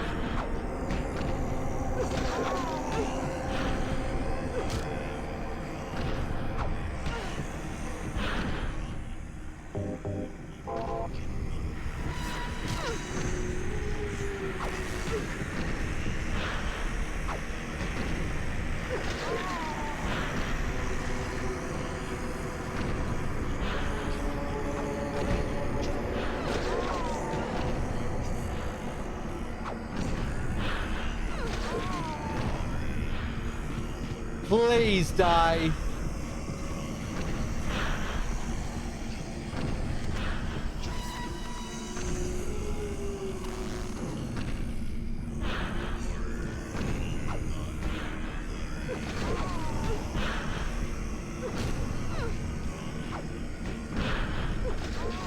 Oh, thank God.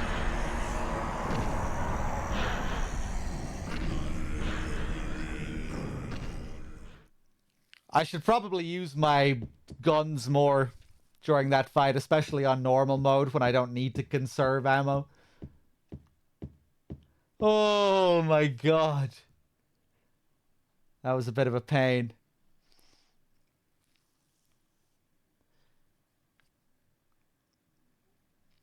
Did I try the first person over the shoulder mod?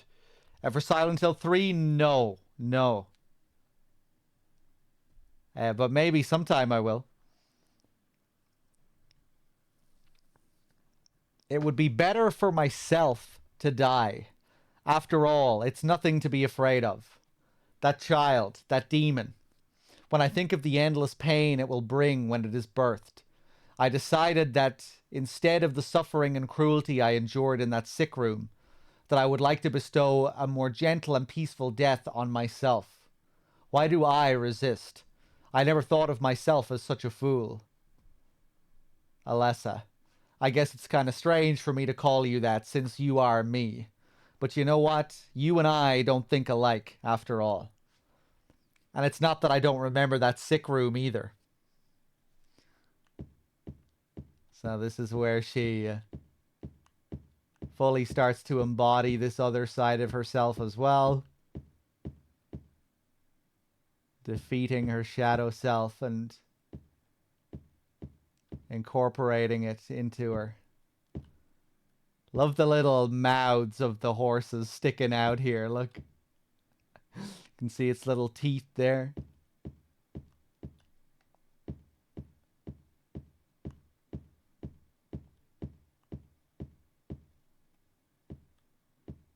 Love the curtains as well.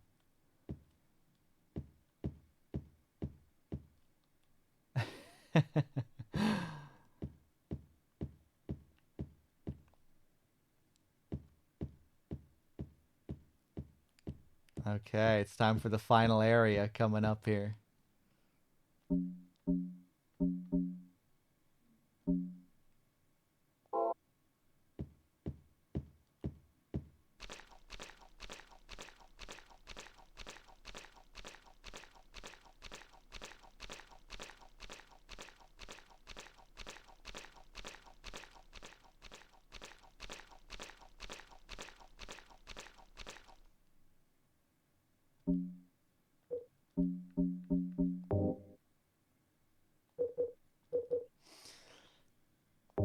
Let me go back and turn this around. What did I change? Dash.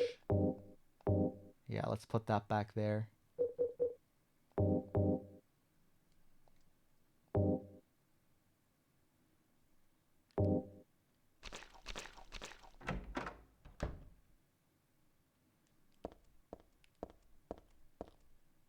Stained by the evils of this world, we hold our sorrows within us. Only you can heal us these wounds.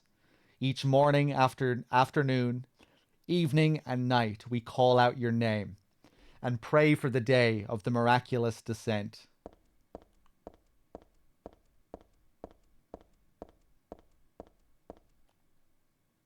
I give to you unreservedly my body and my eternal soul. Whatever darkness may befall me, I will endure with you beside me.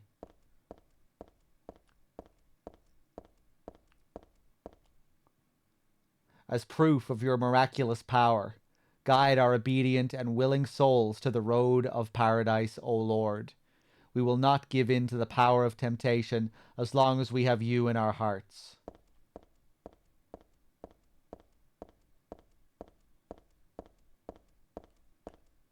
O Lord, save us with your compassion. O Lord, shower us with your blessings. O Lord, favor us with your abundance.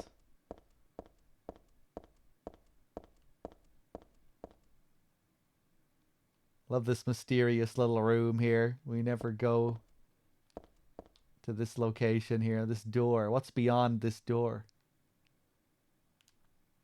We'll never know.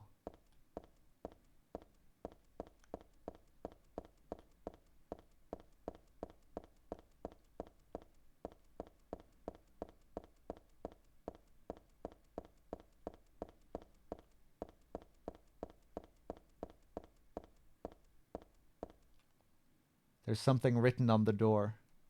This road is the gate which leads to the road to paradise. Embrace the bosom of the Holy Mother. Admit your sins and be forgiven. Eternal tranquility can be yours.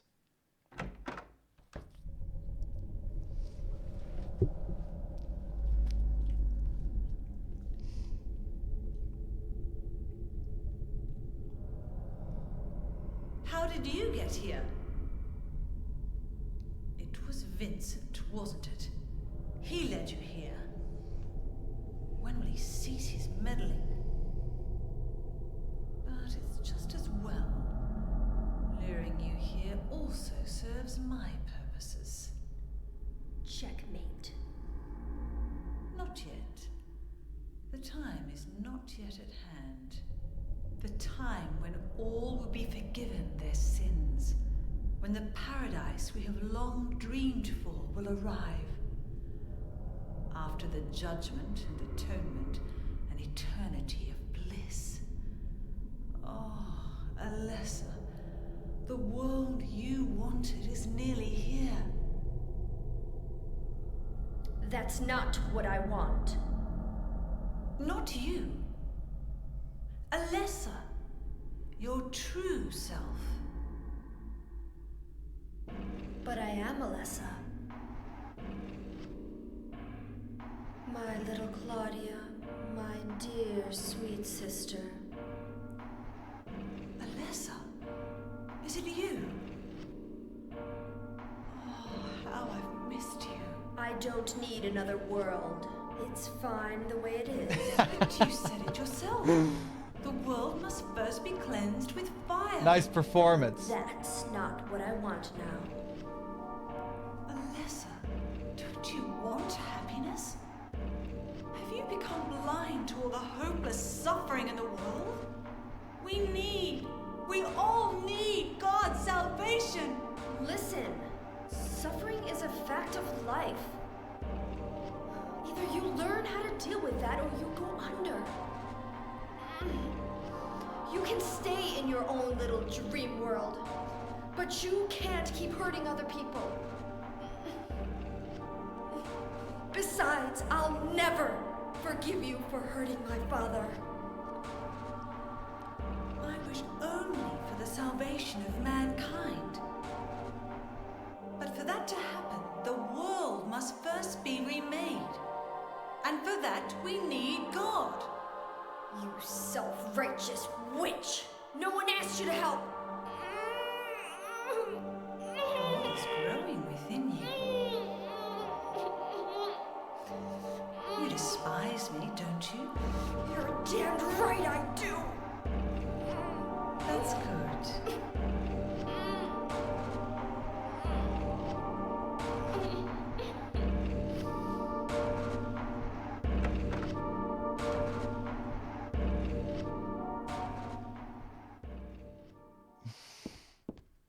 All right, let's save before we take a look around here.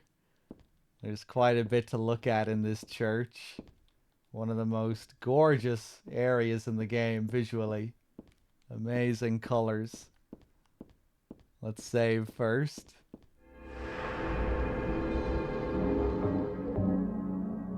chapel.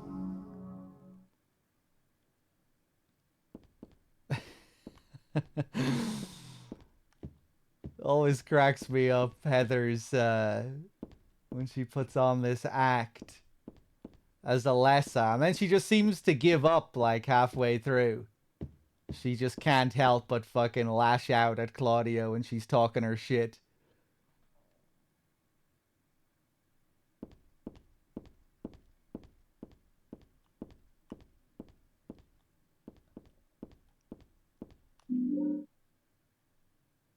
I got the Eye of Night tarot card. Somehow I remember this stained glass. It shows God and the man and woman who birthed her. I used to come to this chapel all the time when I was a little girl. I came to worship God and to ask for my prayers to be answered. But it wasn't exactly me. It was actually Alessa when she was a little girl. But anyway, none of my prayers were ever answered. I like how you can see the sun above God in the middle. Once again, you remember we were told earlier that the god they worship is supposedly a sun god.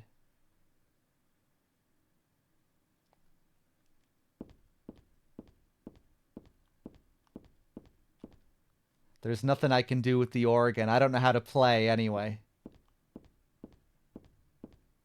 And now we get to see their creation myth.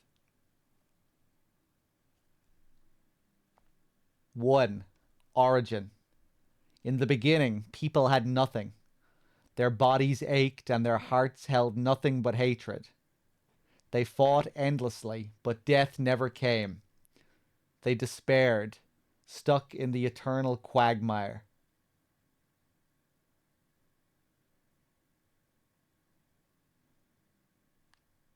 So we don't begin with the creation of people or anything. The people are already here. They're just without anything, made of nothing but hatred. They fought endlessly, but death never came. Full of hate and deathless, stuck in the eternal quagmire.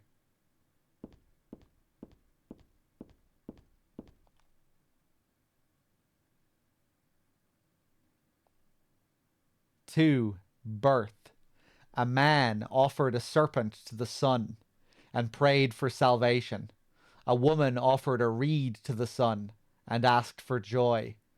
Feeling pity for the sadness that had overrun the earth, God was born from those two people. This is cool.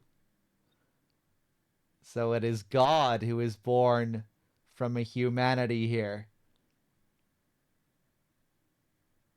And I guess we have the Order's version of Adam and Eve here.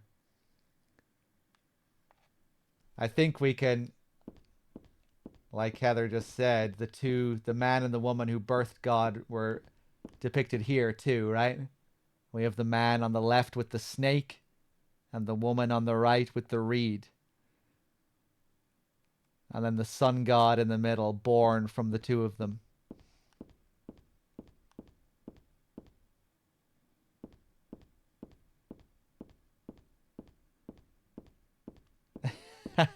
Cool, man. Born from a wish, yes. Salvation. God made time and divided it into day and night. God outlined the road to salvation and gave people joy. And God took endless time away from the people. Yeah, so originally they were undead zombies living forever in hate and war. Then God was born and took it away. What do we have next? These gorgeous paintings here. All of these were created by Hiro Asuda, one of the original developers who has been in this very chat many times in the past. She did a lot of the amazing visuals you see in Silent Hill 3 are her work. Number 4, creation. God created beings to lead people in obedience to her. The red god is Zushil-Bara, very similar to Zushil-Paba, which we see referenced in the Lost Memories book in Born from a Wish. The yellow god, Lobsel-Vith, many gods and angels. Finally, God set out to create paradise, where people would be happy just by being there.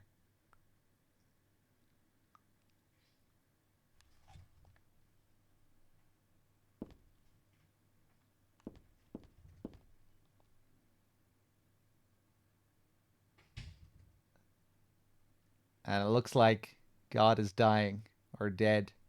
5, promise.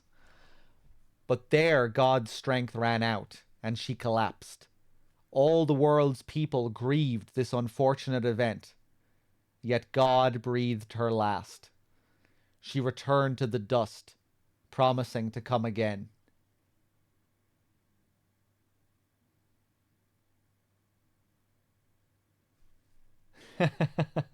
All the world's people grieved this unfortunate event.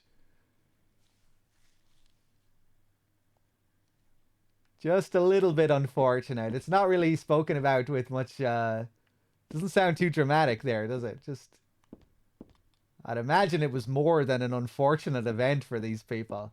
This sounds like an absolute catastrophe if you're a believer. This is not good news. And finally, cool detail here. Look at the ground. It's just like what we see in the final area of the game, the church. The oval in the ground, which seems to symbolize God's womb or some kind of womb. 6, faith.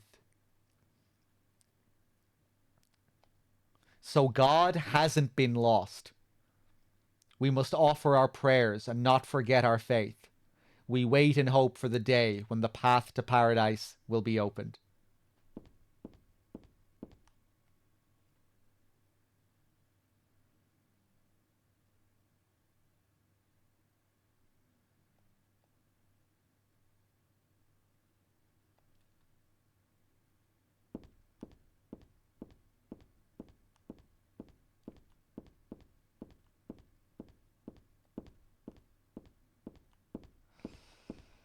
Yes, certain elements are a remixing of Christianity. I think there's probably a couple of other religions thrown in there too. The whole sun god thing.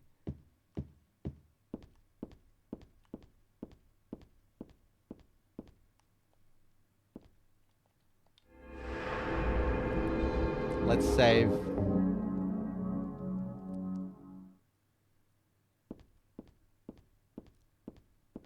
I think later on, some of the memos will even talk about this. Like it's even a part of the in-game world here where they talk about how it utilized aspects of other religions. Yeah, exactly, Blarg.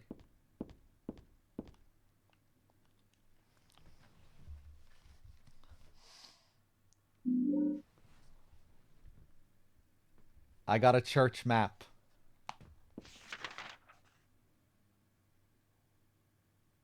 And the final area of the game, we have the map drawn by a child. Oh, if we scroll down here, that's cool. I forgot about this. We can look at the rest of the map here, and there's no map at all. It's just a little drawing. 3 figures. A church on the left, maybe? Paradise on the right?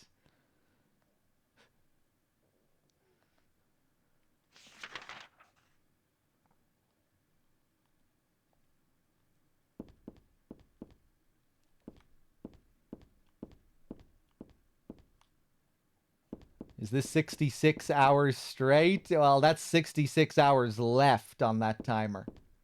We're doing a subathon at the moment. I've been live for a lot longer than 66 hours. I've been live for 9 days straight now. That's the Subathon timer. Subs add to the timer, along with donations, bits. If you type !goals, you can see the whole thing about what we're doing here. I have the feeling that there's someone on the other side of this door, but the door is shut tight and I can't open it no matter how hard I try. But yeah, apparently this was actually drawn by one of the developers' kids. An actual child drawing here.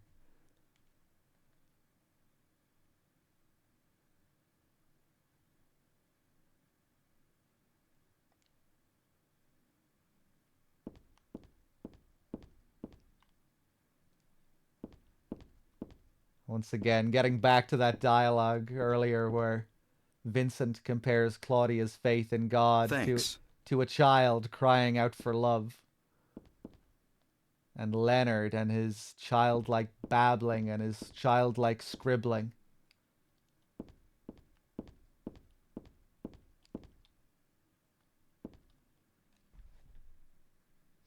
Blarg, thank you very much, man.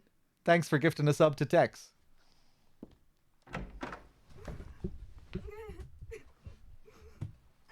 Look at the big Irish head on that priest up there.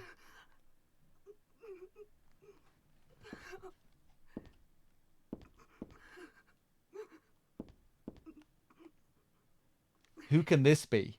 Ah, it doesn't matter.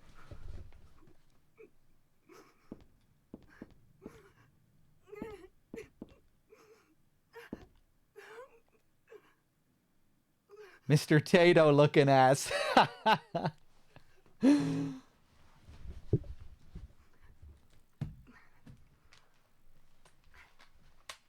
God, please forgive me. I know I'll be put to death for the sins I've committed. And I'll go to my death gladly and with a peaceful heart. But please, grant me just a small piece of your everlasting mercy. Let me see my child once within your golden gates. Deliver me not to hell, but to purgatory. Allow me to atone for my sins there. I'll stand within the very flames of redemption, no matter how they burn me. Forgive me for my wicked act of revenge. And deliver the soul of my poor murdered daughter. Please, also care for the soul of the girl whose life I have taken. God, I am a child, trembling with fear as I stare at death.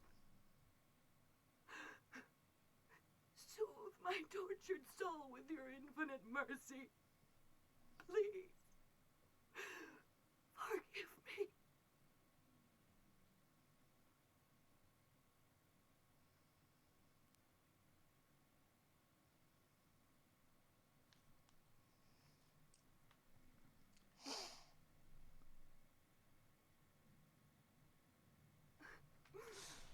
Yeah, really good performance here from this woman. What will you do?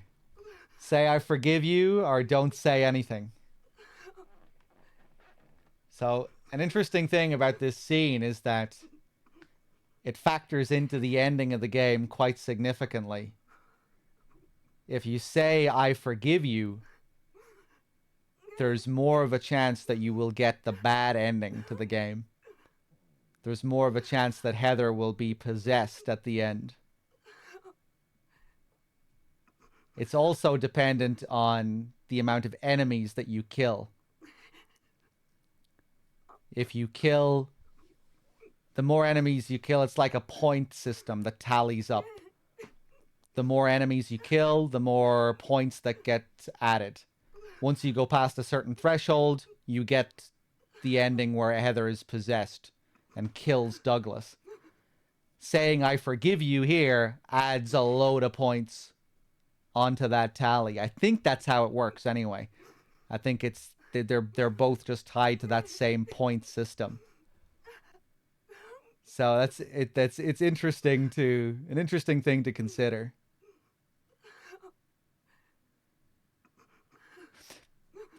Mouse has the exact stats there. Forgiving this woman gives you as much progress toward the possess ending as does killing 100 enemies.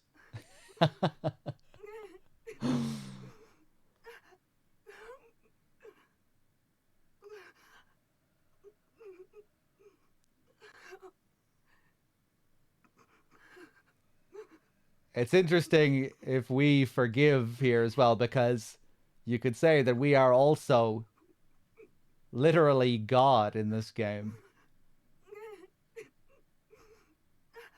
The mother of God and the daughter of God.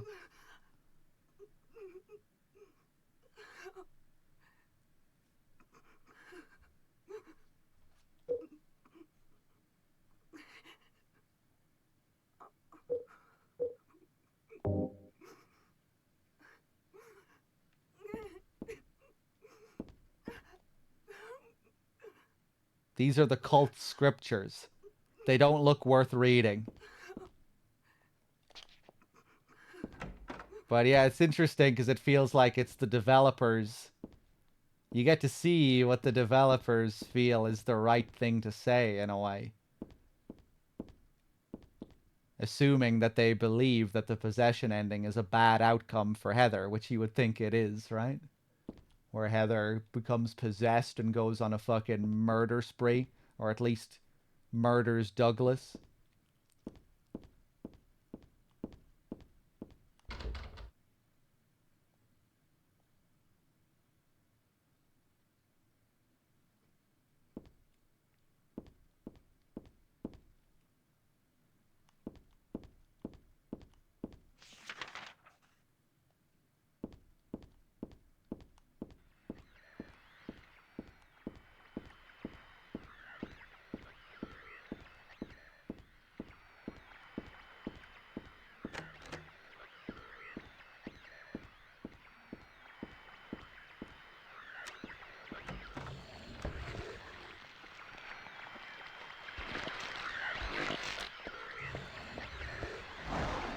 We get these new closers here, which look very odd. They look poisoned.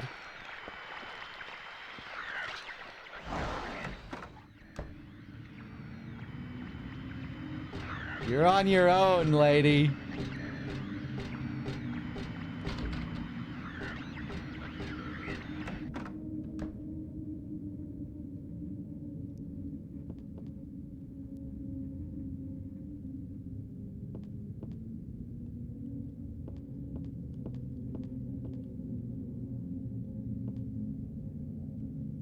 Gorgeous room here.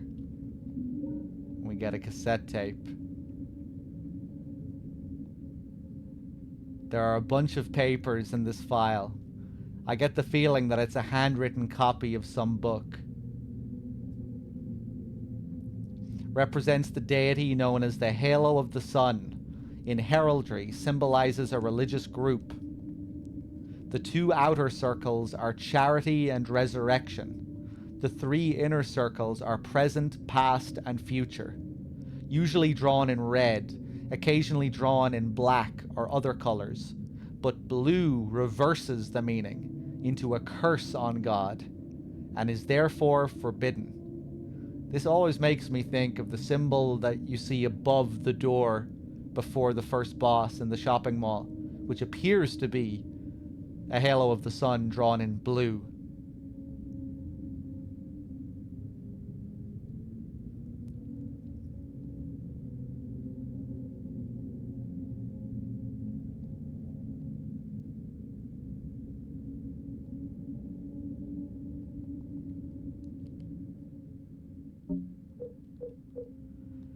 Just got back. Is this a new playthrough? This is the same playthrough. Same Silent Hill 3 playthrough. Yeah, we're getting close to the end now. We're in the final area of the game. The shelves are covered with file folders and boring books. There's no useful information here as far as I can tell.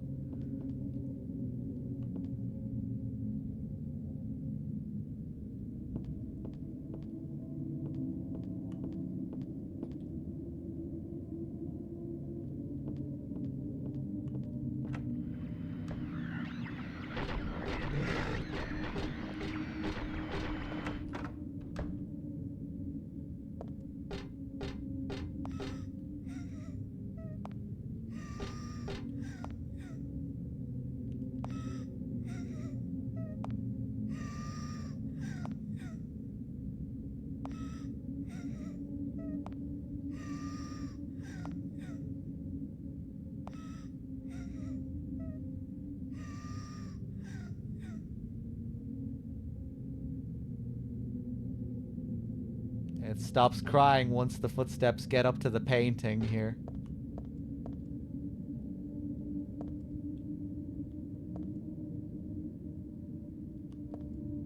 There's a picture here of an angel flying into the heavens. Nothing special.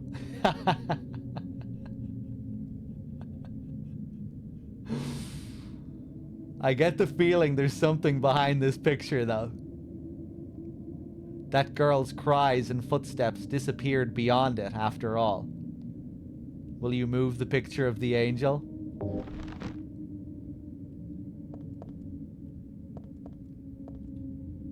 Love how we still see it here, where she moved it to. There's a picture here of an angel flying into the heavens. Actually, now it looks more like a fallen angel.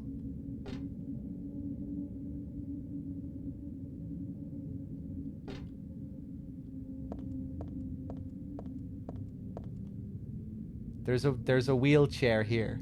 Just a plain old wheelchair. I love how she's just gotten completely used to this by now. I don't know who you are or what you're trying to do, and I don't care. Holy shit. Whatever happened, it broke my chat. Caster with the $50 donation. Appreciate you, dog. Caster, thank you so much, man. Cheers.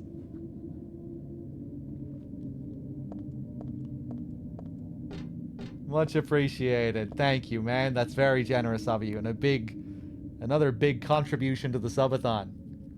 Put some minutes on the clock. Cheers. But yeah, I love how Heather is just getting completely used to this by now. At the start of the game, what is a wheelchair doing here? What are all these hospital items doing in a shopping mall? But now, a wheelchair in a church randomly in a corner with an IV drip.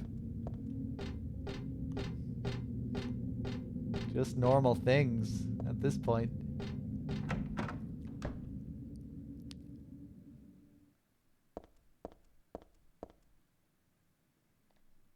This circle means reincarnation. That's what it said on that paper back there. So death isn't the end.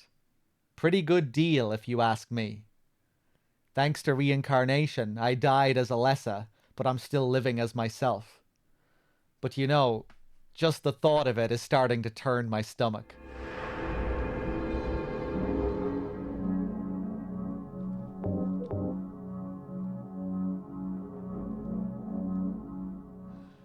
What games get played if goals aren't met but time remains on the clock? Other unnamed horror games. Just whatever I feel like playing. I'm probably going to add some more goals as well. If the subathon continues. I might add a few more surprise goals in between some of the other goals. I have not played PT yet, but I'll probably get around to that at some point. It'll obviously be a pretty short playthrough.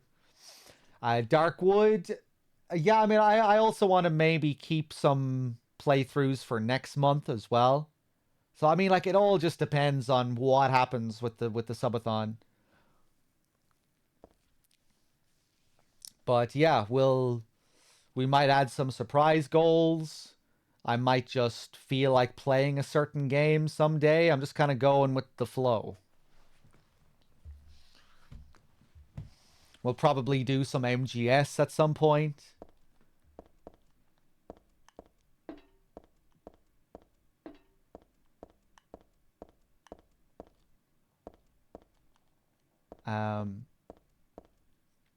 Yeah, we'll see how it goes. Saint Jennifer, unwavering faith under death's blade. I like to think that this is who is depicted in Rosewater Park, the statue of Saint Jennifer, killed by the Christians. Saint Alessa, Mother of God, Daughter of God. This picture, that's me. I'm holding the baby, and I'm the baby being held. The me that wanted death and disappeared with God 17 years ago, and the me here and now that sought life.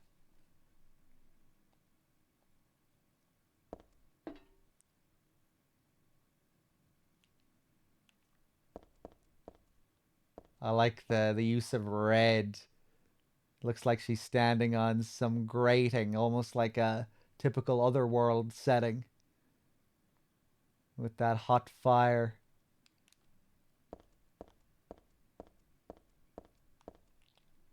Saint Nicholas, miraculous hands, a doctor of God.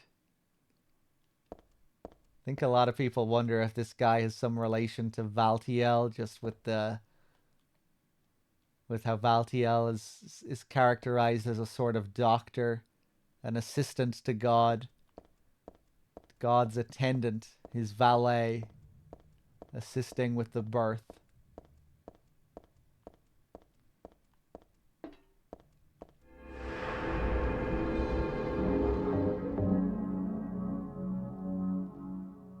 Love how they elevate Alessa like this versus the gruesome reality of a young girl being horrendously burned and kept alive. Yeah.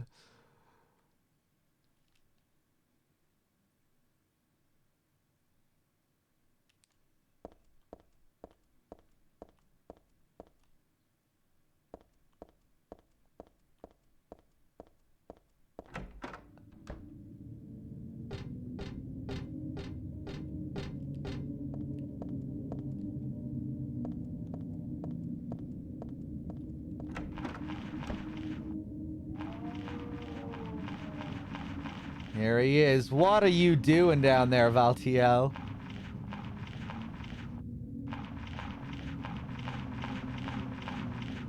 Why are you crawling around, man?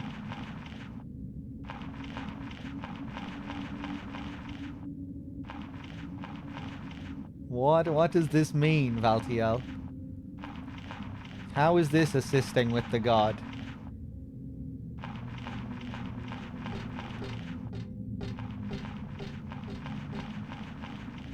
This covered with a sheet. Nope, I won't even peek.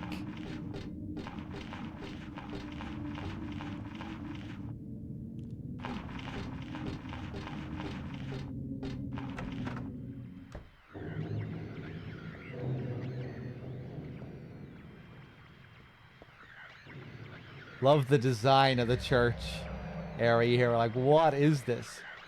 The skinny little platform with an elevator in the central section.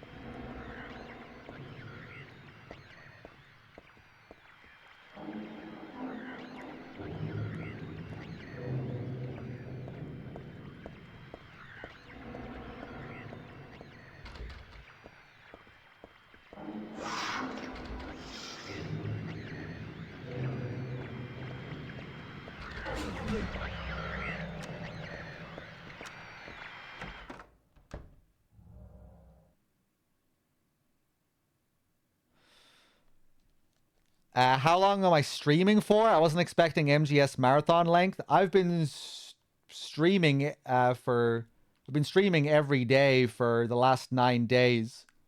11, 12-hour sessions, roughly.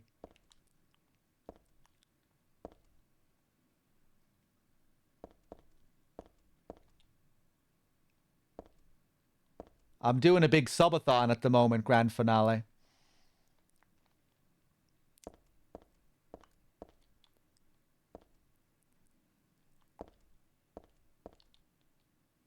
It started with 80 hours on the clock. The subathon started with 48 hours on the clock. And then on the first day, it went up to like 90 plus hours, I think. But for the most part, over the last 9 days, it's been sitting somewhere between 70 and 80 usually. I guess now it's down like in the mid 60s or something. I don't even know. I can't see the clock at the moment. Hey, Rickister, welcome back. 67.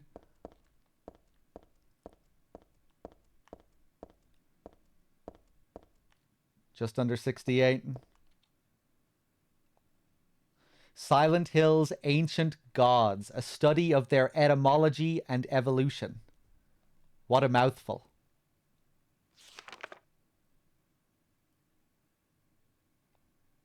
There is no religion that has remained unchanged from the moment it was founded.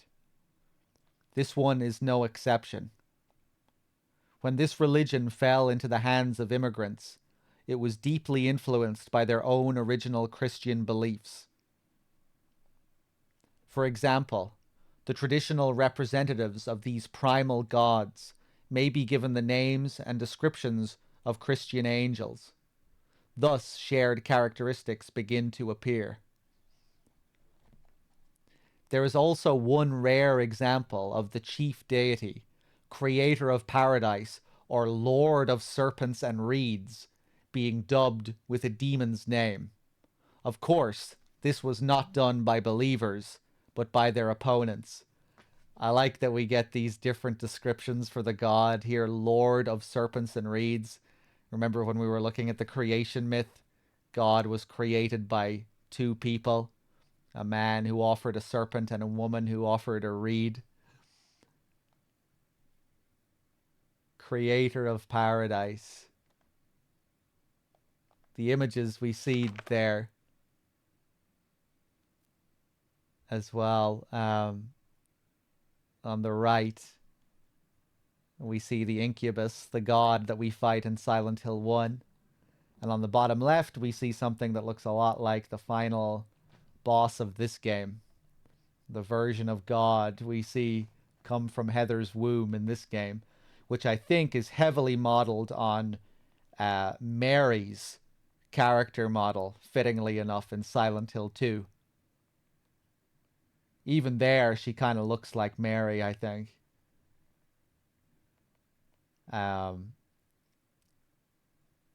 Which was actually done because Masahiro Ito just didn't really have time to create a completely unique model for the boss. He said that the final boss for this game, its visual design and everything about it was rushed. It was thrown together. Mechanically, it's not a great fight at all, but I think it looks really cool visually.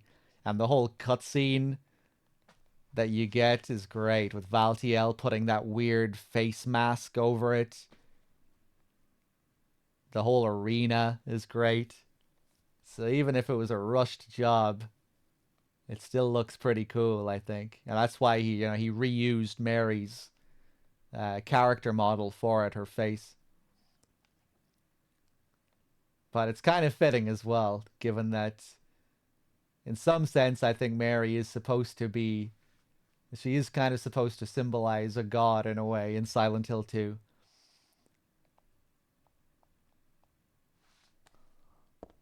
Mary Shepherd. These books look like real mind benders. Think I'll leave them alone for now.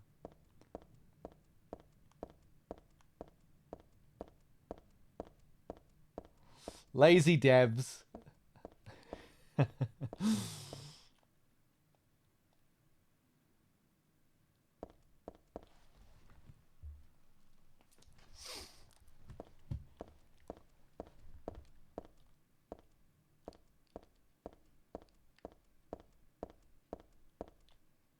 There's a book on tarot here.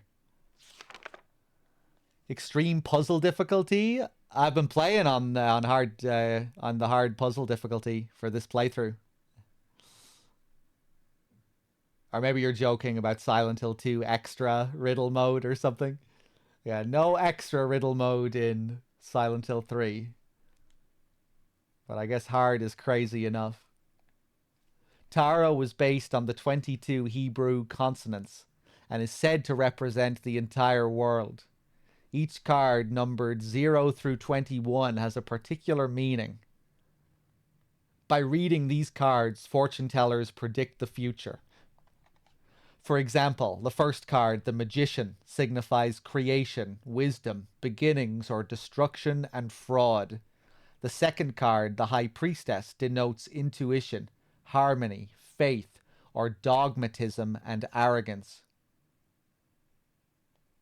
According to some texts, the Gardner deck had more than 22 cards. The Gardner deck does not exist today. It is mentioned only in the literature. It is said that these extra cards were based on lost Hebrew vowels and denoted an otherworldly, transcendental existence, i.e., God. Loving this super in-depth analysis of Taro. Let's see here. This is the one we just read about the etymology of Silent Hill's gods.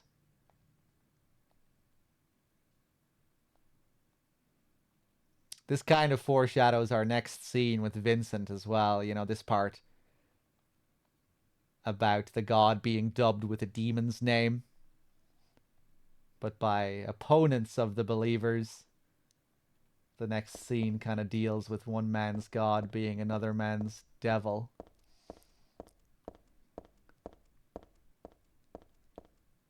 And we get the Moon Tarot card.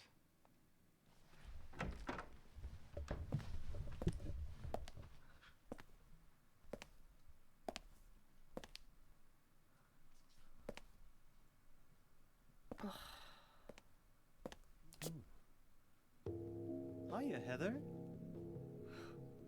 You show up everywhere, don't you? You make me sound like some kind of unwanted pest. Well, who are you anyway? Haven't you realized that yet? Yeah, you're on Claudia's side. I told you not to put me in the same category as that mad woman. Well, you're pretty loony yourself. It's true. We believe in the same God. But I'm quite sane. So why did you help me out then? Was that also part of trying to resurrect God? It's not uncommon for people to worship the same God and still disagree. God? Are you sure you don't mean devil? Whichever you like. The point is that now I really am on your side. I don't want God to be born. Wouldn't be convenient. Much too unpredictable. So you've been using me to stop Claudia, is that it? Do your own dirty work. My dirty work? I think we both had our own interests in mind. You hate her too, don't you? You're the only one who can get it done. I don't have powers like you two. Besides, I always hated getting all hot, sweaty. Oh, really? I'm just looking out for myself. Everyone does it. Don't stand there looking so smug. You're the worst person in this room. You come here and enjoy spilling their blood. And listening to them cry out. You feel excited when you step on them and snuff out their lives. Are you talking about the monsters? Monsters? They look like monsters to you? Oh no. Don't worry. It's just a joke.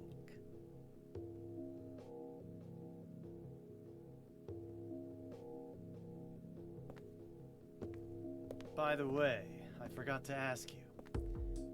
Did you get the seal of Metatron? What's that? You don't have it? Leonard was carrying it. You mean this thing?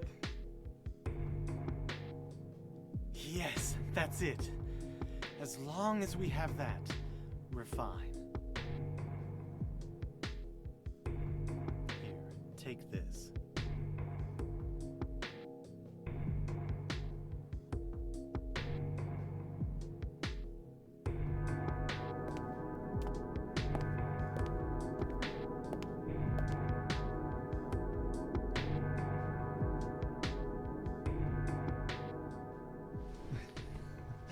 So good. The music works so well in that scene. It's like it serves as punctuation several times in the scene. Like it'll cut at a certain point when the music kicks back in, or yeah, at the end, Vincent there, he was holding the book and it's like he was waiting for the beat to kick back in before he handed it to her. And then once the droning kicks back in, he hands it to her. It's so good. I got the book, Otherworld Laws. I love how Vincent can go from like having this smug, pompous authority where he's like looking down at Heather, and then the next second he's running up to her like a little schoolgirl. You don't have it? Leonard was carrying it. He's like a little girl. And then he kind of goes back to putting on this pompous act. He's so weird the way he, yeah, just his behavior is very strange. Yeah, great scene. I got the book, Otherworld Laws. He seems to get genuinely offended as well. You're the worst person in this room. He really believes that.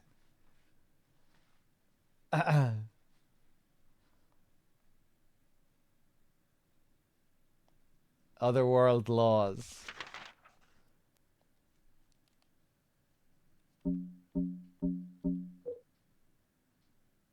A big old book I got from Vincent in the archives. Let's take a look. Here he is. A little walkthrough on the seal of Metatron, which he wants us to use.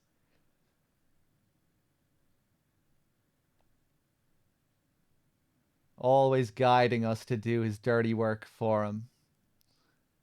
This magic square with strong protective and dispelling properties is called the Viren 7 Crest, or the Seal of Metraton. It will bring results regardless of whether the target is good or evil. Again, kind of getting back to the whole theme in this area.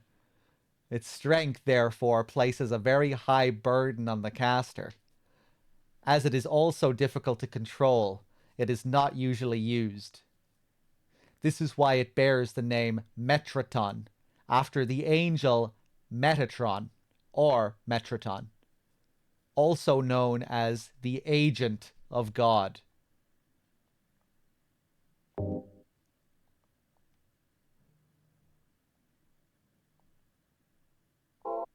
So it can be used for good or evil, and its power depends on who is wielding it, the caster. In Silent Hill 1, it is used by Alessa herself as a means to ward away the god inside her, to put a stop to what the cult is doing. And it seems like here Leonard wants us to do the same thing. He doesn't want this god to be born either, because he seems to be in it for his own power and wealth. We'll get notes later talking about rumors that he's been embezzling funds.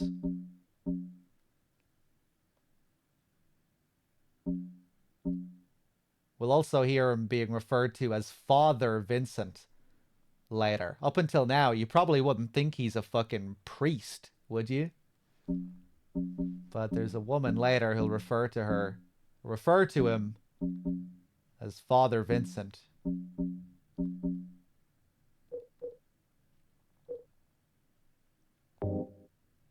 We have our Moon Tarot card. Found this in the archives. I don't think it's an especially good card. The Eye of Night. Found this in the chapel. Is this a real tarot card, though?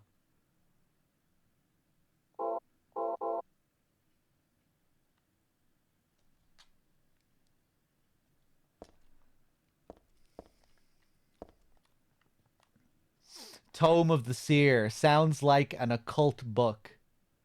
I think he is really just trolling Heather here. But I think it's still open to interpretation. Or, it's supposed to make you question how other people might be seeing the monsters. Whether they're seeing them as monsters or not, or maybe Vincent is seeing the same creatures in the same way, like that they look the same, they behave the same, but maybe he isn't viewing them as monsters.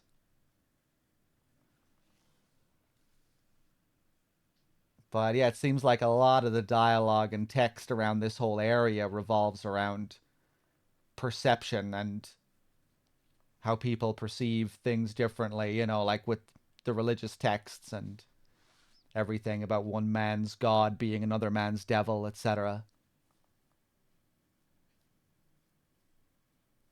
I like how Vincent doesn't take any offense to Heather's suggestion that he worships a devil. We both believe in the same God. It's not uncommon for people to believe in the same God and still disagree. And Heather says, "Are you sure you don't mean devil?" Trying to be all snarky. And Vincent just brushes that aside immediately. Well, whatever you like. Claudia would take great offense to something like that.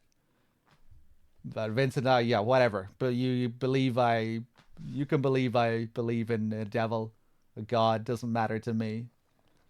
Tome of the Seer sounds like an occult book. Funnily enough, we can find this book in Silent Hill 2 as well, in the prison. That cell that's full of like cultish scribblings on the wall and all that stuff. You see Tome of the Seer there too. I like to think that the characters represent specific kinds of corrupt church people the game wants to take aim at, and Vincent is just a complete narcissistic liar who wants to take everything he can. I don't need this now. It's not my taste anyway. Yeah, I mean, it's kind of hard to know what he believes exactly. When he says that he believes in the same God there, he sounds convincing. But I guess that could just mean that he believes that this God exists. Or could possibly exist. But he really doesn't want this God to be born. Leonard obviously is obviously a believer too. And he also doesn't want Claudia to fulfill her plan. Or I guess he just sees it as an impossibility. What a ridiculous dream, he says. The salvation of all mankind, what a ridiculous dream. But I think he is actually like a devout believer and not just in it for his own power and wealth like Vincent is.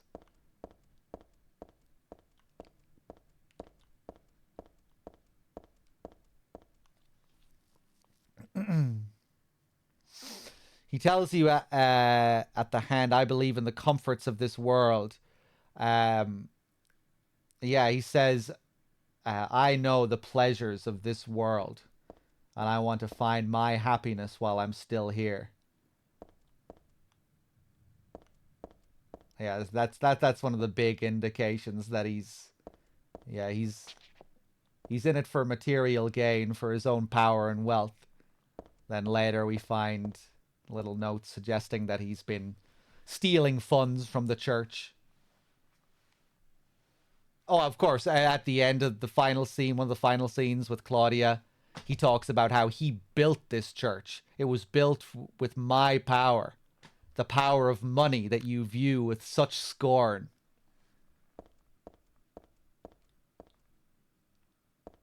Suggesting that Claudia wouldn't have even been able to do all of this without him.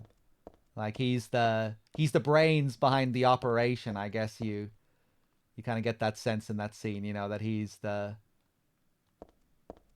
brains and the money behind all of it. And she's the true believer.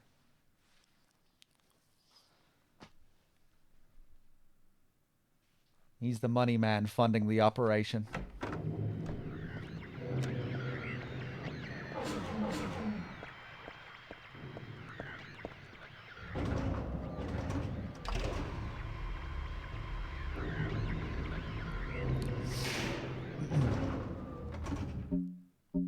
He's very much standing in for Kaufman in Silent Hill 1, who had that role.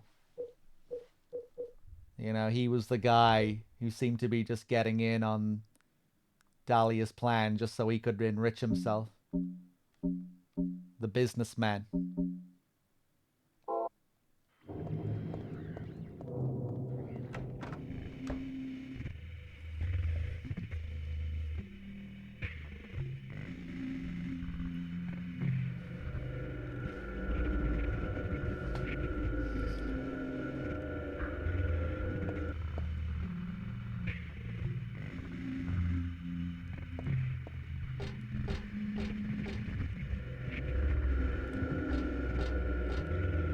Of the crazy structure of this place.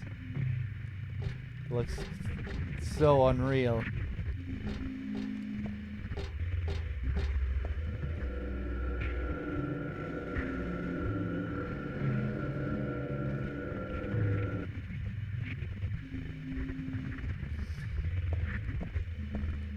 I get the sense that he actually likes the angel-devil thing because he can use the ambiguity of the religion to manipulate the people around him, so when people ask questions or have doubts that don't directly impact him, he approves.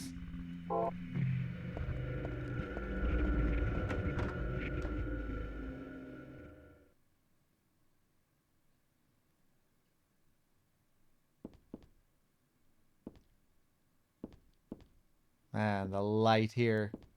Gorgeous. The oranges and reds are so nice in this game.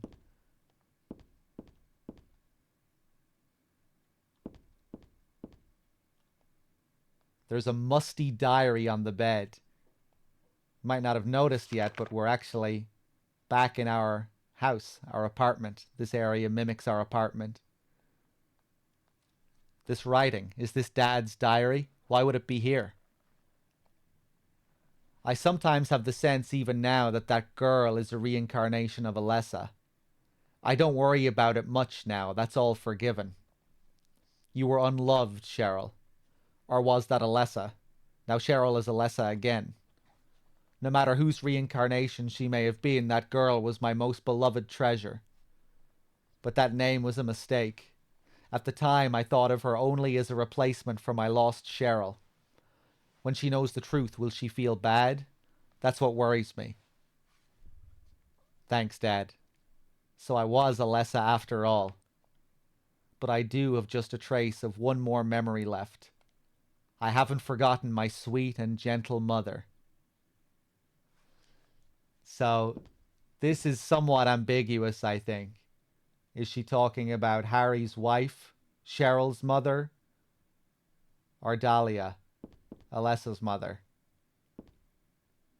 Personally, I like the idea that it's Dahlia, and we get a suggestion of Dahlia being a much nicer person at one point before she was corrupted by her religion, before she was turned into a maniac.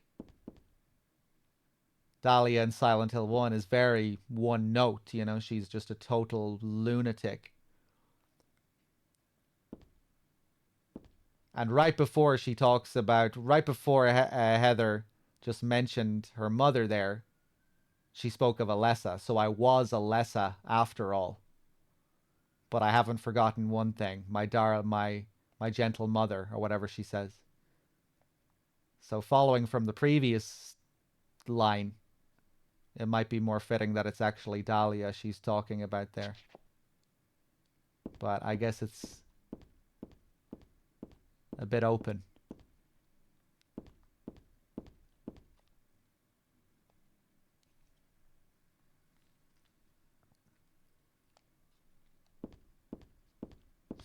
Feels more appropriate to be Jodie Mason, given how she phrases it. I don't see why. Why? Because she was talking about her relationship with her dad. I guess so, but it also continues from the line where she said, you know, so I was Alessa after all. And it's the continuation of that thought about being Alessa. And Alessa's mother was Dahlia. But I don't know. I'm kind of in two minds about who she's referring to.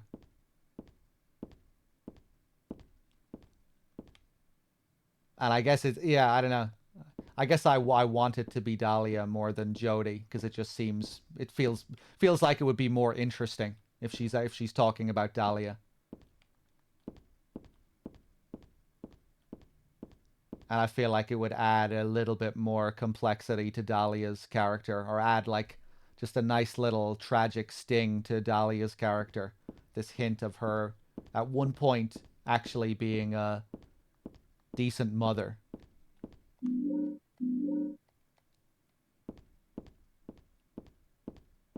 But yeah, I think it probably is supposed to be referencing Jodie, right? Because we know that Dahlia was a horrific mother to Cheryl when Cheryl was a very young girl, or Alessa, you know, when she was like 7 years old.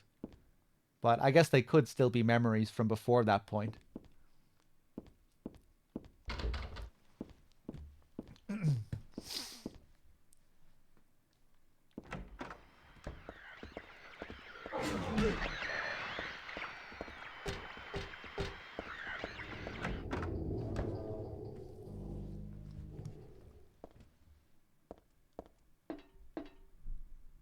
The door's open. Oh my god. Those directional sounds again.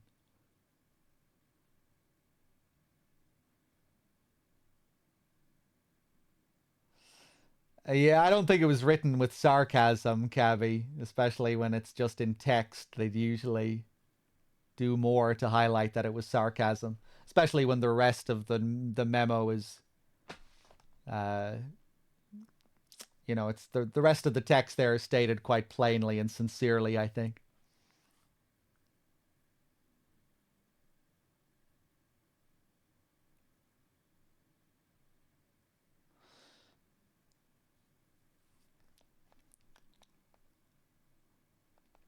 The door's open. Inside there's someone wrapped in a bag. Maybe... No. They're definitely dead. Oh, what do we have over here? Shotgun shells. All these bodies on the floor, wrapped in plastic. What a nightmare. She's dead, wrapped in plastic. I'm just glad they don't seem to be... I'm just glad they don't seem about to get up anytime soon.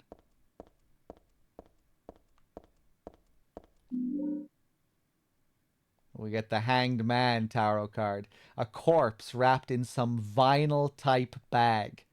This crazy mixed-up world has got me used to the strangest things. Easy for me to say. They're still totally disgusting. I feel like I'm going to go crazy myself sooner or later. I might even already be crazy. Who knows?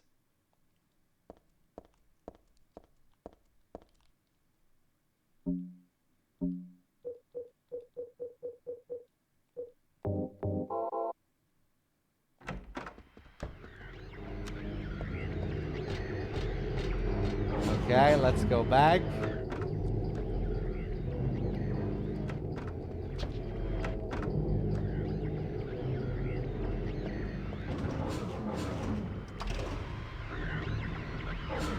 I want to go back and see if the walls have started to bleed yet.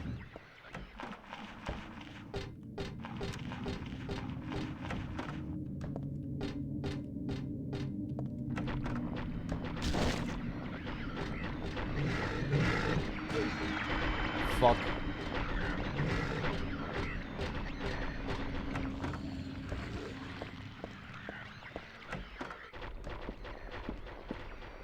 Damn, not yet.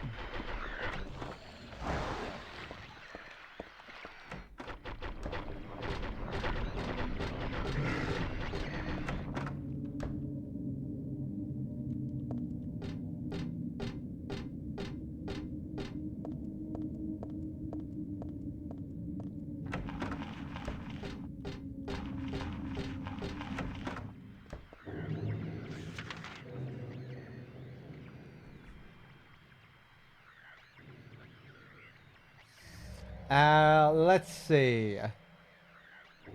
Yeah, back down to the bottom floor here. Man, my hand is getting sore.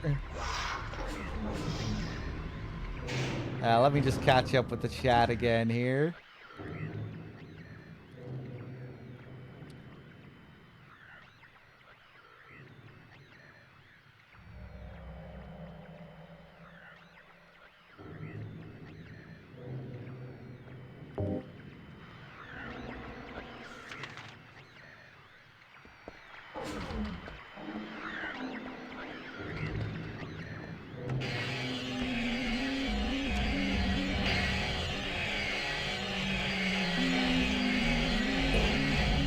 Fuck off.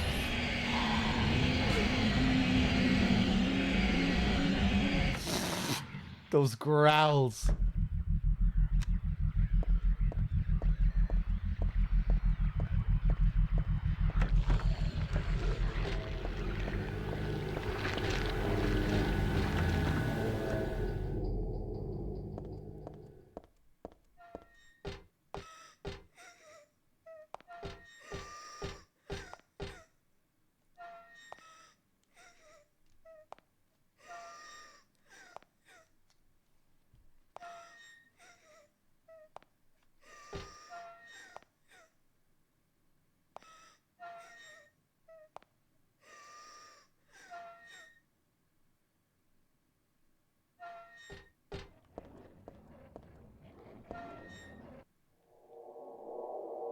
Once again, we're led to another mysterious door, a hidden door.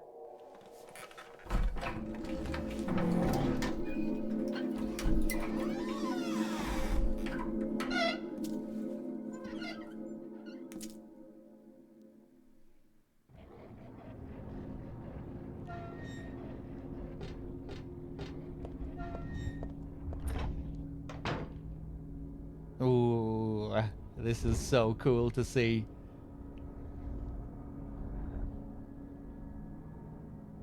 Alessa's sick room. In flashy new PS2 graphics.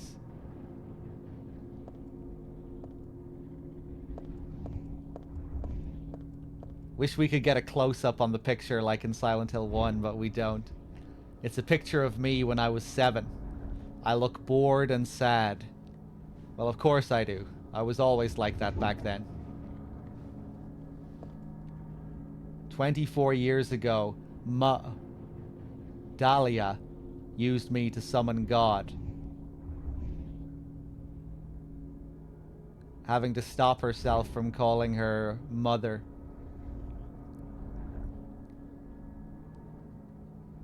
God was in my womb, but I couldn't deliver her. Then I was shut up here in this hospital room. I stayed here until Dad helped me out when I was 14. God ate away at me from within, driving me mad with suffering. There I was, wishing I could just die and be done with it. But I went on living that nightmare for 7 years. Looking at this bed just reminds me of those awful days. and I don't want to remember them, because I'm not Alessa anymore. But Alessa is still me. I'm really not trying to deny it or anything. I just don't want to remember. Get me out of here.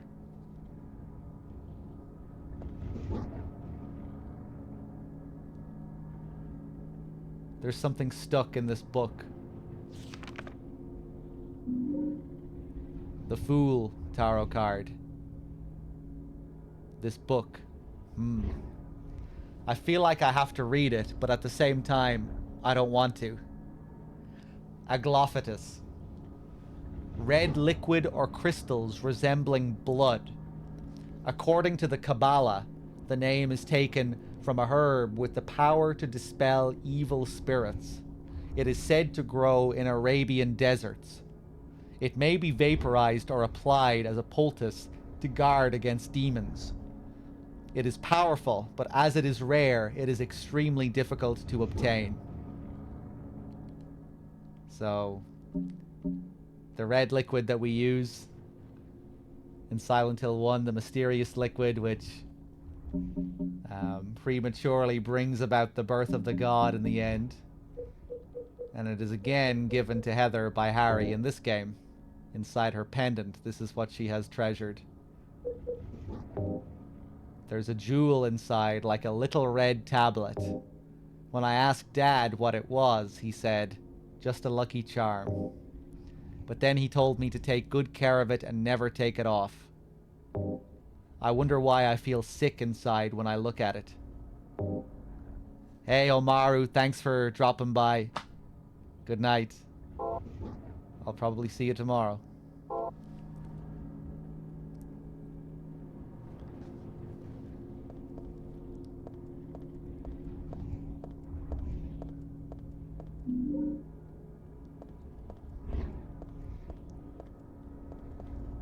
There's a picture here, but it's not my style at all.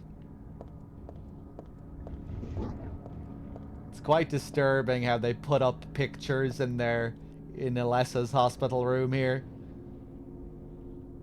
In her state of eternal torment.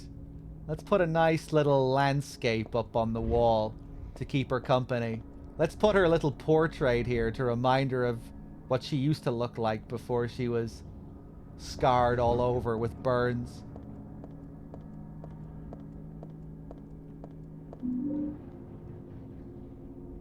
Looks like there's some kind of drug here, but there's just a name on the label. No description or anything. It's too risky. Never mind.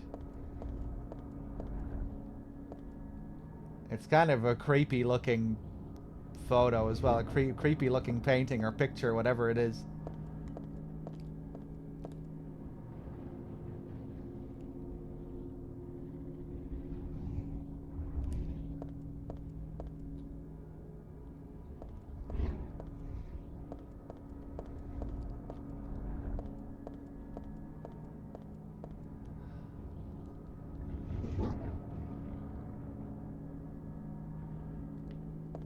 Yeah, I can't remember if I needed to look up what you had to do with the pendant when I first played the game.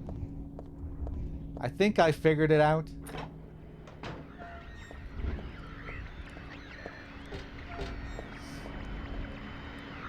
Oh, this asshole.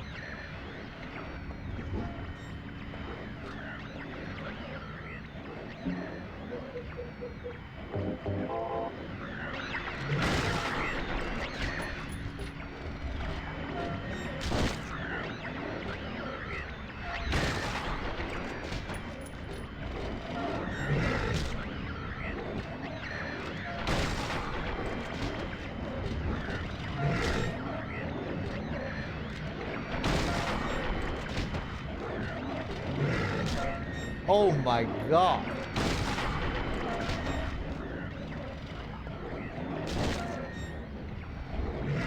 He's still going.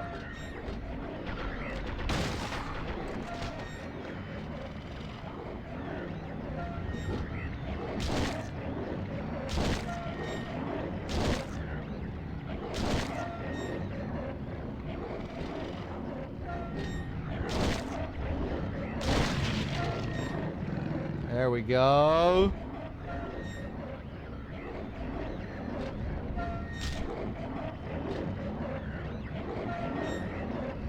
And then he deflates. A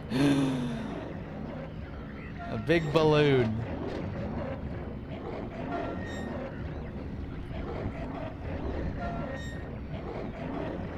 And here we get another iconic image. Valtiel turning the valve. I think he's... Compared to in the hospital, it feels like it's a slower animation the way he's turning it here. Maybe it's the same, but ooh, he's really slowly moving it there.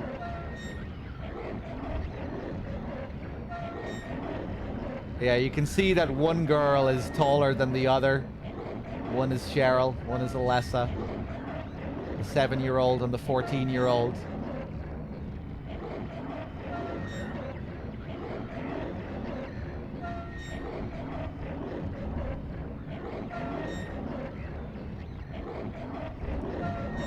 And I guess the two beds are here to represent both of them too. The bed and the gurney.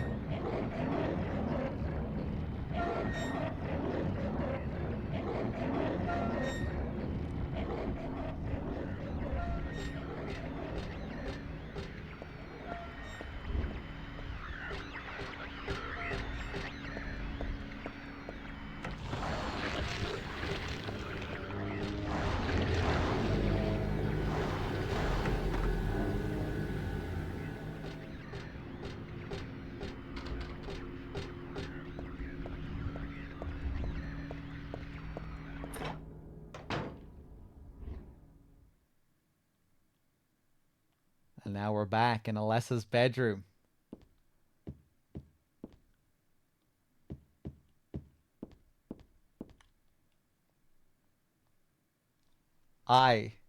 No, it wasn't me.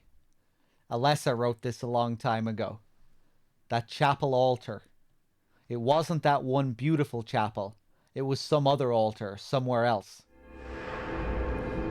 She's talking about the Green Lion antique shop in Silent Hill 1. The makeshift little chapel back there that you discover in the shop. You see her walk into.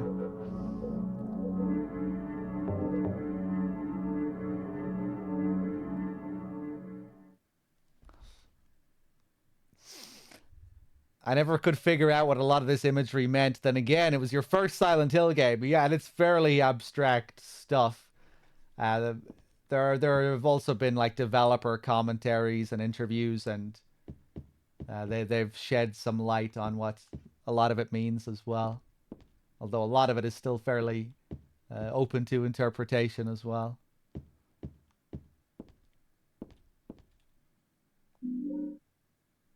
I got a brass key.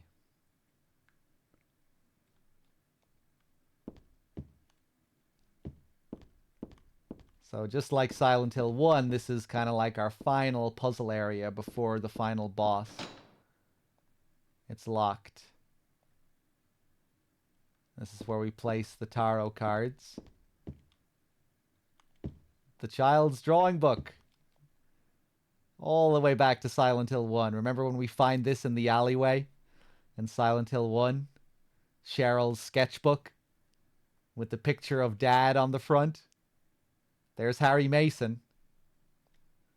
This is my sketchbook from 17 years ago. On the front cover here is a picture of Dad. Really awful work. What's this doing here? I had a dream. In my dream, I opened a door. But was that really me? I had a different name. And then we get these boxes here with various letters. INGOEI, WXX, IFI, NXAVII. 5 are true and 4 are lies. And there are some fibs mixed in with the truth.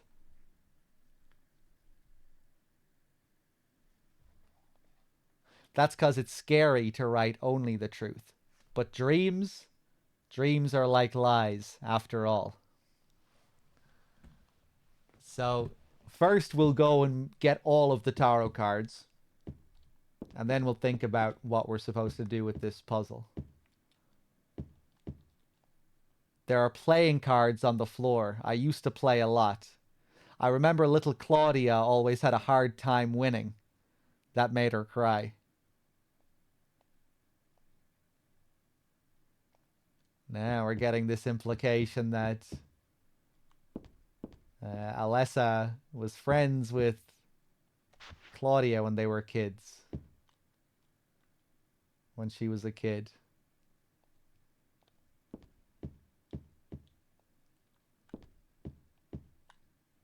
I used to take these dolls with me when I went to bed. Scarlet and... Damn, I forgot the other one's name. In fact, I don't even know which one is Scarlet.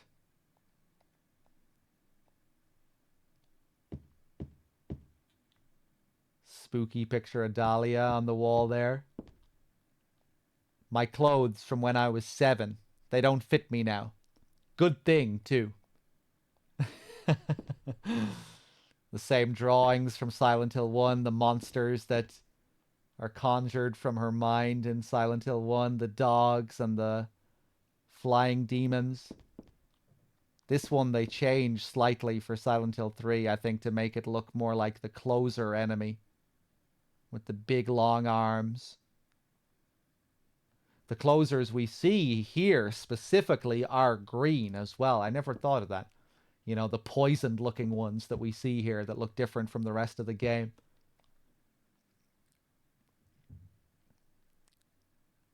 And another note from Harry Mason.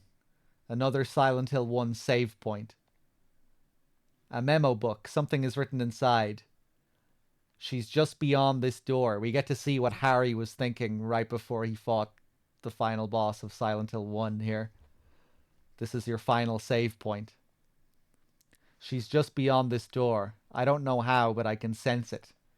But she's not the only one there. I sense the presence of something extremely dangerous, even sickening, or maybe what they call God. Nevertheless, I will open the door. Enough of this idle chit-chat. God I am not, but I fully intend to save her. No.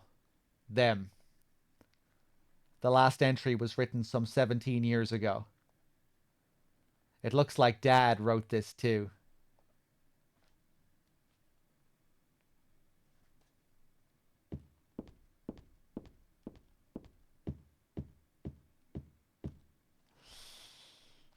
Harry being the badass once again. The top shelf has books on religious teachings and textbooks. Serious stuff. The other 2 shelves are full of fairy tale books like Oz and Alice. Which, of course, are, again, big themes in Silent Hill 1. More things born from Alessa's mind and her childhood. Her interests, the books that she read. The things that she feared inside of those books. Here's Mother Goose and Cinderella. I used to love these. This is a closet. It's meaningless to me. I don't have time to wax nostalgic over these old clothes.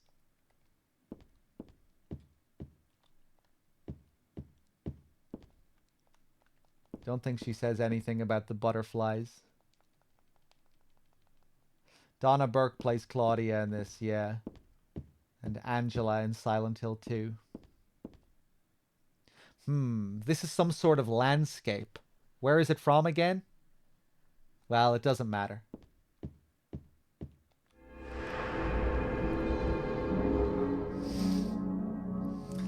Yeah, the whole detail with the save points is such a nice touch in this.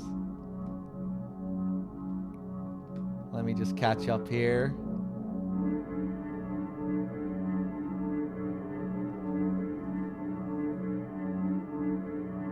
I'm pretty confident this is a Japanese thing, like the water isn't flowing. Things are stagnant, so he's turning the valve, kind of like how Heather welcomes the other world by turning the bath faucet, right?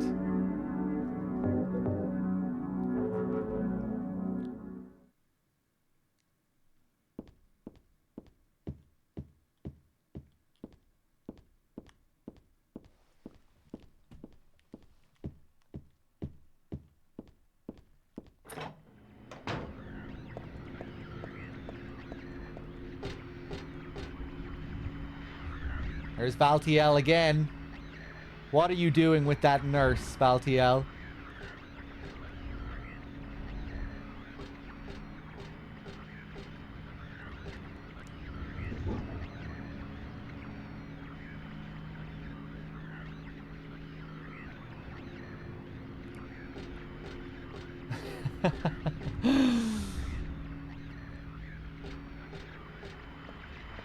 Hey, what's up, Malinky?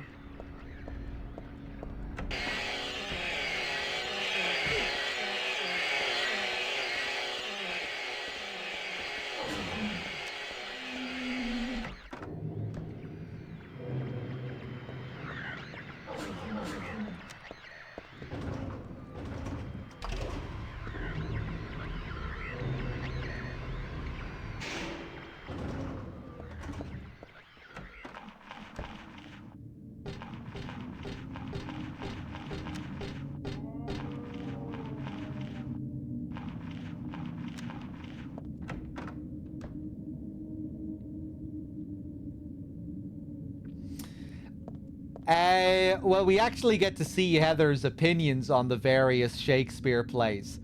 And the only one she has any interest in is Macbeth. She relates to the specific quote. Life is just a poor shadow, or what is that quote? It's such a famous quote. That frets upon the stage. Life is a walking shadow, a poor player that walks and frets upon the stage. She says that she has no interest in sentimental slop like Romeo and Juliet, and for most of the others, she just says she hasn't read them.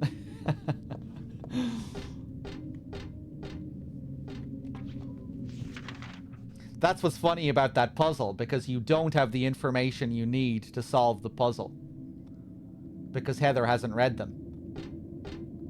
You need to know what the stories are about to solve the puzzle.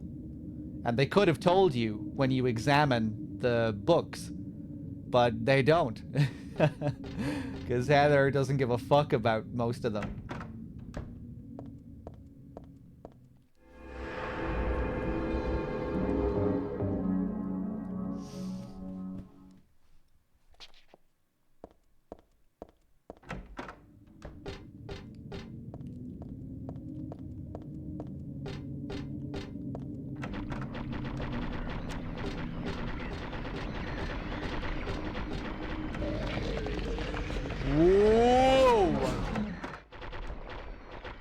Yeah, now we get these bleeding, flaming walls here.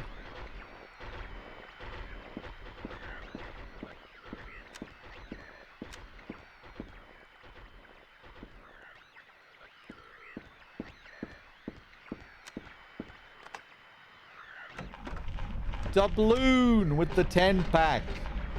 Doubloon, thank you very much.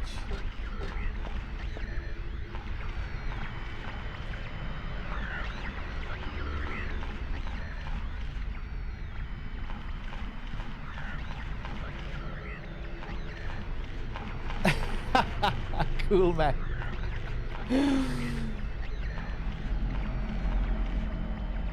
Here he is again. What are you doing here, Valley? Love this as well. We're back in Midwich. Look at this. Look at this detailed Midwich Elementary.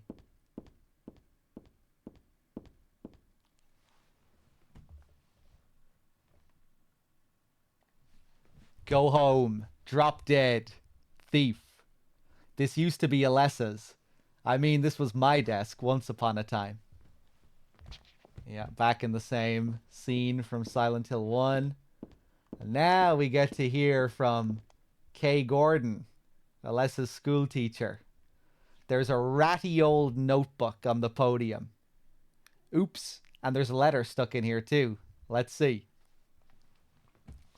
There's a girl named Alessa in my class. If your memory is any good, you may remember her. She's the one I said they called a witch. Most likely her mother is abusing her. I've never seen her come in without some sort of scrape or bruise. Her expression is pitifully dark for a 6-year-old. Something like this may not be so uncommon. Rather than coming up with pointless ideas, it's best just to watch and wait. But isn't there something I can do to help? I'm considering consulting a lawyer, but I do have my reservations. That's why I thought I'd ask you, my friend, for your opinion first. Kay Gordon.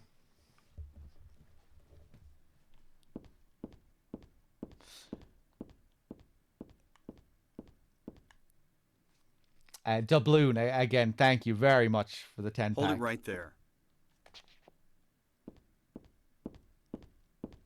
I had the alerts paused again there. Cheers. The same pictures on the wall here. Wolf. This is a picture of a wolf. It looks like a dog, but it says wolf and everything, so it's a picture of a wolf. Just a flag. Not very interesting at all.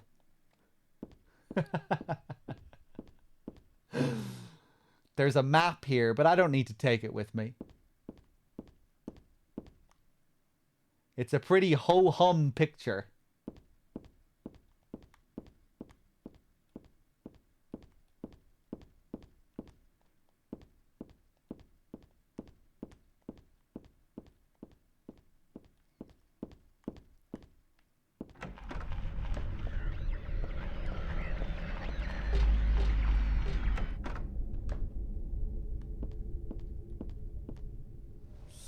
What are these? Letters?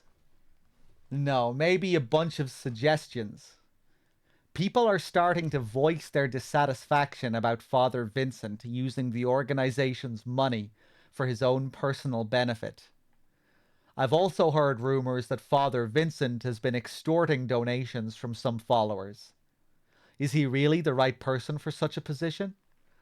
I'm in no place to deny all he's done to make the organization grow.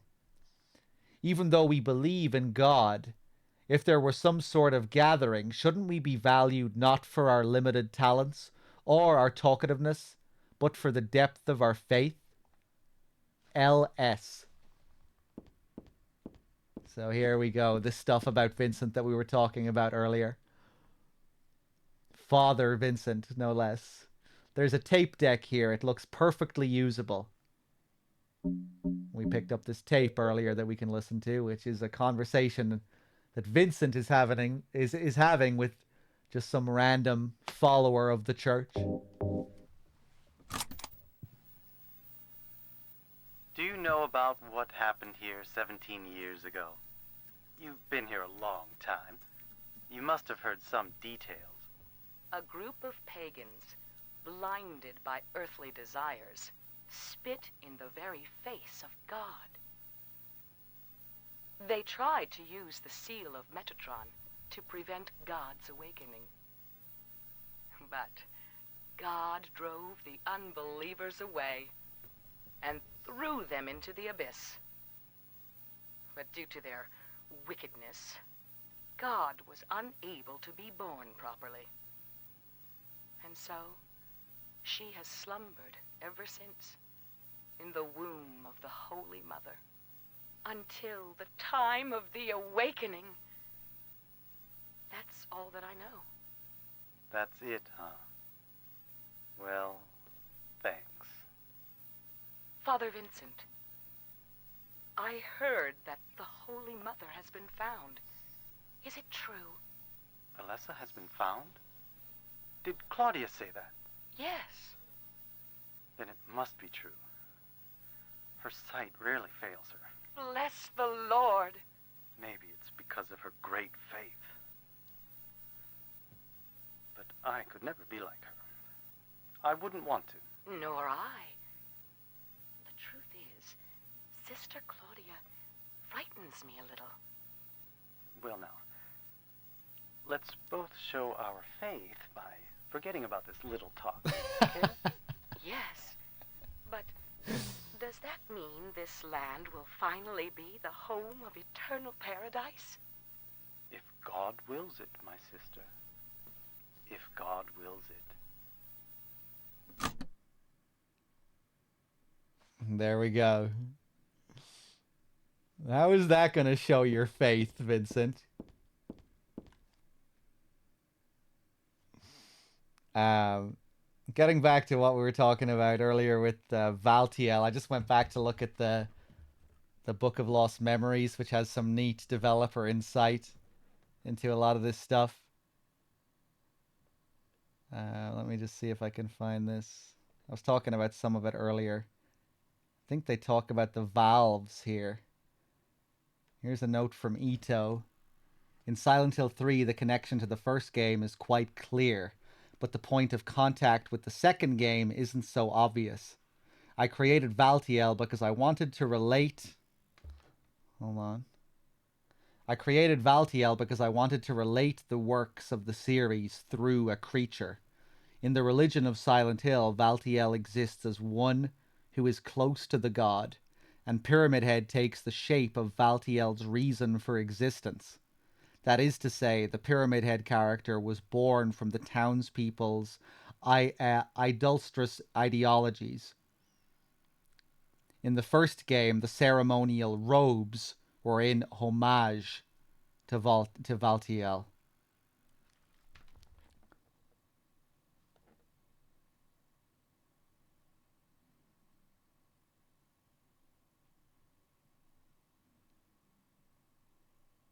I think there's something else here as well.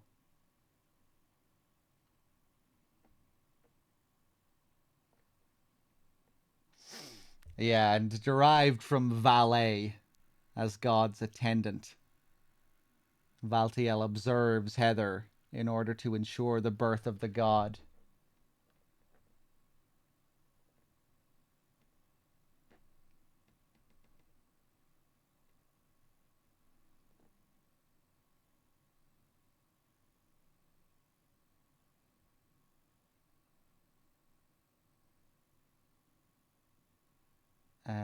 Hold on.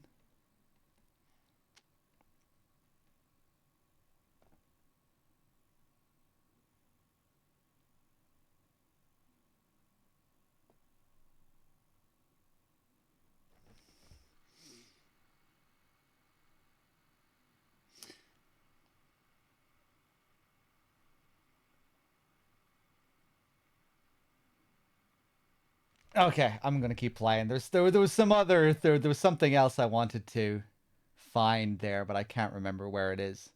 Let's keep playing. I'm getting tired. We need to wrap this up.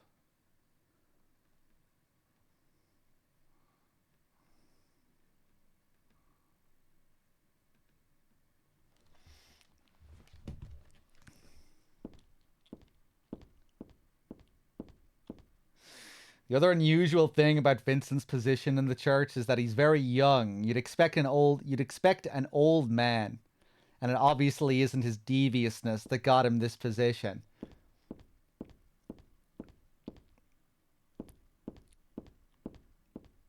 Yeah, I think Vincent probably had a bit of wealth to begin with.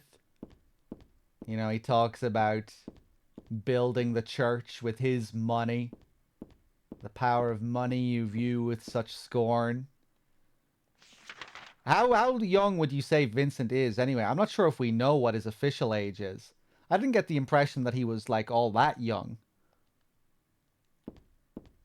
But yeah, he's not an old man.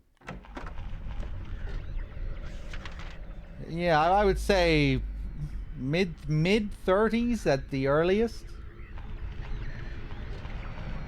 I would say like maybe I'd say you could, yeah, like late 30s. This is just a bullshit room.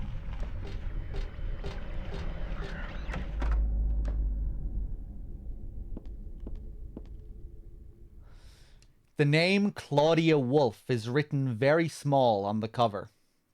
Looks like this is her diary. I really like this here. November 10th. She didn't die then. She was born. I knew that for a fact. But then why haven't I found her yet? They were supposed to need her power to build paradise for the happiness of the people. She was supposed to be reborn for that. I'd really like to see her. November 14th. Read the Book of Praise. I want to thank Father for lending me such an invaluable book. I found what I'd been searching for in there. How to awaken God. But it's much too cruel. Will I be able to pull it off when I see her? November 16th. I was free all day, so I read A Modern History of Refugees and Young Slaves, Child Exploitation. I don't want to be a mere bystander in this world. I can't do anything now, though, and that's what's hard.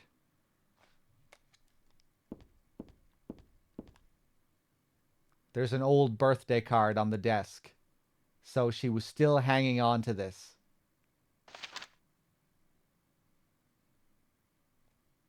To little Claudia, happy 6th birthday. I love you as if you were my real sister. Here's to you.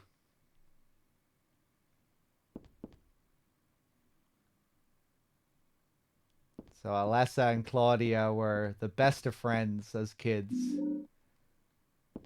Here we get an insight into how Claudia was as a child.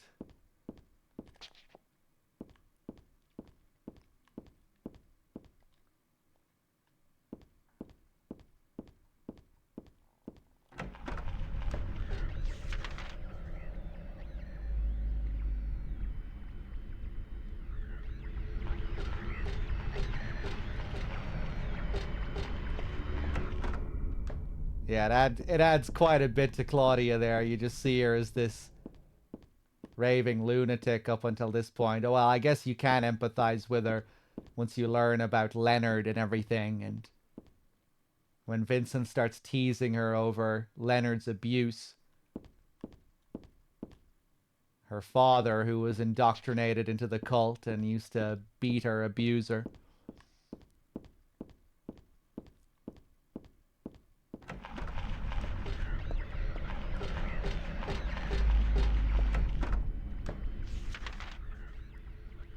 Okay, it's time for the end. Go, go, go, go, go.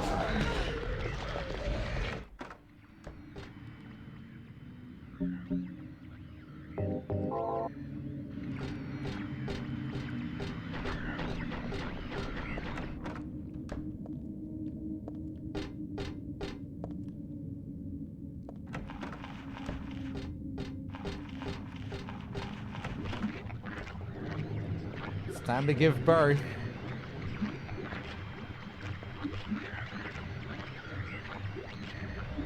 These creeping textures are different here too when we come back. This stuff on the ground, these sounds. How far into Silent Hill 3 are we? Very near the end.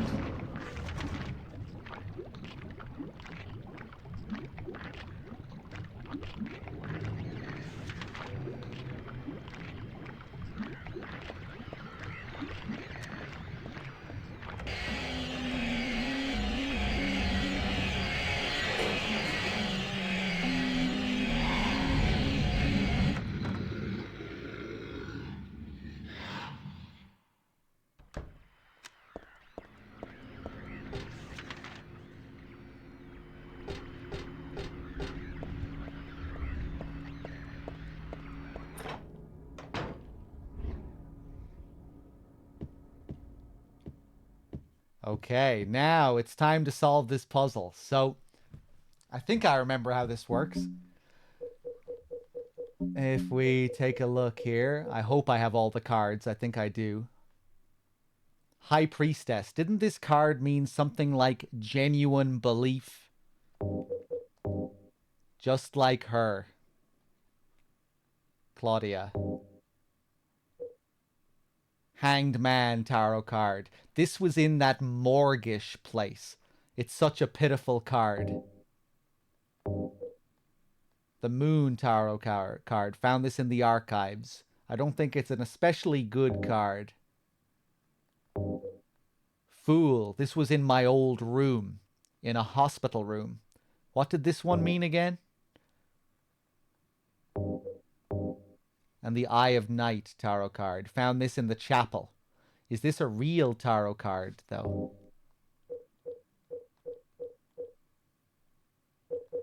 So, on the card, we can see these Roman numerals. We have 2, 12, etc. And if we look inside the book again, I had a dream. In my dream, I opened a door. But was that really me? I had a different name. So what we need to do is we need to look at each of these little boxes of letters and remove all of the letters that aren't numerals, Roman numerals. And then place the card that fits there to align with the door here.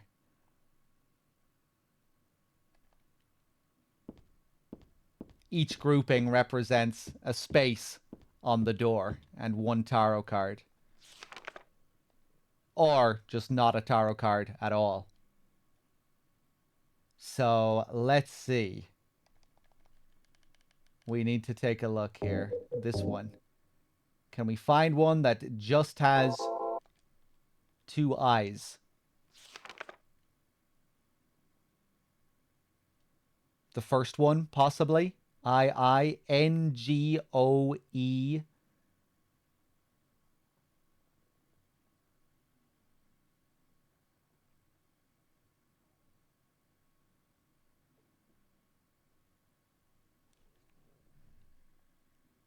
I'm thinking that one is going to go there. Let's put that one up there for now.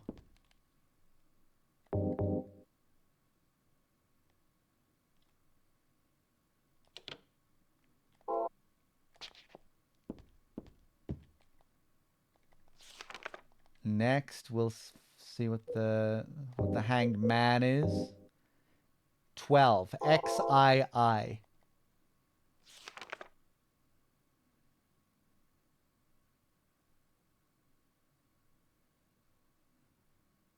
The third one has X, I, and I, but it also has a V.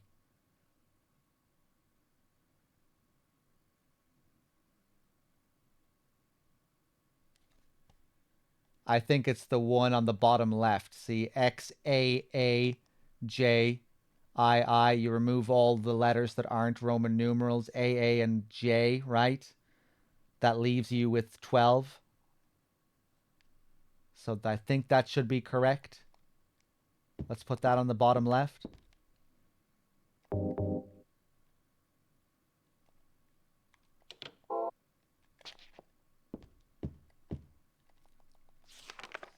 Next, we have XVII.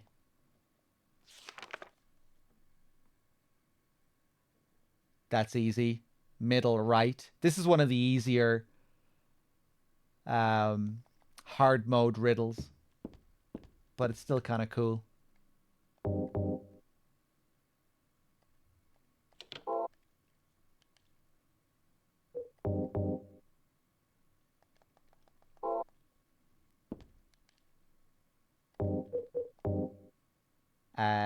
This one. So just 0.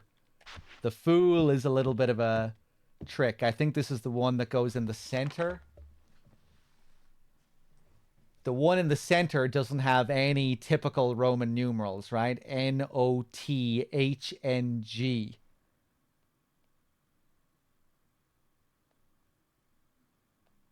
The only other ones that have a 0 is the one on the top left. That has I. Then there's the one down below that, MOXX. It's not going to be that. I think it has to be the one in the middle, all right?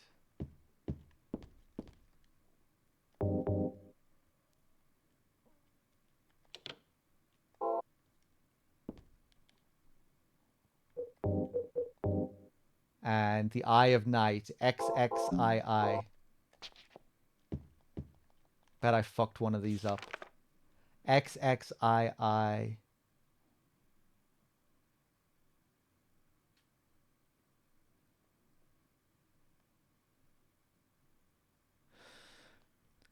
It's the second one, I think. It could be the one at the bottom, but that has a C, and C is also a Roman numeral, right?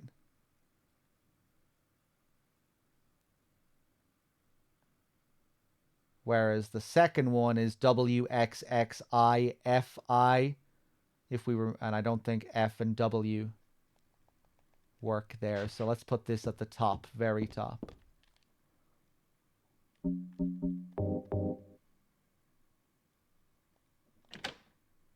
Nice.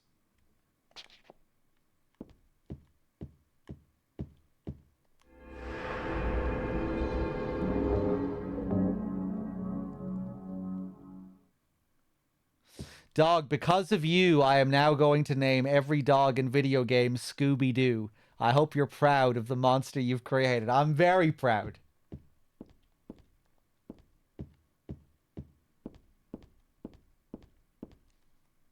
Okay, will we do it? Will we step through the door? Go through the door.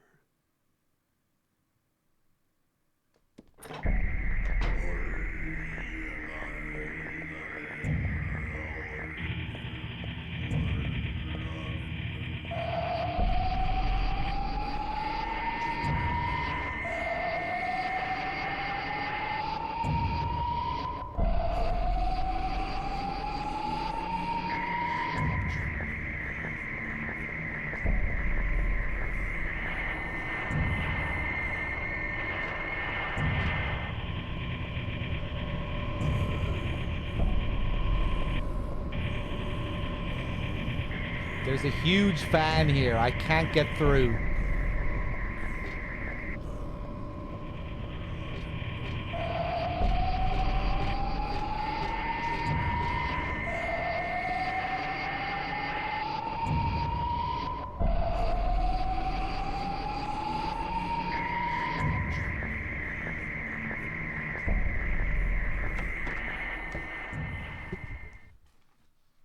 What do I want? Well, for the two of you to die, that would be nice. Then I could relax.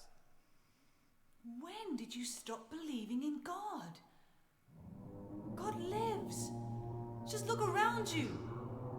But I do believe in her. In my own way. I fear her, and I adore her. But I haven't lost my mind like you. You think that this is the work of God? Isn't this all nothing more than your own personal nightmare? Just like Alessa 17 years ago? If this really is the work of God, then I'd say she has lousy taste. You mock God? Traitor. You will go to hell. Not that again!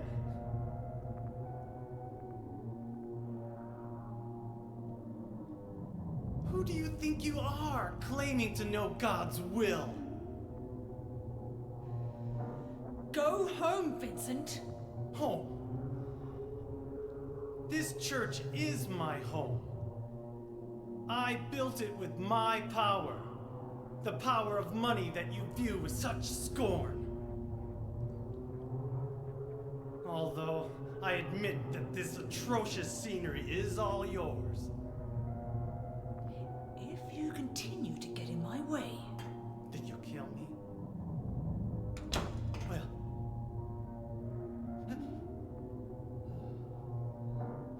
Well, the guest of honor has arrived.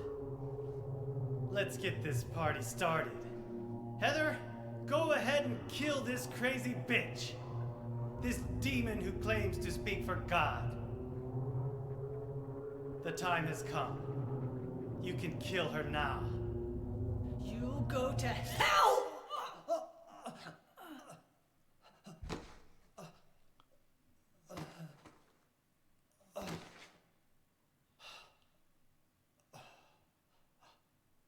What did you do?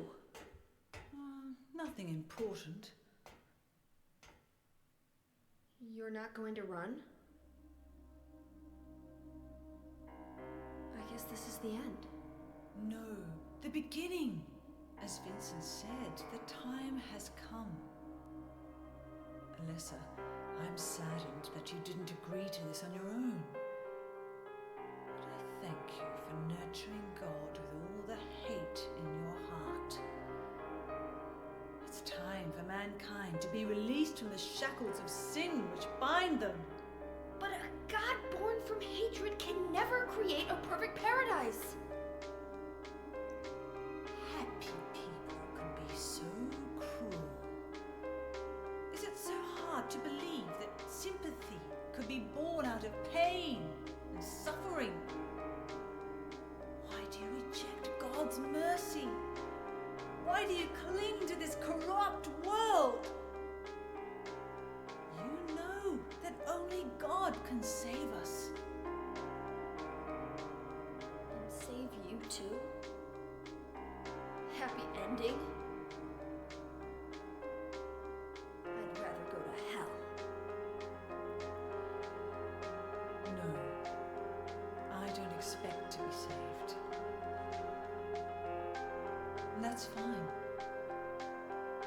Alessa, my dearest. For the pain that I've caused you, I deserve no mercy. Even if it was to save mankind. It was too deep a sin. It was hubris for me to try to hasten the day of her arrival. Sacrifices were made. And those are my sins.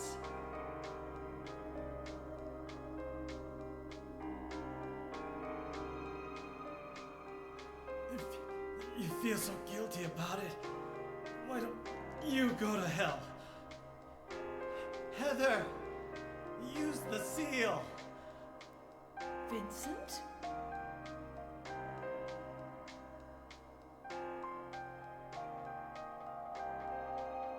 The seal of Metatron?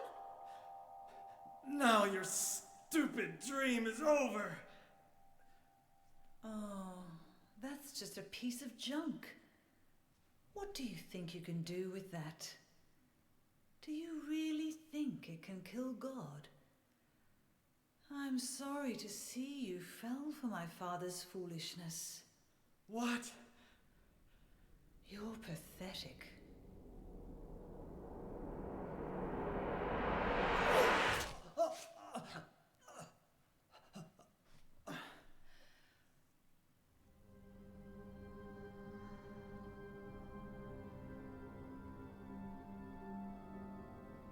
But God loves even you.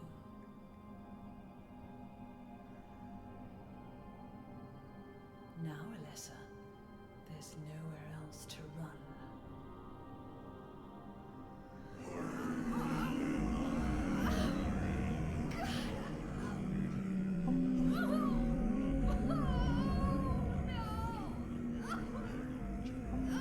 Just accept it, Alessa.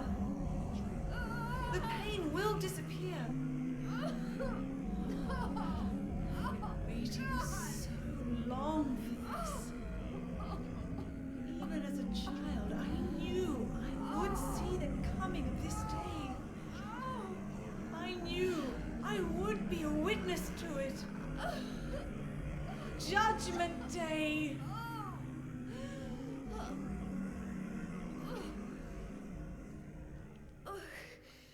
Alessa?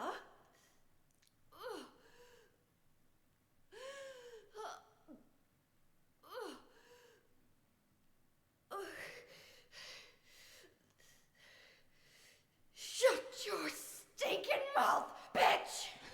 Oh! Do it, Heather. Use the pendant.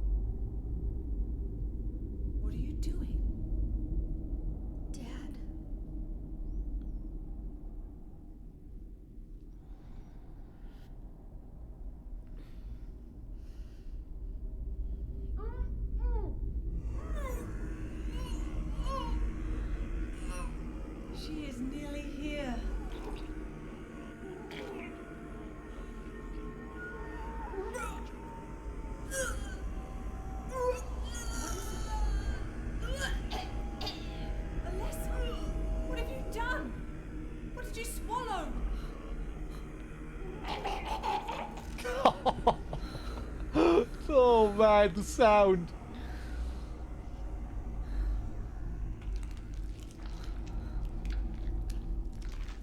What is this?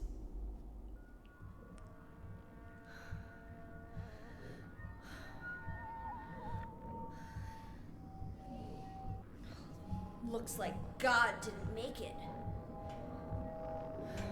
Stop! God is... Claudia!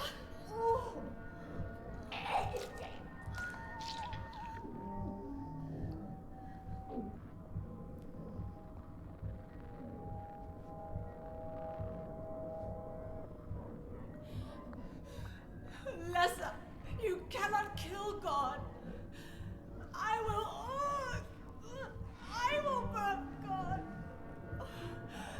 If you can't do it, Alessa, I will.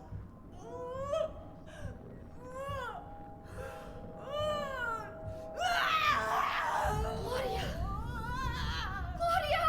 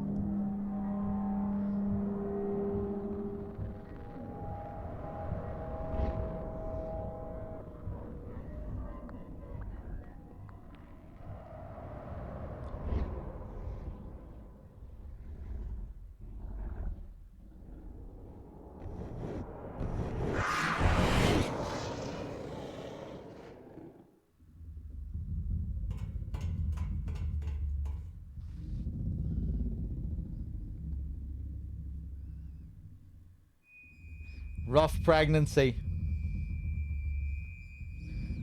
Man, what a great sequence that is. Just evolves into absolute obscenity. I love the way Claudia walks around the room after she eats it. Like a fucking zombie. Obscene.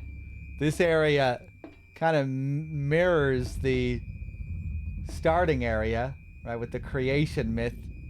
The same paintings up on the wall. Except we have one new painting at the very back that we haven't seen anywhere else. I think depicting this paradise, perhaps. Alright, well, we jump down inside this torn open womb. Let's do it. Love this next scene as well.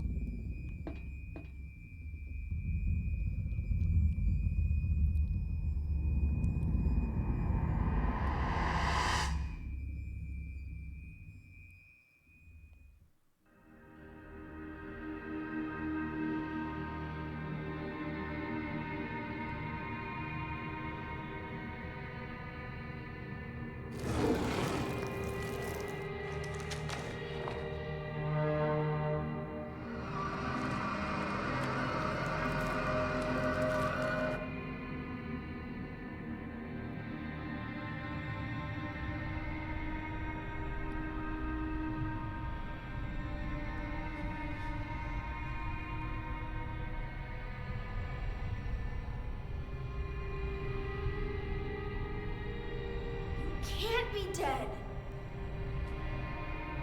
I was gonna kill you.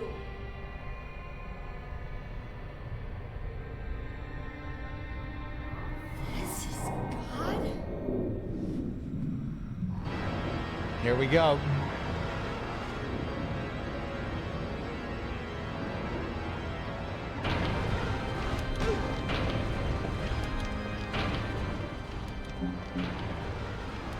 Ooh, I don't have too many heals.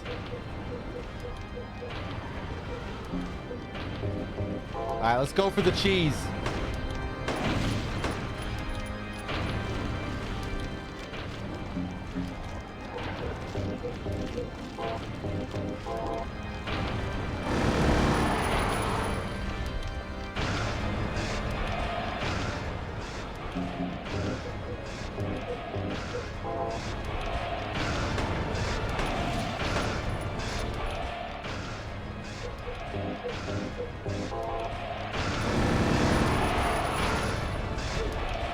Fuck.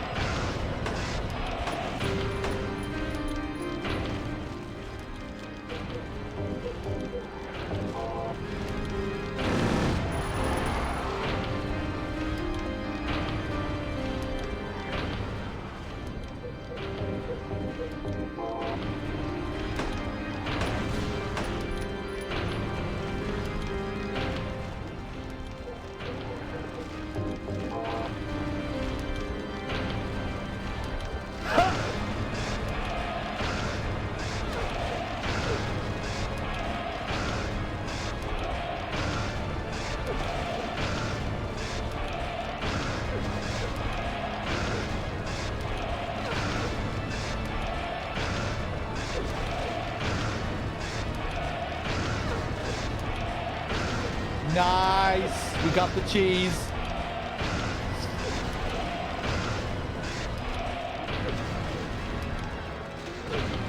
Fuck.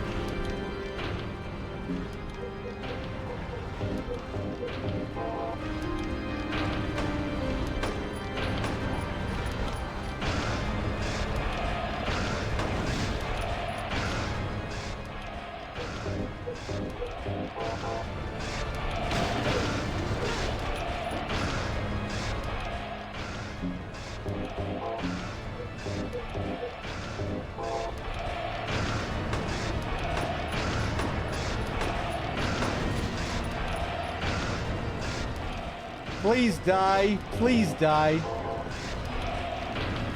Ah!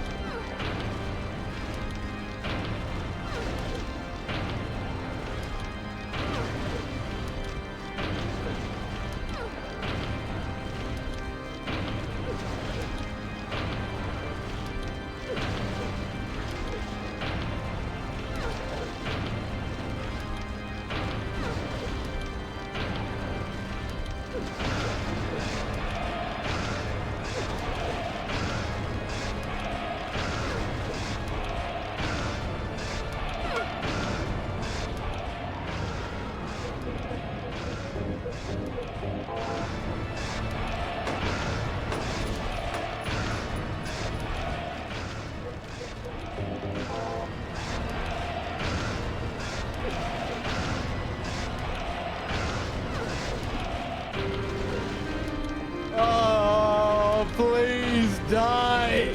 Please.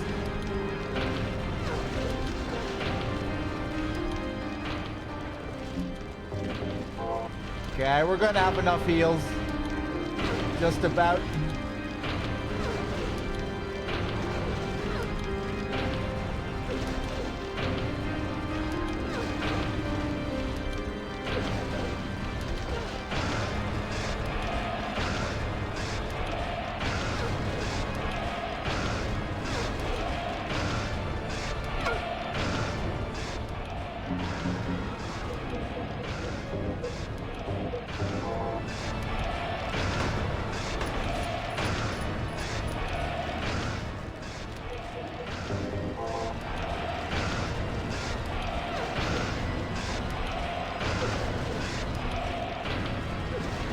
Oh my god, how many hits?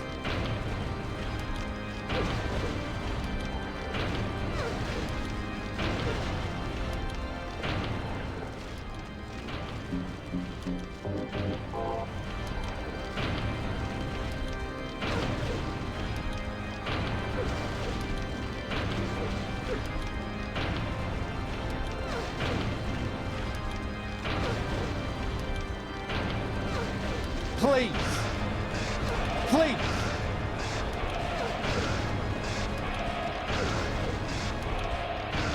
What? Are we sure this is normal mode? What the fuck?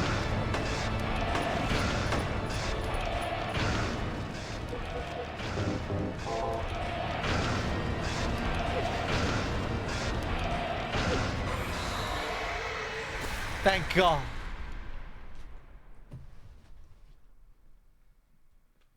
I was making a complete balls out of the cheese strat there, but we still did it.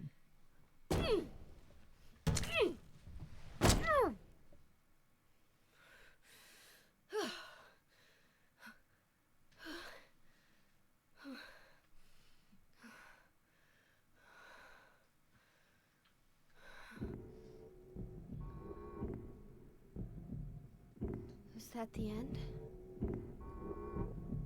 I guess it's time to roll the credits.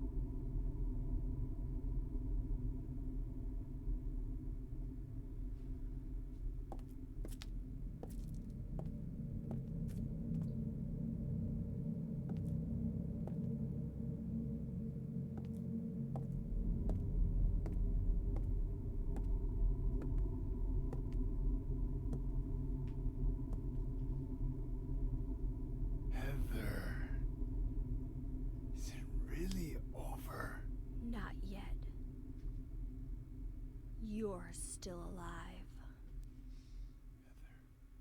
Heather, what the? Just a joke. You've got terrible I'm taste. sorry. Heather, did you... You don't have to call me that. I'm not hiding anymore. You want me to use your real name? What was it again? Cheryl. The name my father gave me. You gonna let your hair color go back too? I don't know. Don't you think blondes have more fun?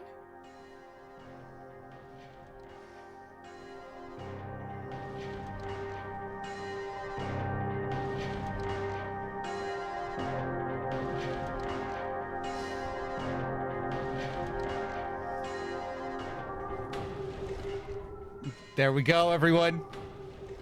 Thanks for watching. It was a pleasure doing Silent Hill 3 once again. As always.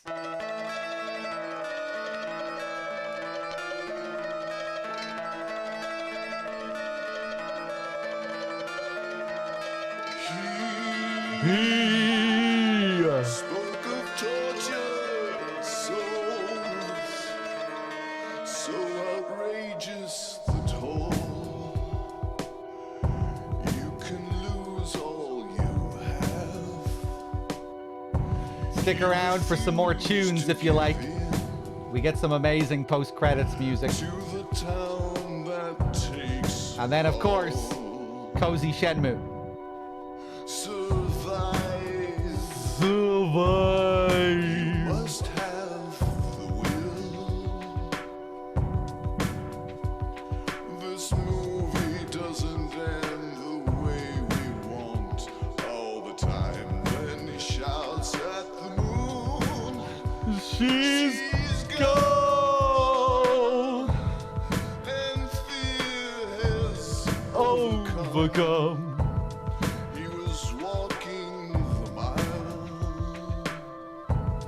He was walking alone.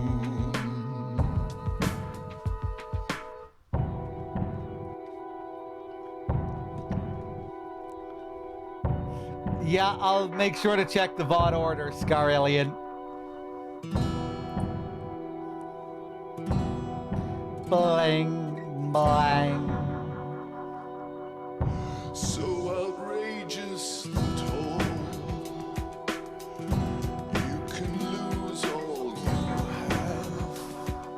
I'm gonna go to the bathroom real quick. I'll be right back. To give in to the town that takes all. Survive. You must have the will. This movie doesn't end the way we want all the time. When he shouts at the moon, she's gone, and fear has overcome. He was walking the mile. He was walking alone. 4 and 20 dead birds, they bleed upon the nest. There was no time for reasons. They had no sign of the threat. Now it's too late for me. This town will eventually take me. Too late for me. This town will win. Through this fog they came along. Dark creatures singing a terrible song.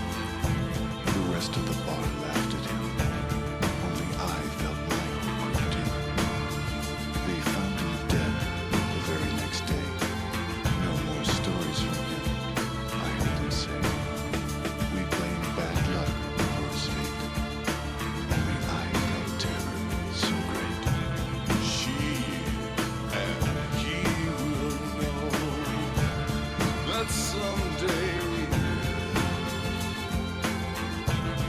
all things will end. That misty night, that dismal moon, the dead search for their kin, while angels sleep in endless dark. The dead seek out sin.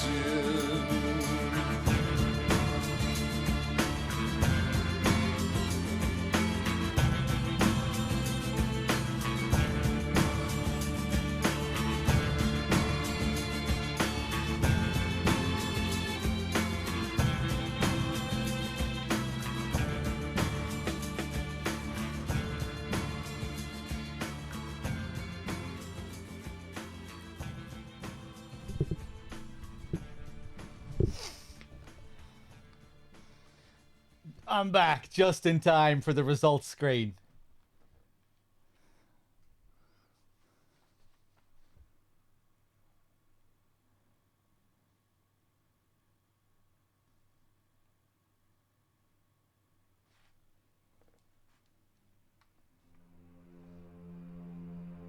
Yes. Yes.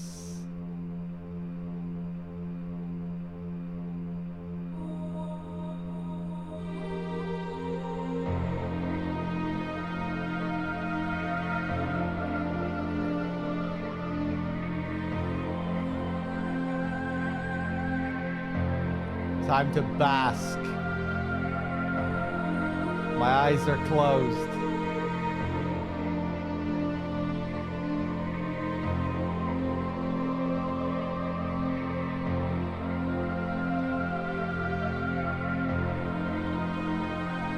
So good.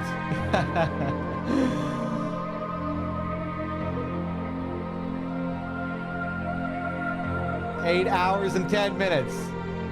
That wasn't including cutscenes, load times, menuing.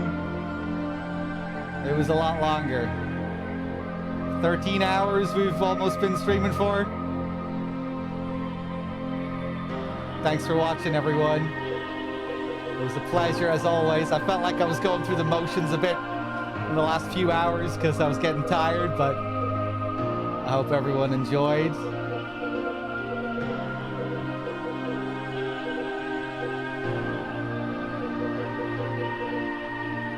Wait for it.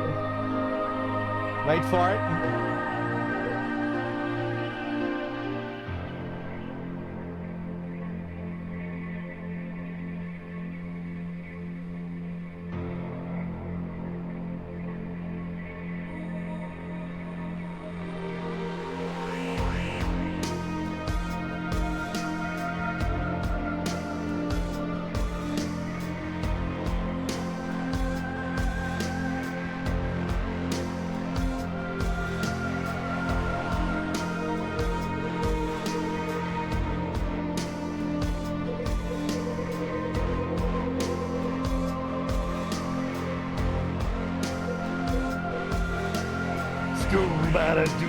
Beep a Scooby Doo, ooh Scooby Doo, bada dee, bada bada way, ooh Scooby Doo, bada Scooby Dooby Doo, Scooby Doo, bada Scooby, Scooby, Scooby Doo, Scoob bada doo, bada da doo, Scooby Doo, bada Scooby Doo, Scooby Doo.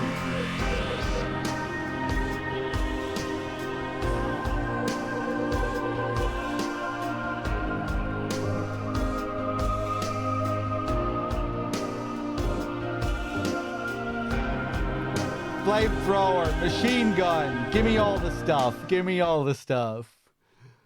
There we go, there we go. I have to stop and listen to the results theme before we press on. It's a ritual.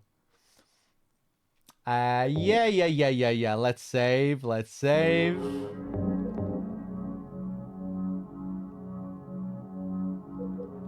Okay. Oh. Why didn't I have extra new game available at the start today, even though I had a completed file? Why does this keep happening every time I play Silent Hill 3? I just seem to lose these files or something happens. But yeah, there we go, everyone. I hope you enjoyed Silent Hill 3. I'm very tired. Part of me kind of regrets not splitting this playthrough up into 2 chunks, but at the same time, it's kind of fun going for the full playthroughs where we're all getting a little bit tired and delirious towards the end, going into the early hours. It's its own vibe as well. Let's exit here. So yeah, I'm gonna go back to the Shenmue VODs. I'm gonna make sure. Let me just see here. Scar Alien, you're still here. You know what was up with these Shenmue VODs. Maybe I just didn't have enough in the playlist. I don't think I had anything that should have been repeating.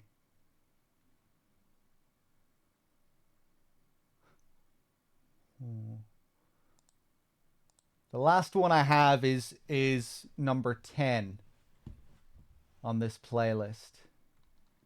So 10 played a couple of times, huh? 7, 8, 9, and 10. Scar Alien, do you know which VODs repeated? So I don't know how that happened. You know, just the length of the VODs. VOD 7 is 4 hours. 8 is 254 hours. 9 is 4 hours. And 10 is 4 hours and 22 minutes. But I would have only been gone like 11 or 12 hours in total. Like 3 VODs that repeated as a set.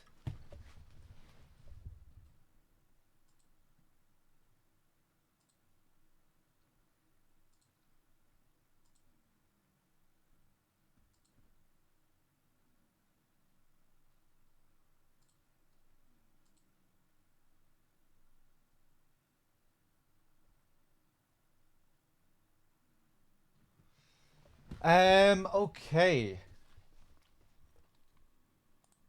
Are you sure you weren't tripping balls? I say trust your list and start with 10. We were already on... Fuck, now I don't know where I was on 10. Hold on a second. Fuck, where even were we on 10? Come on, man. I see. I think this is exactly where we were. Right, let's just keep going with 10 and I'll play 11 after this. And then hopefully they'll just play normally. Because I'm not seeing anything set on the player that's like, you know, randomly selecting them or anything. But yeah, hopefully this all works. I'll try and have it lined up properly.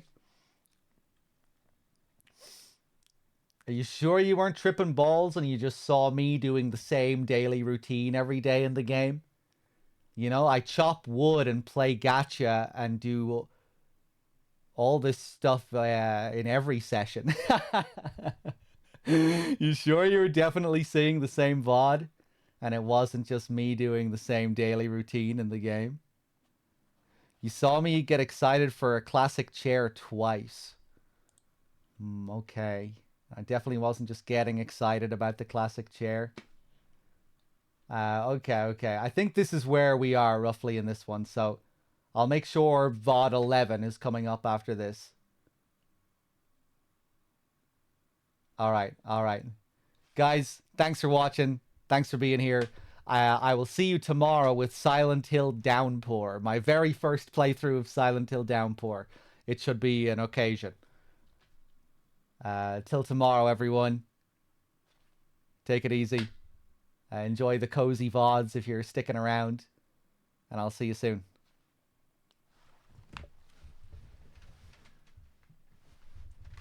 Let me just check my stream elements one more time to make sure I don't have anyone to thank here before I say goodbye. Doubloon is the last name I see here again with the 10-pack. Doubloon, thank you. Caster earlier with the 50. Everyone for the generosity. I'll see you tomorrow.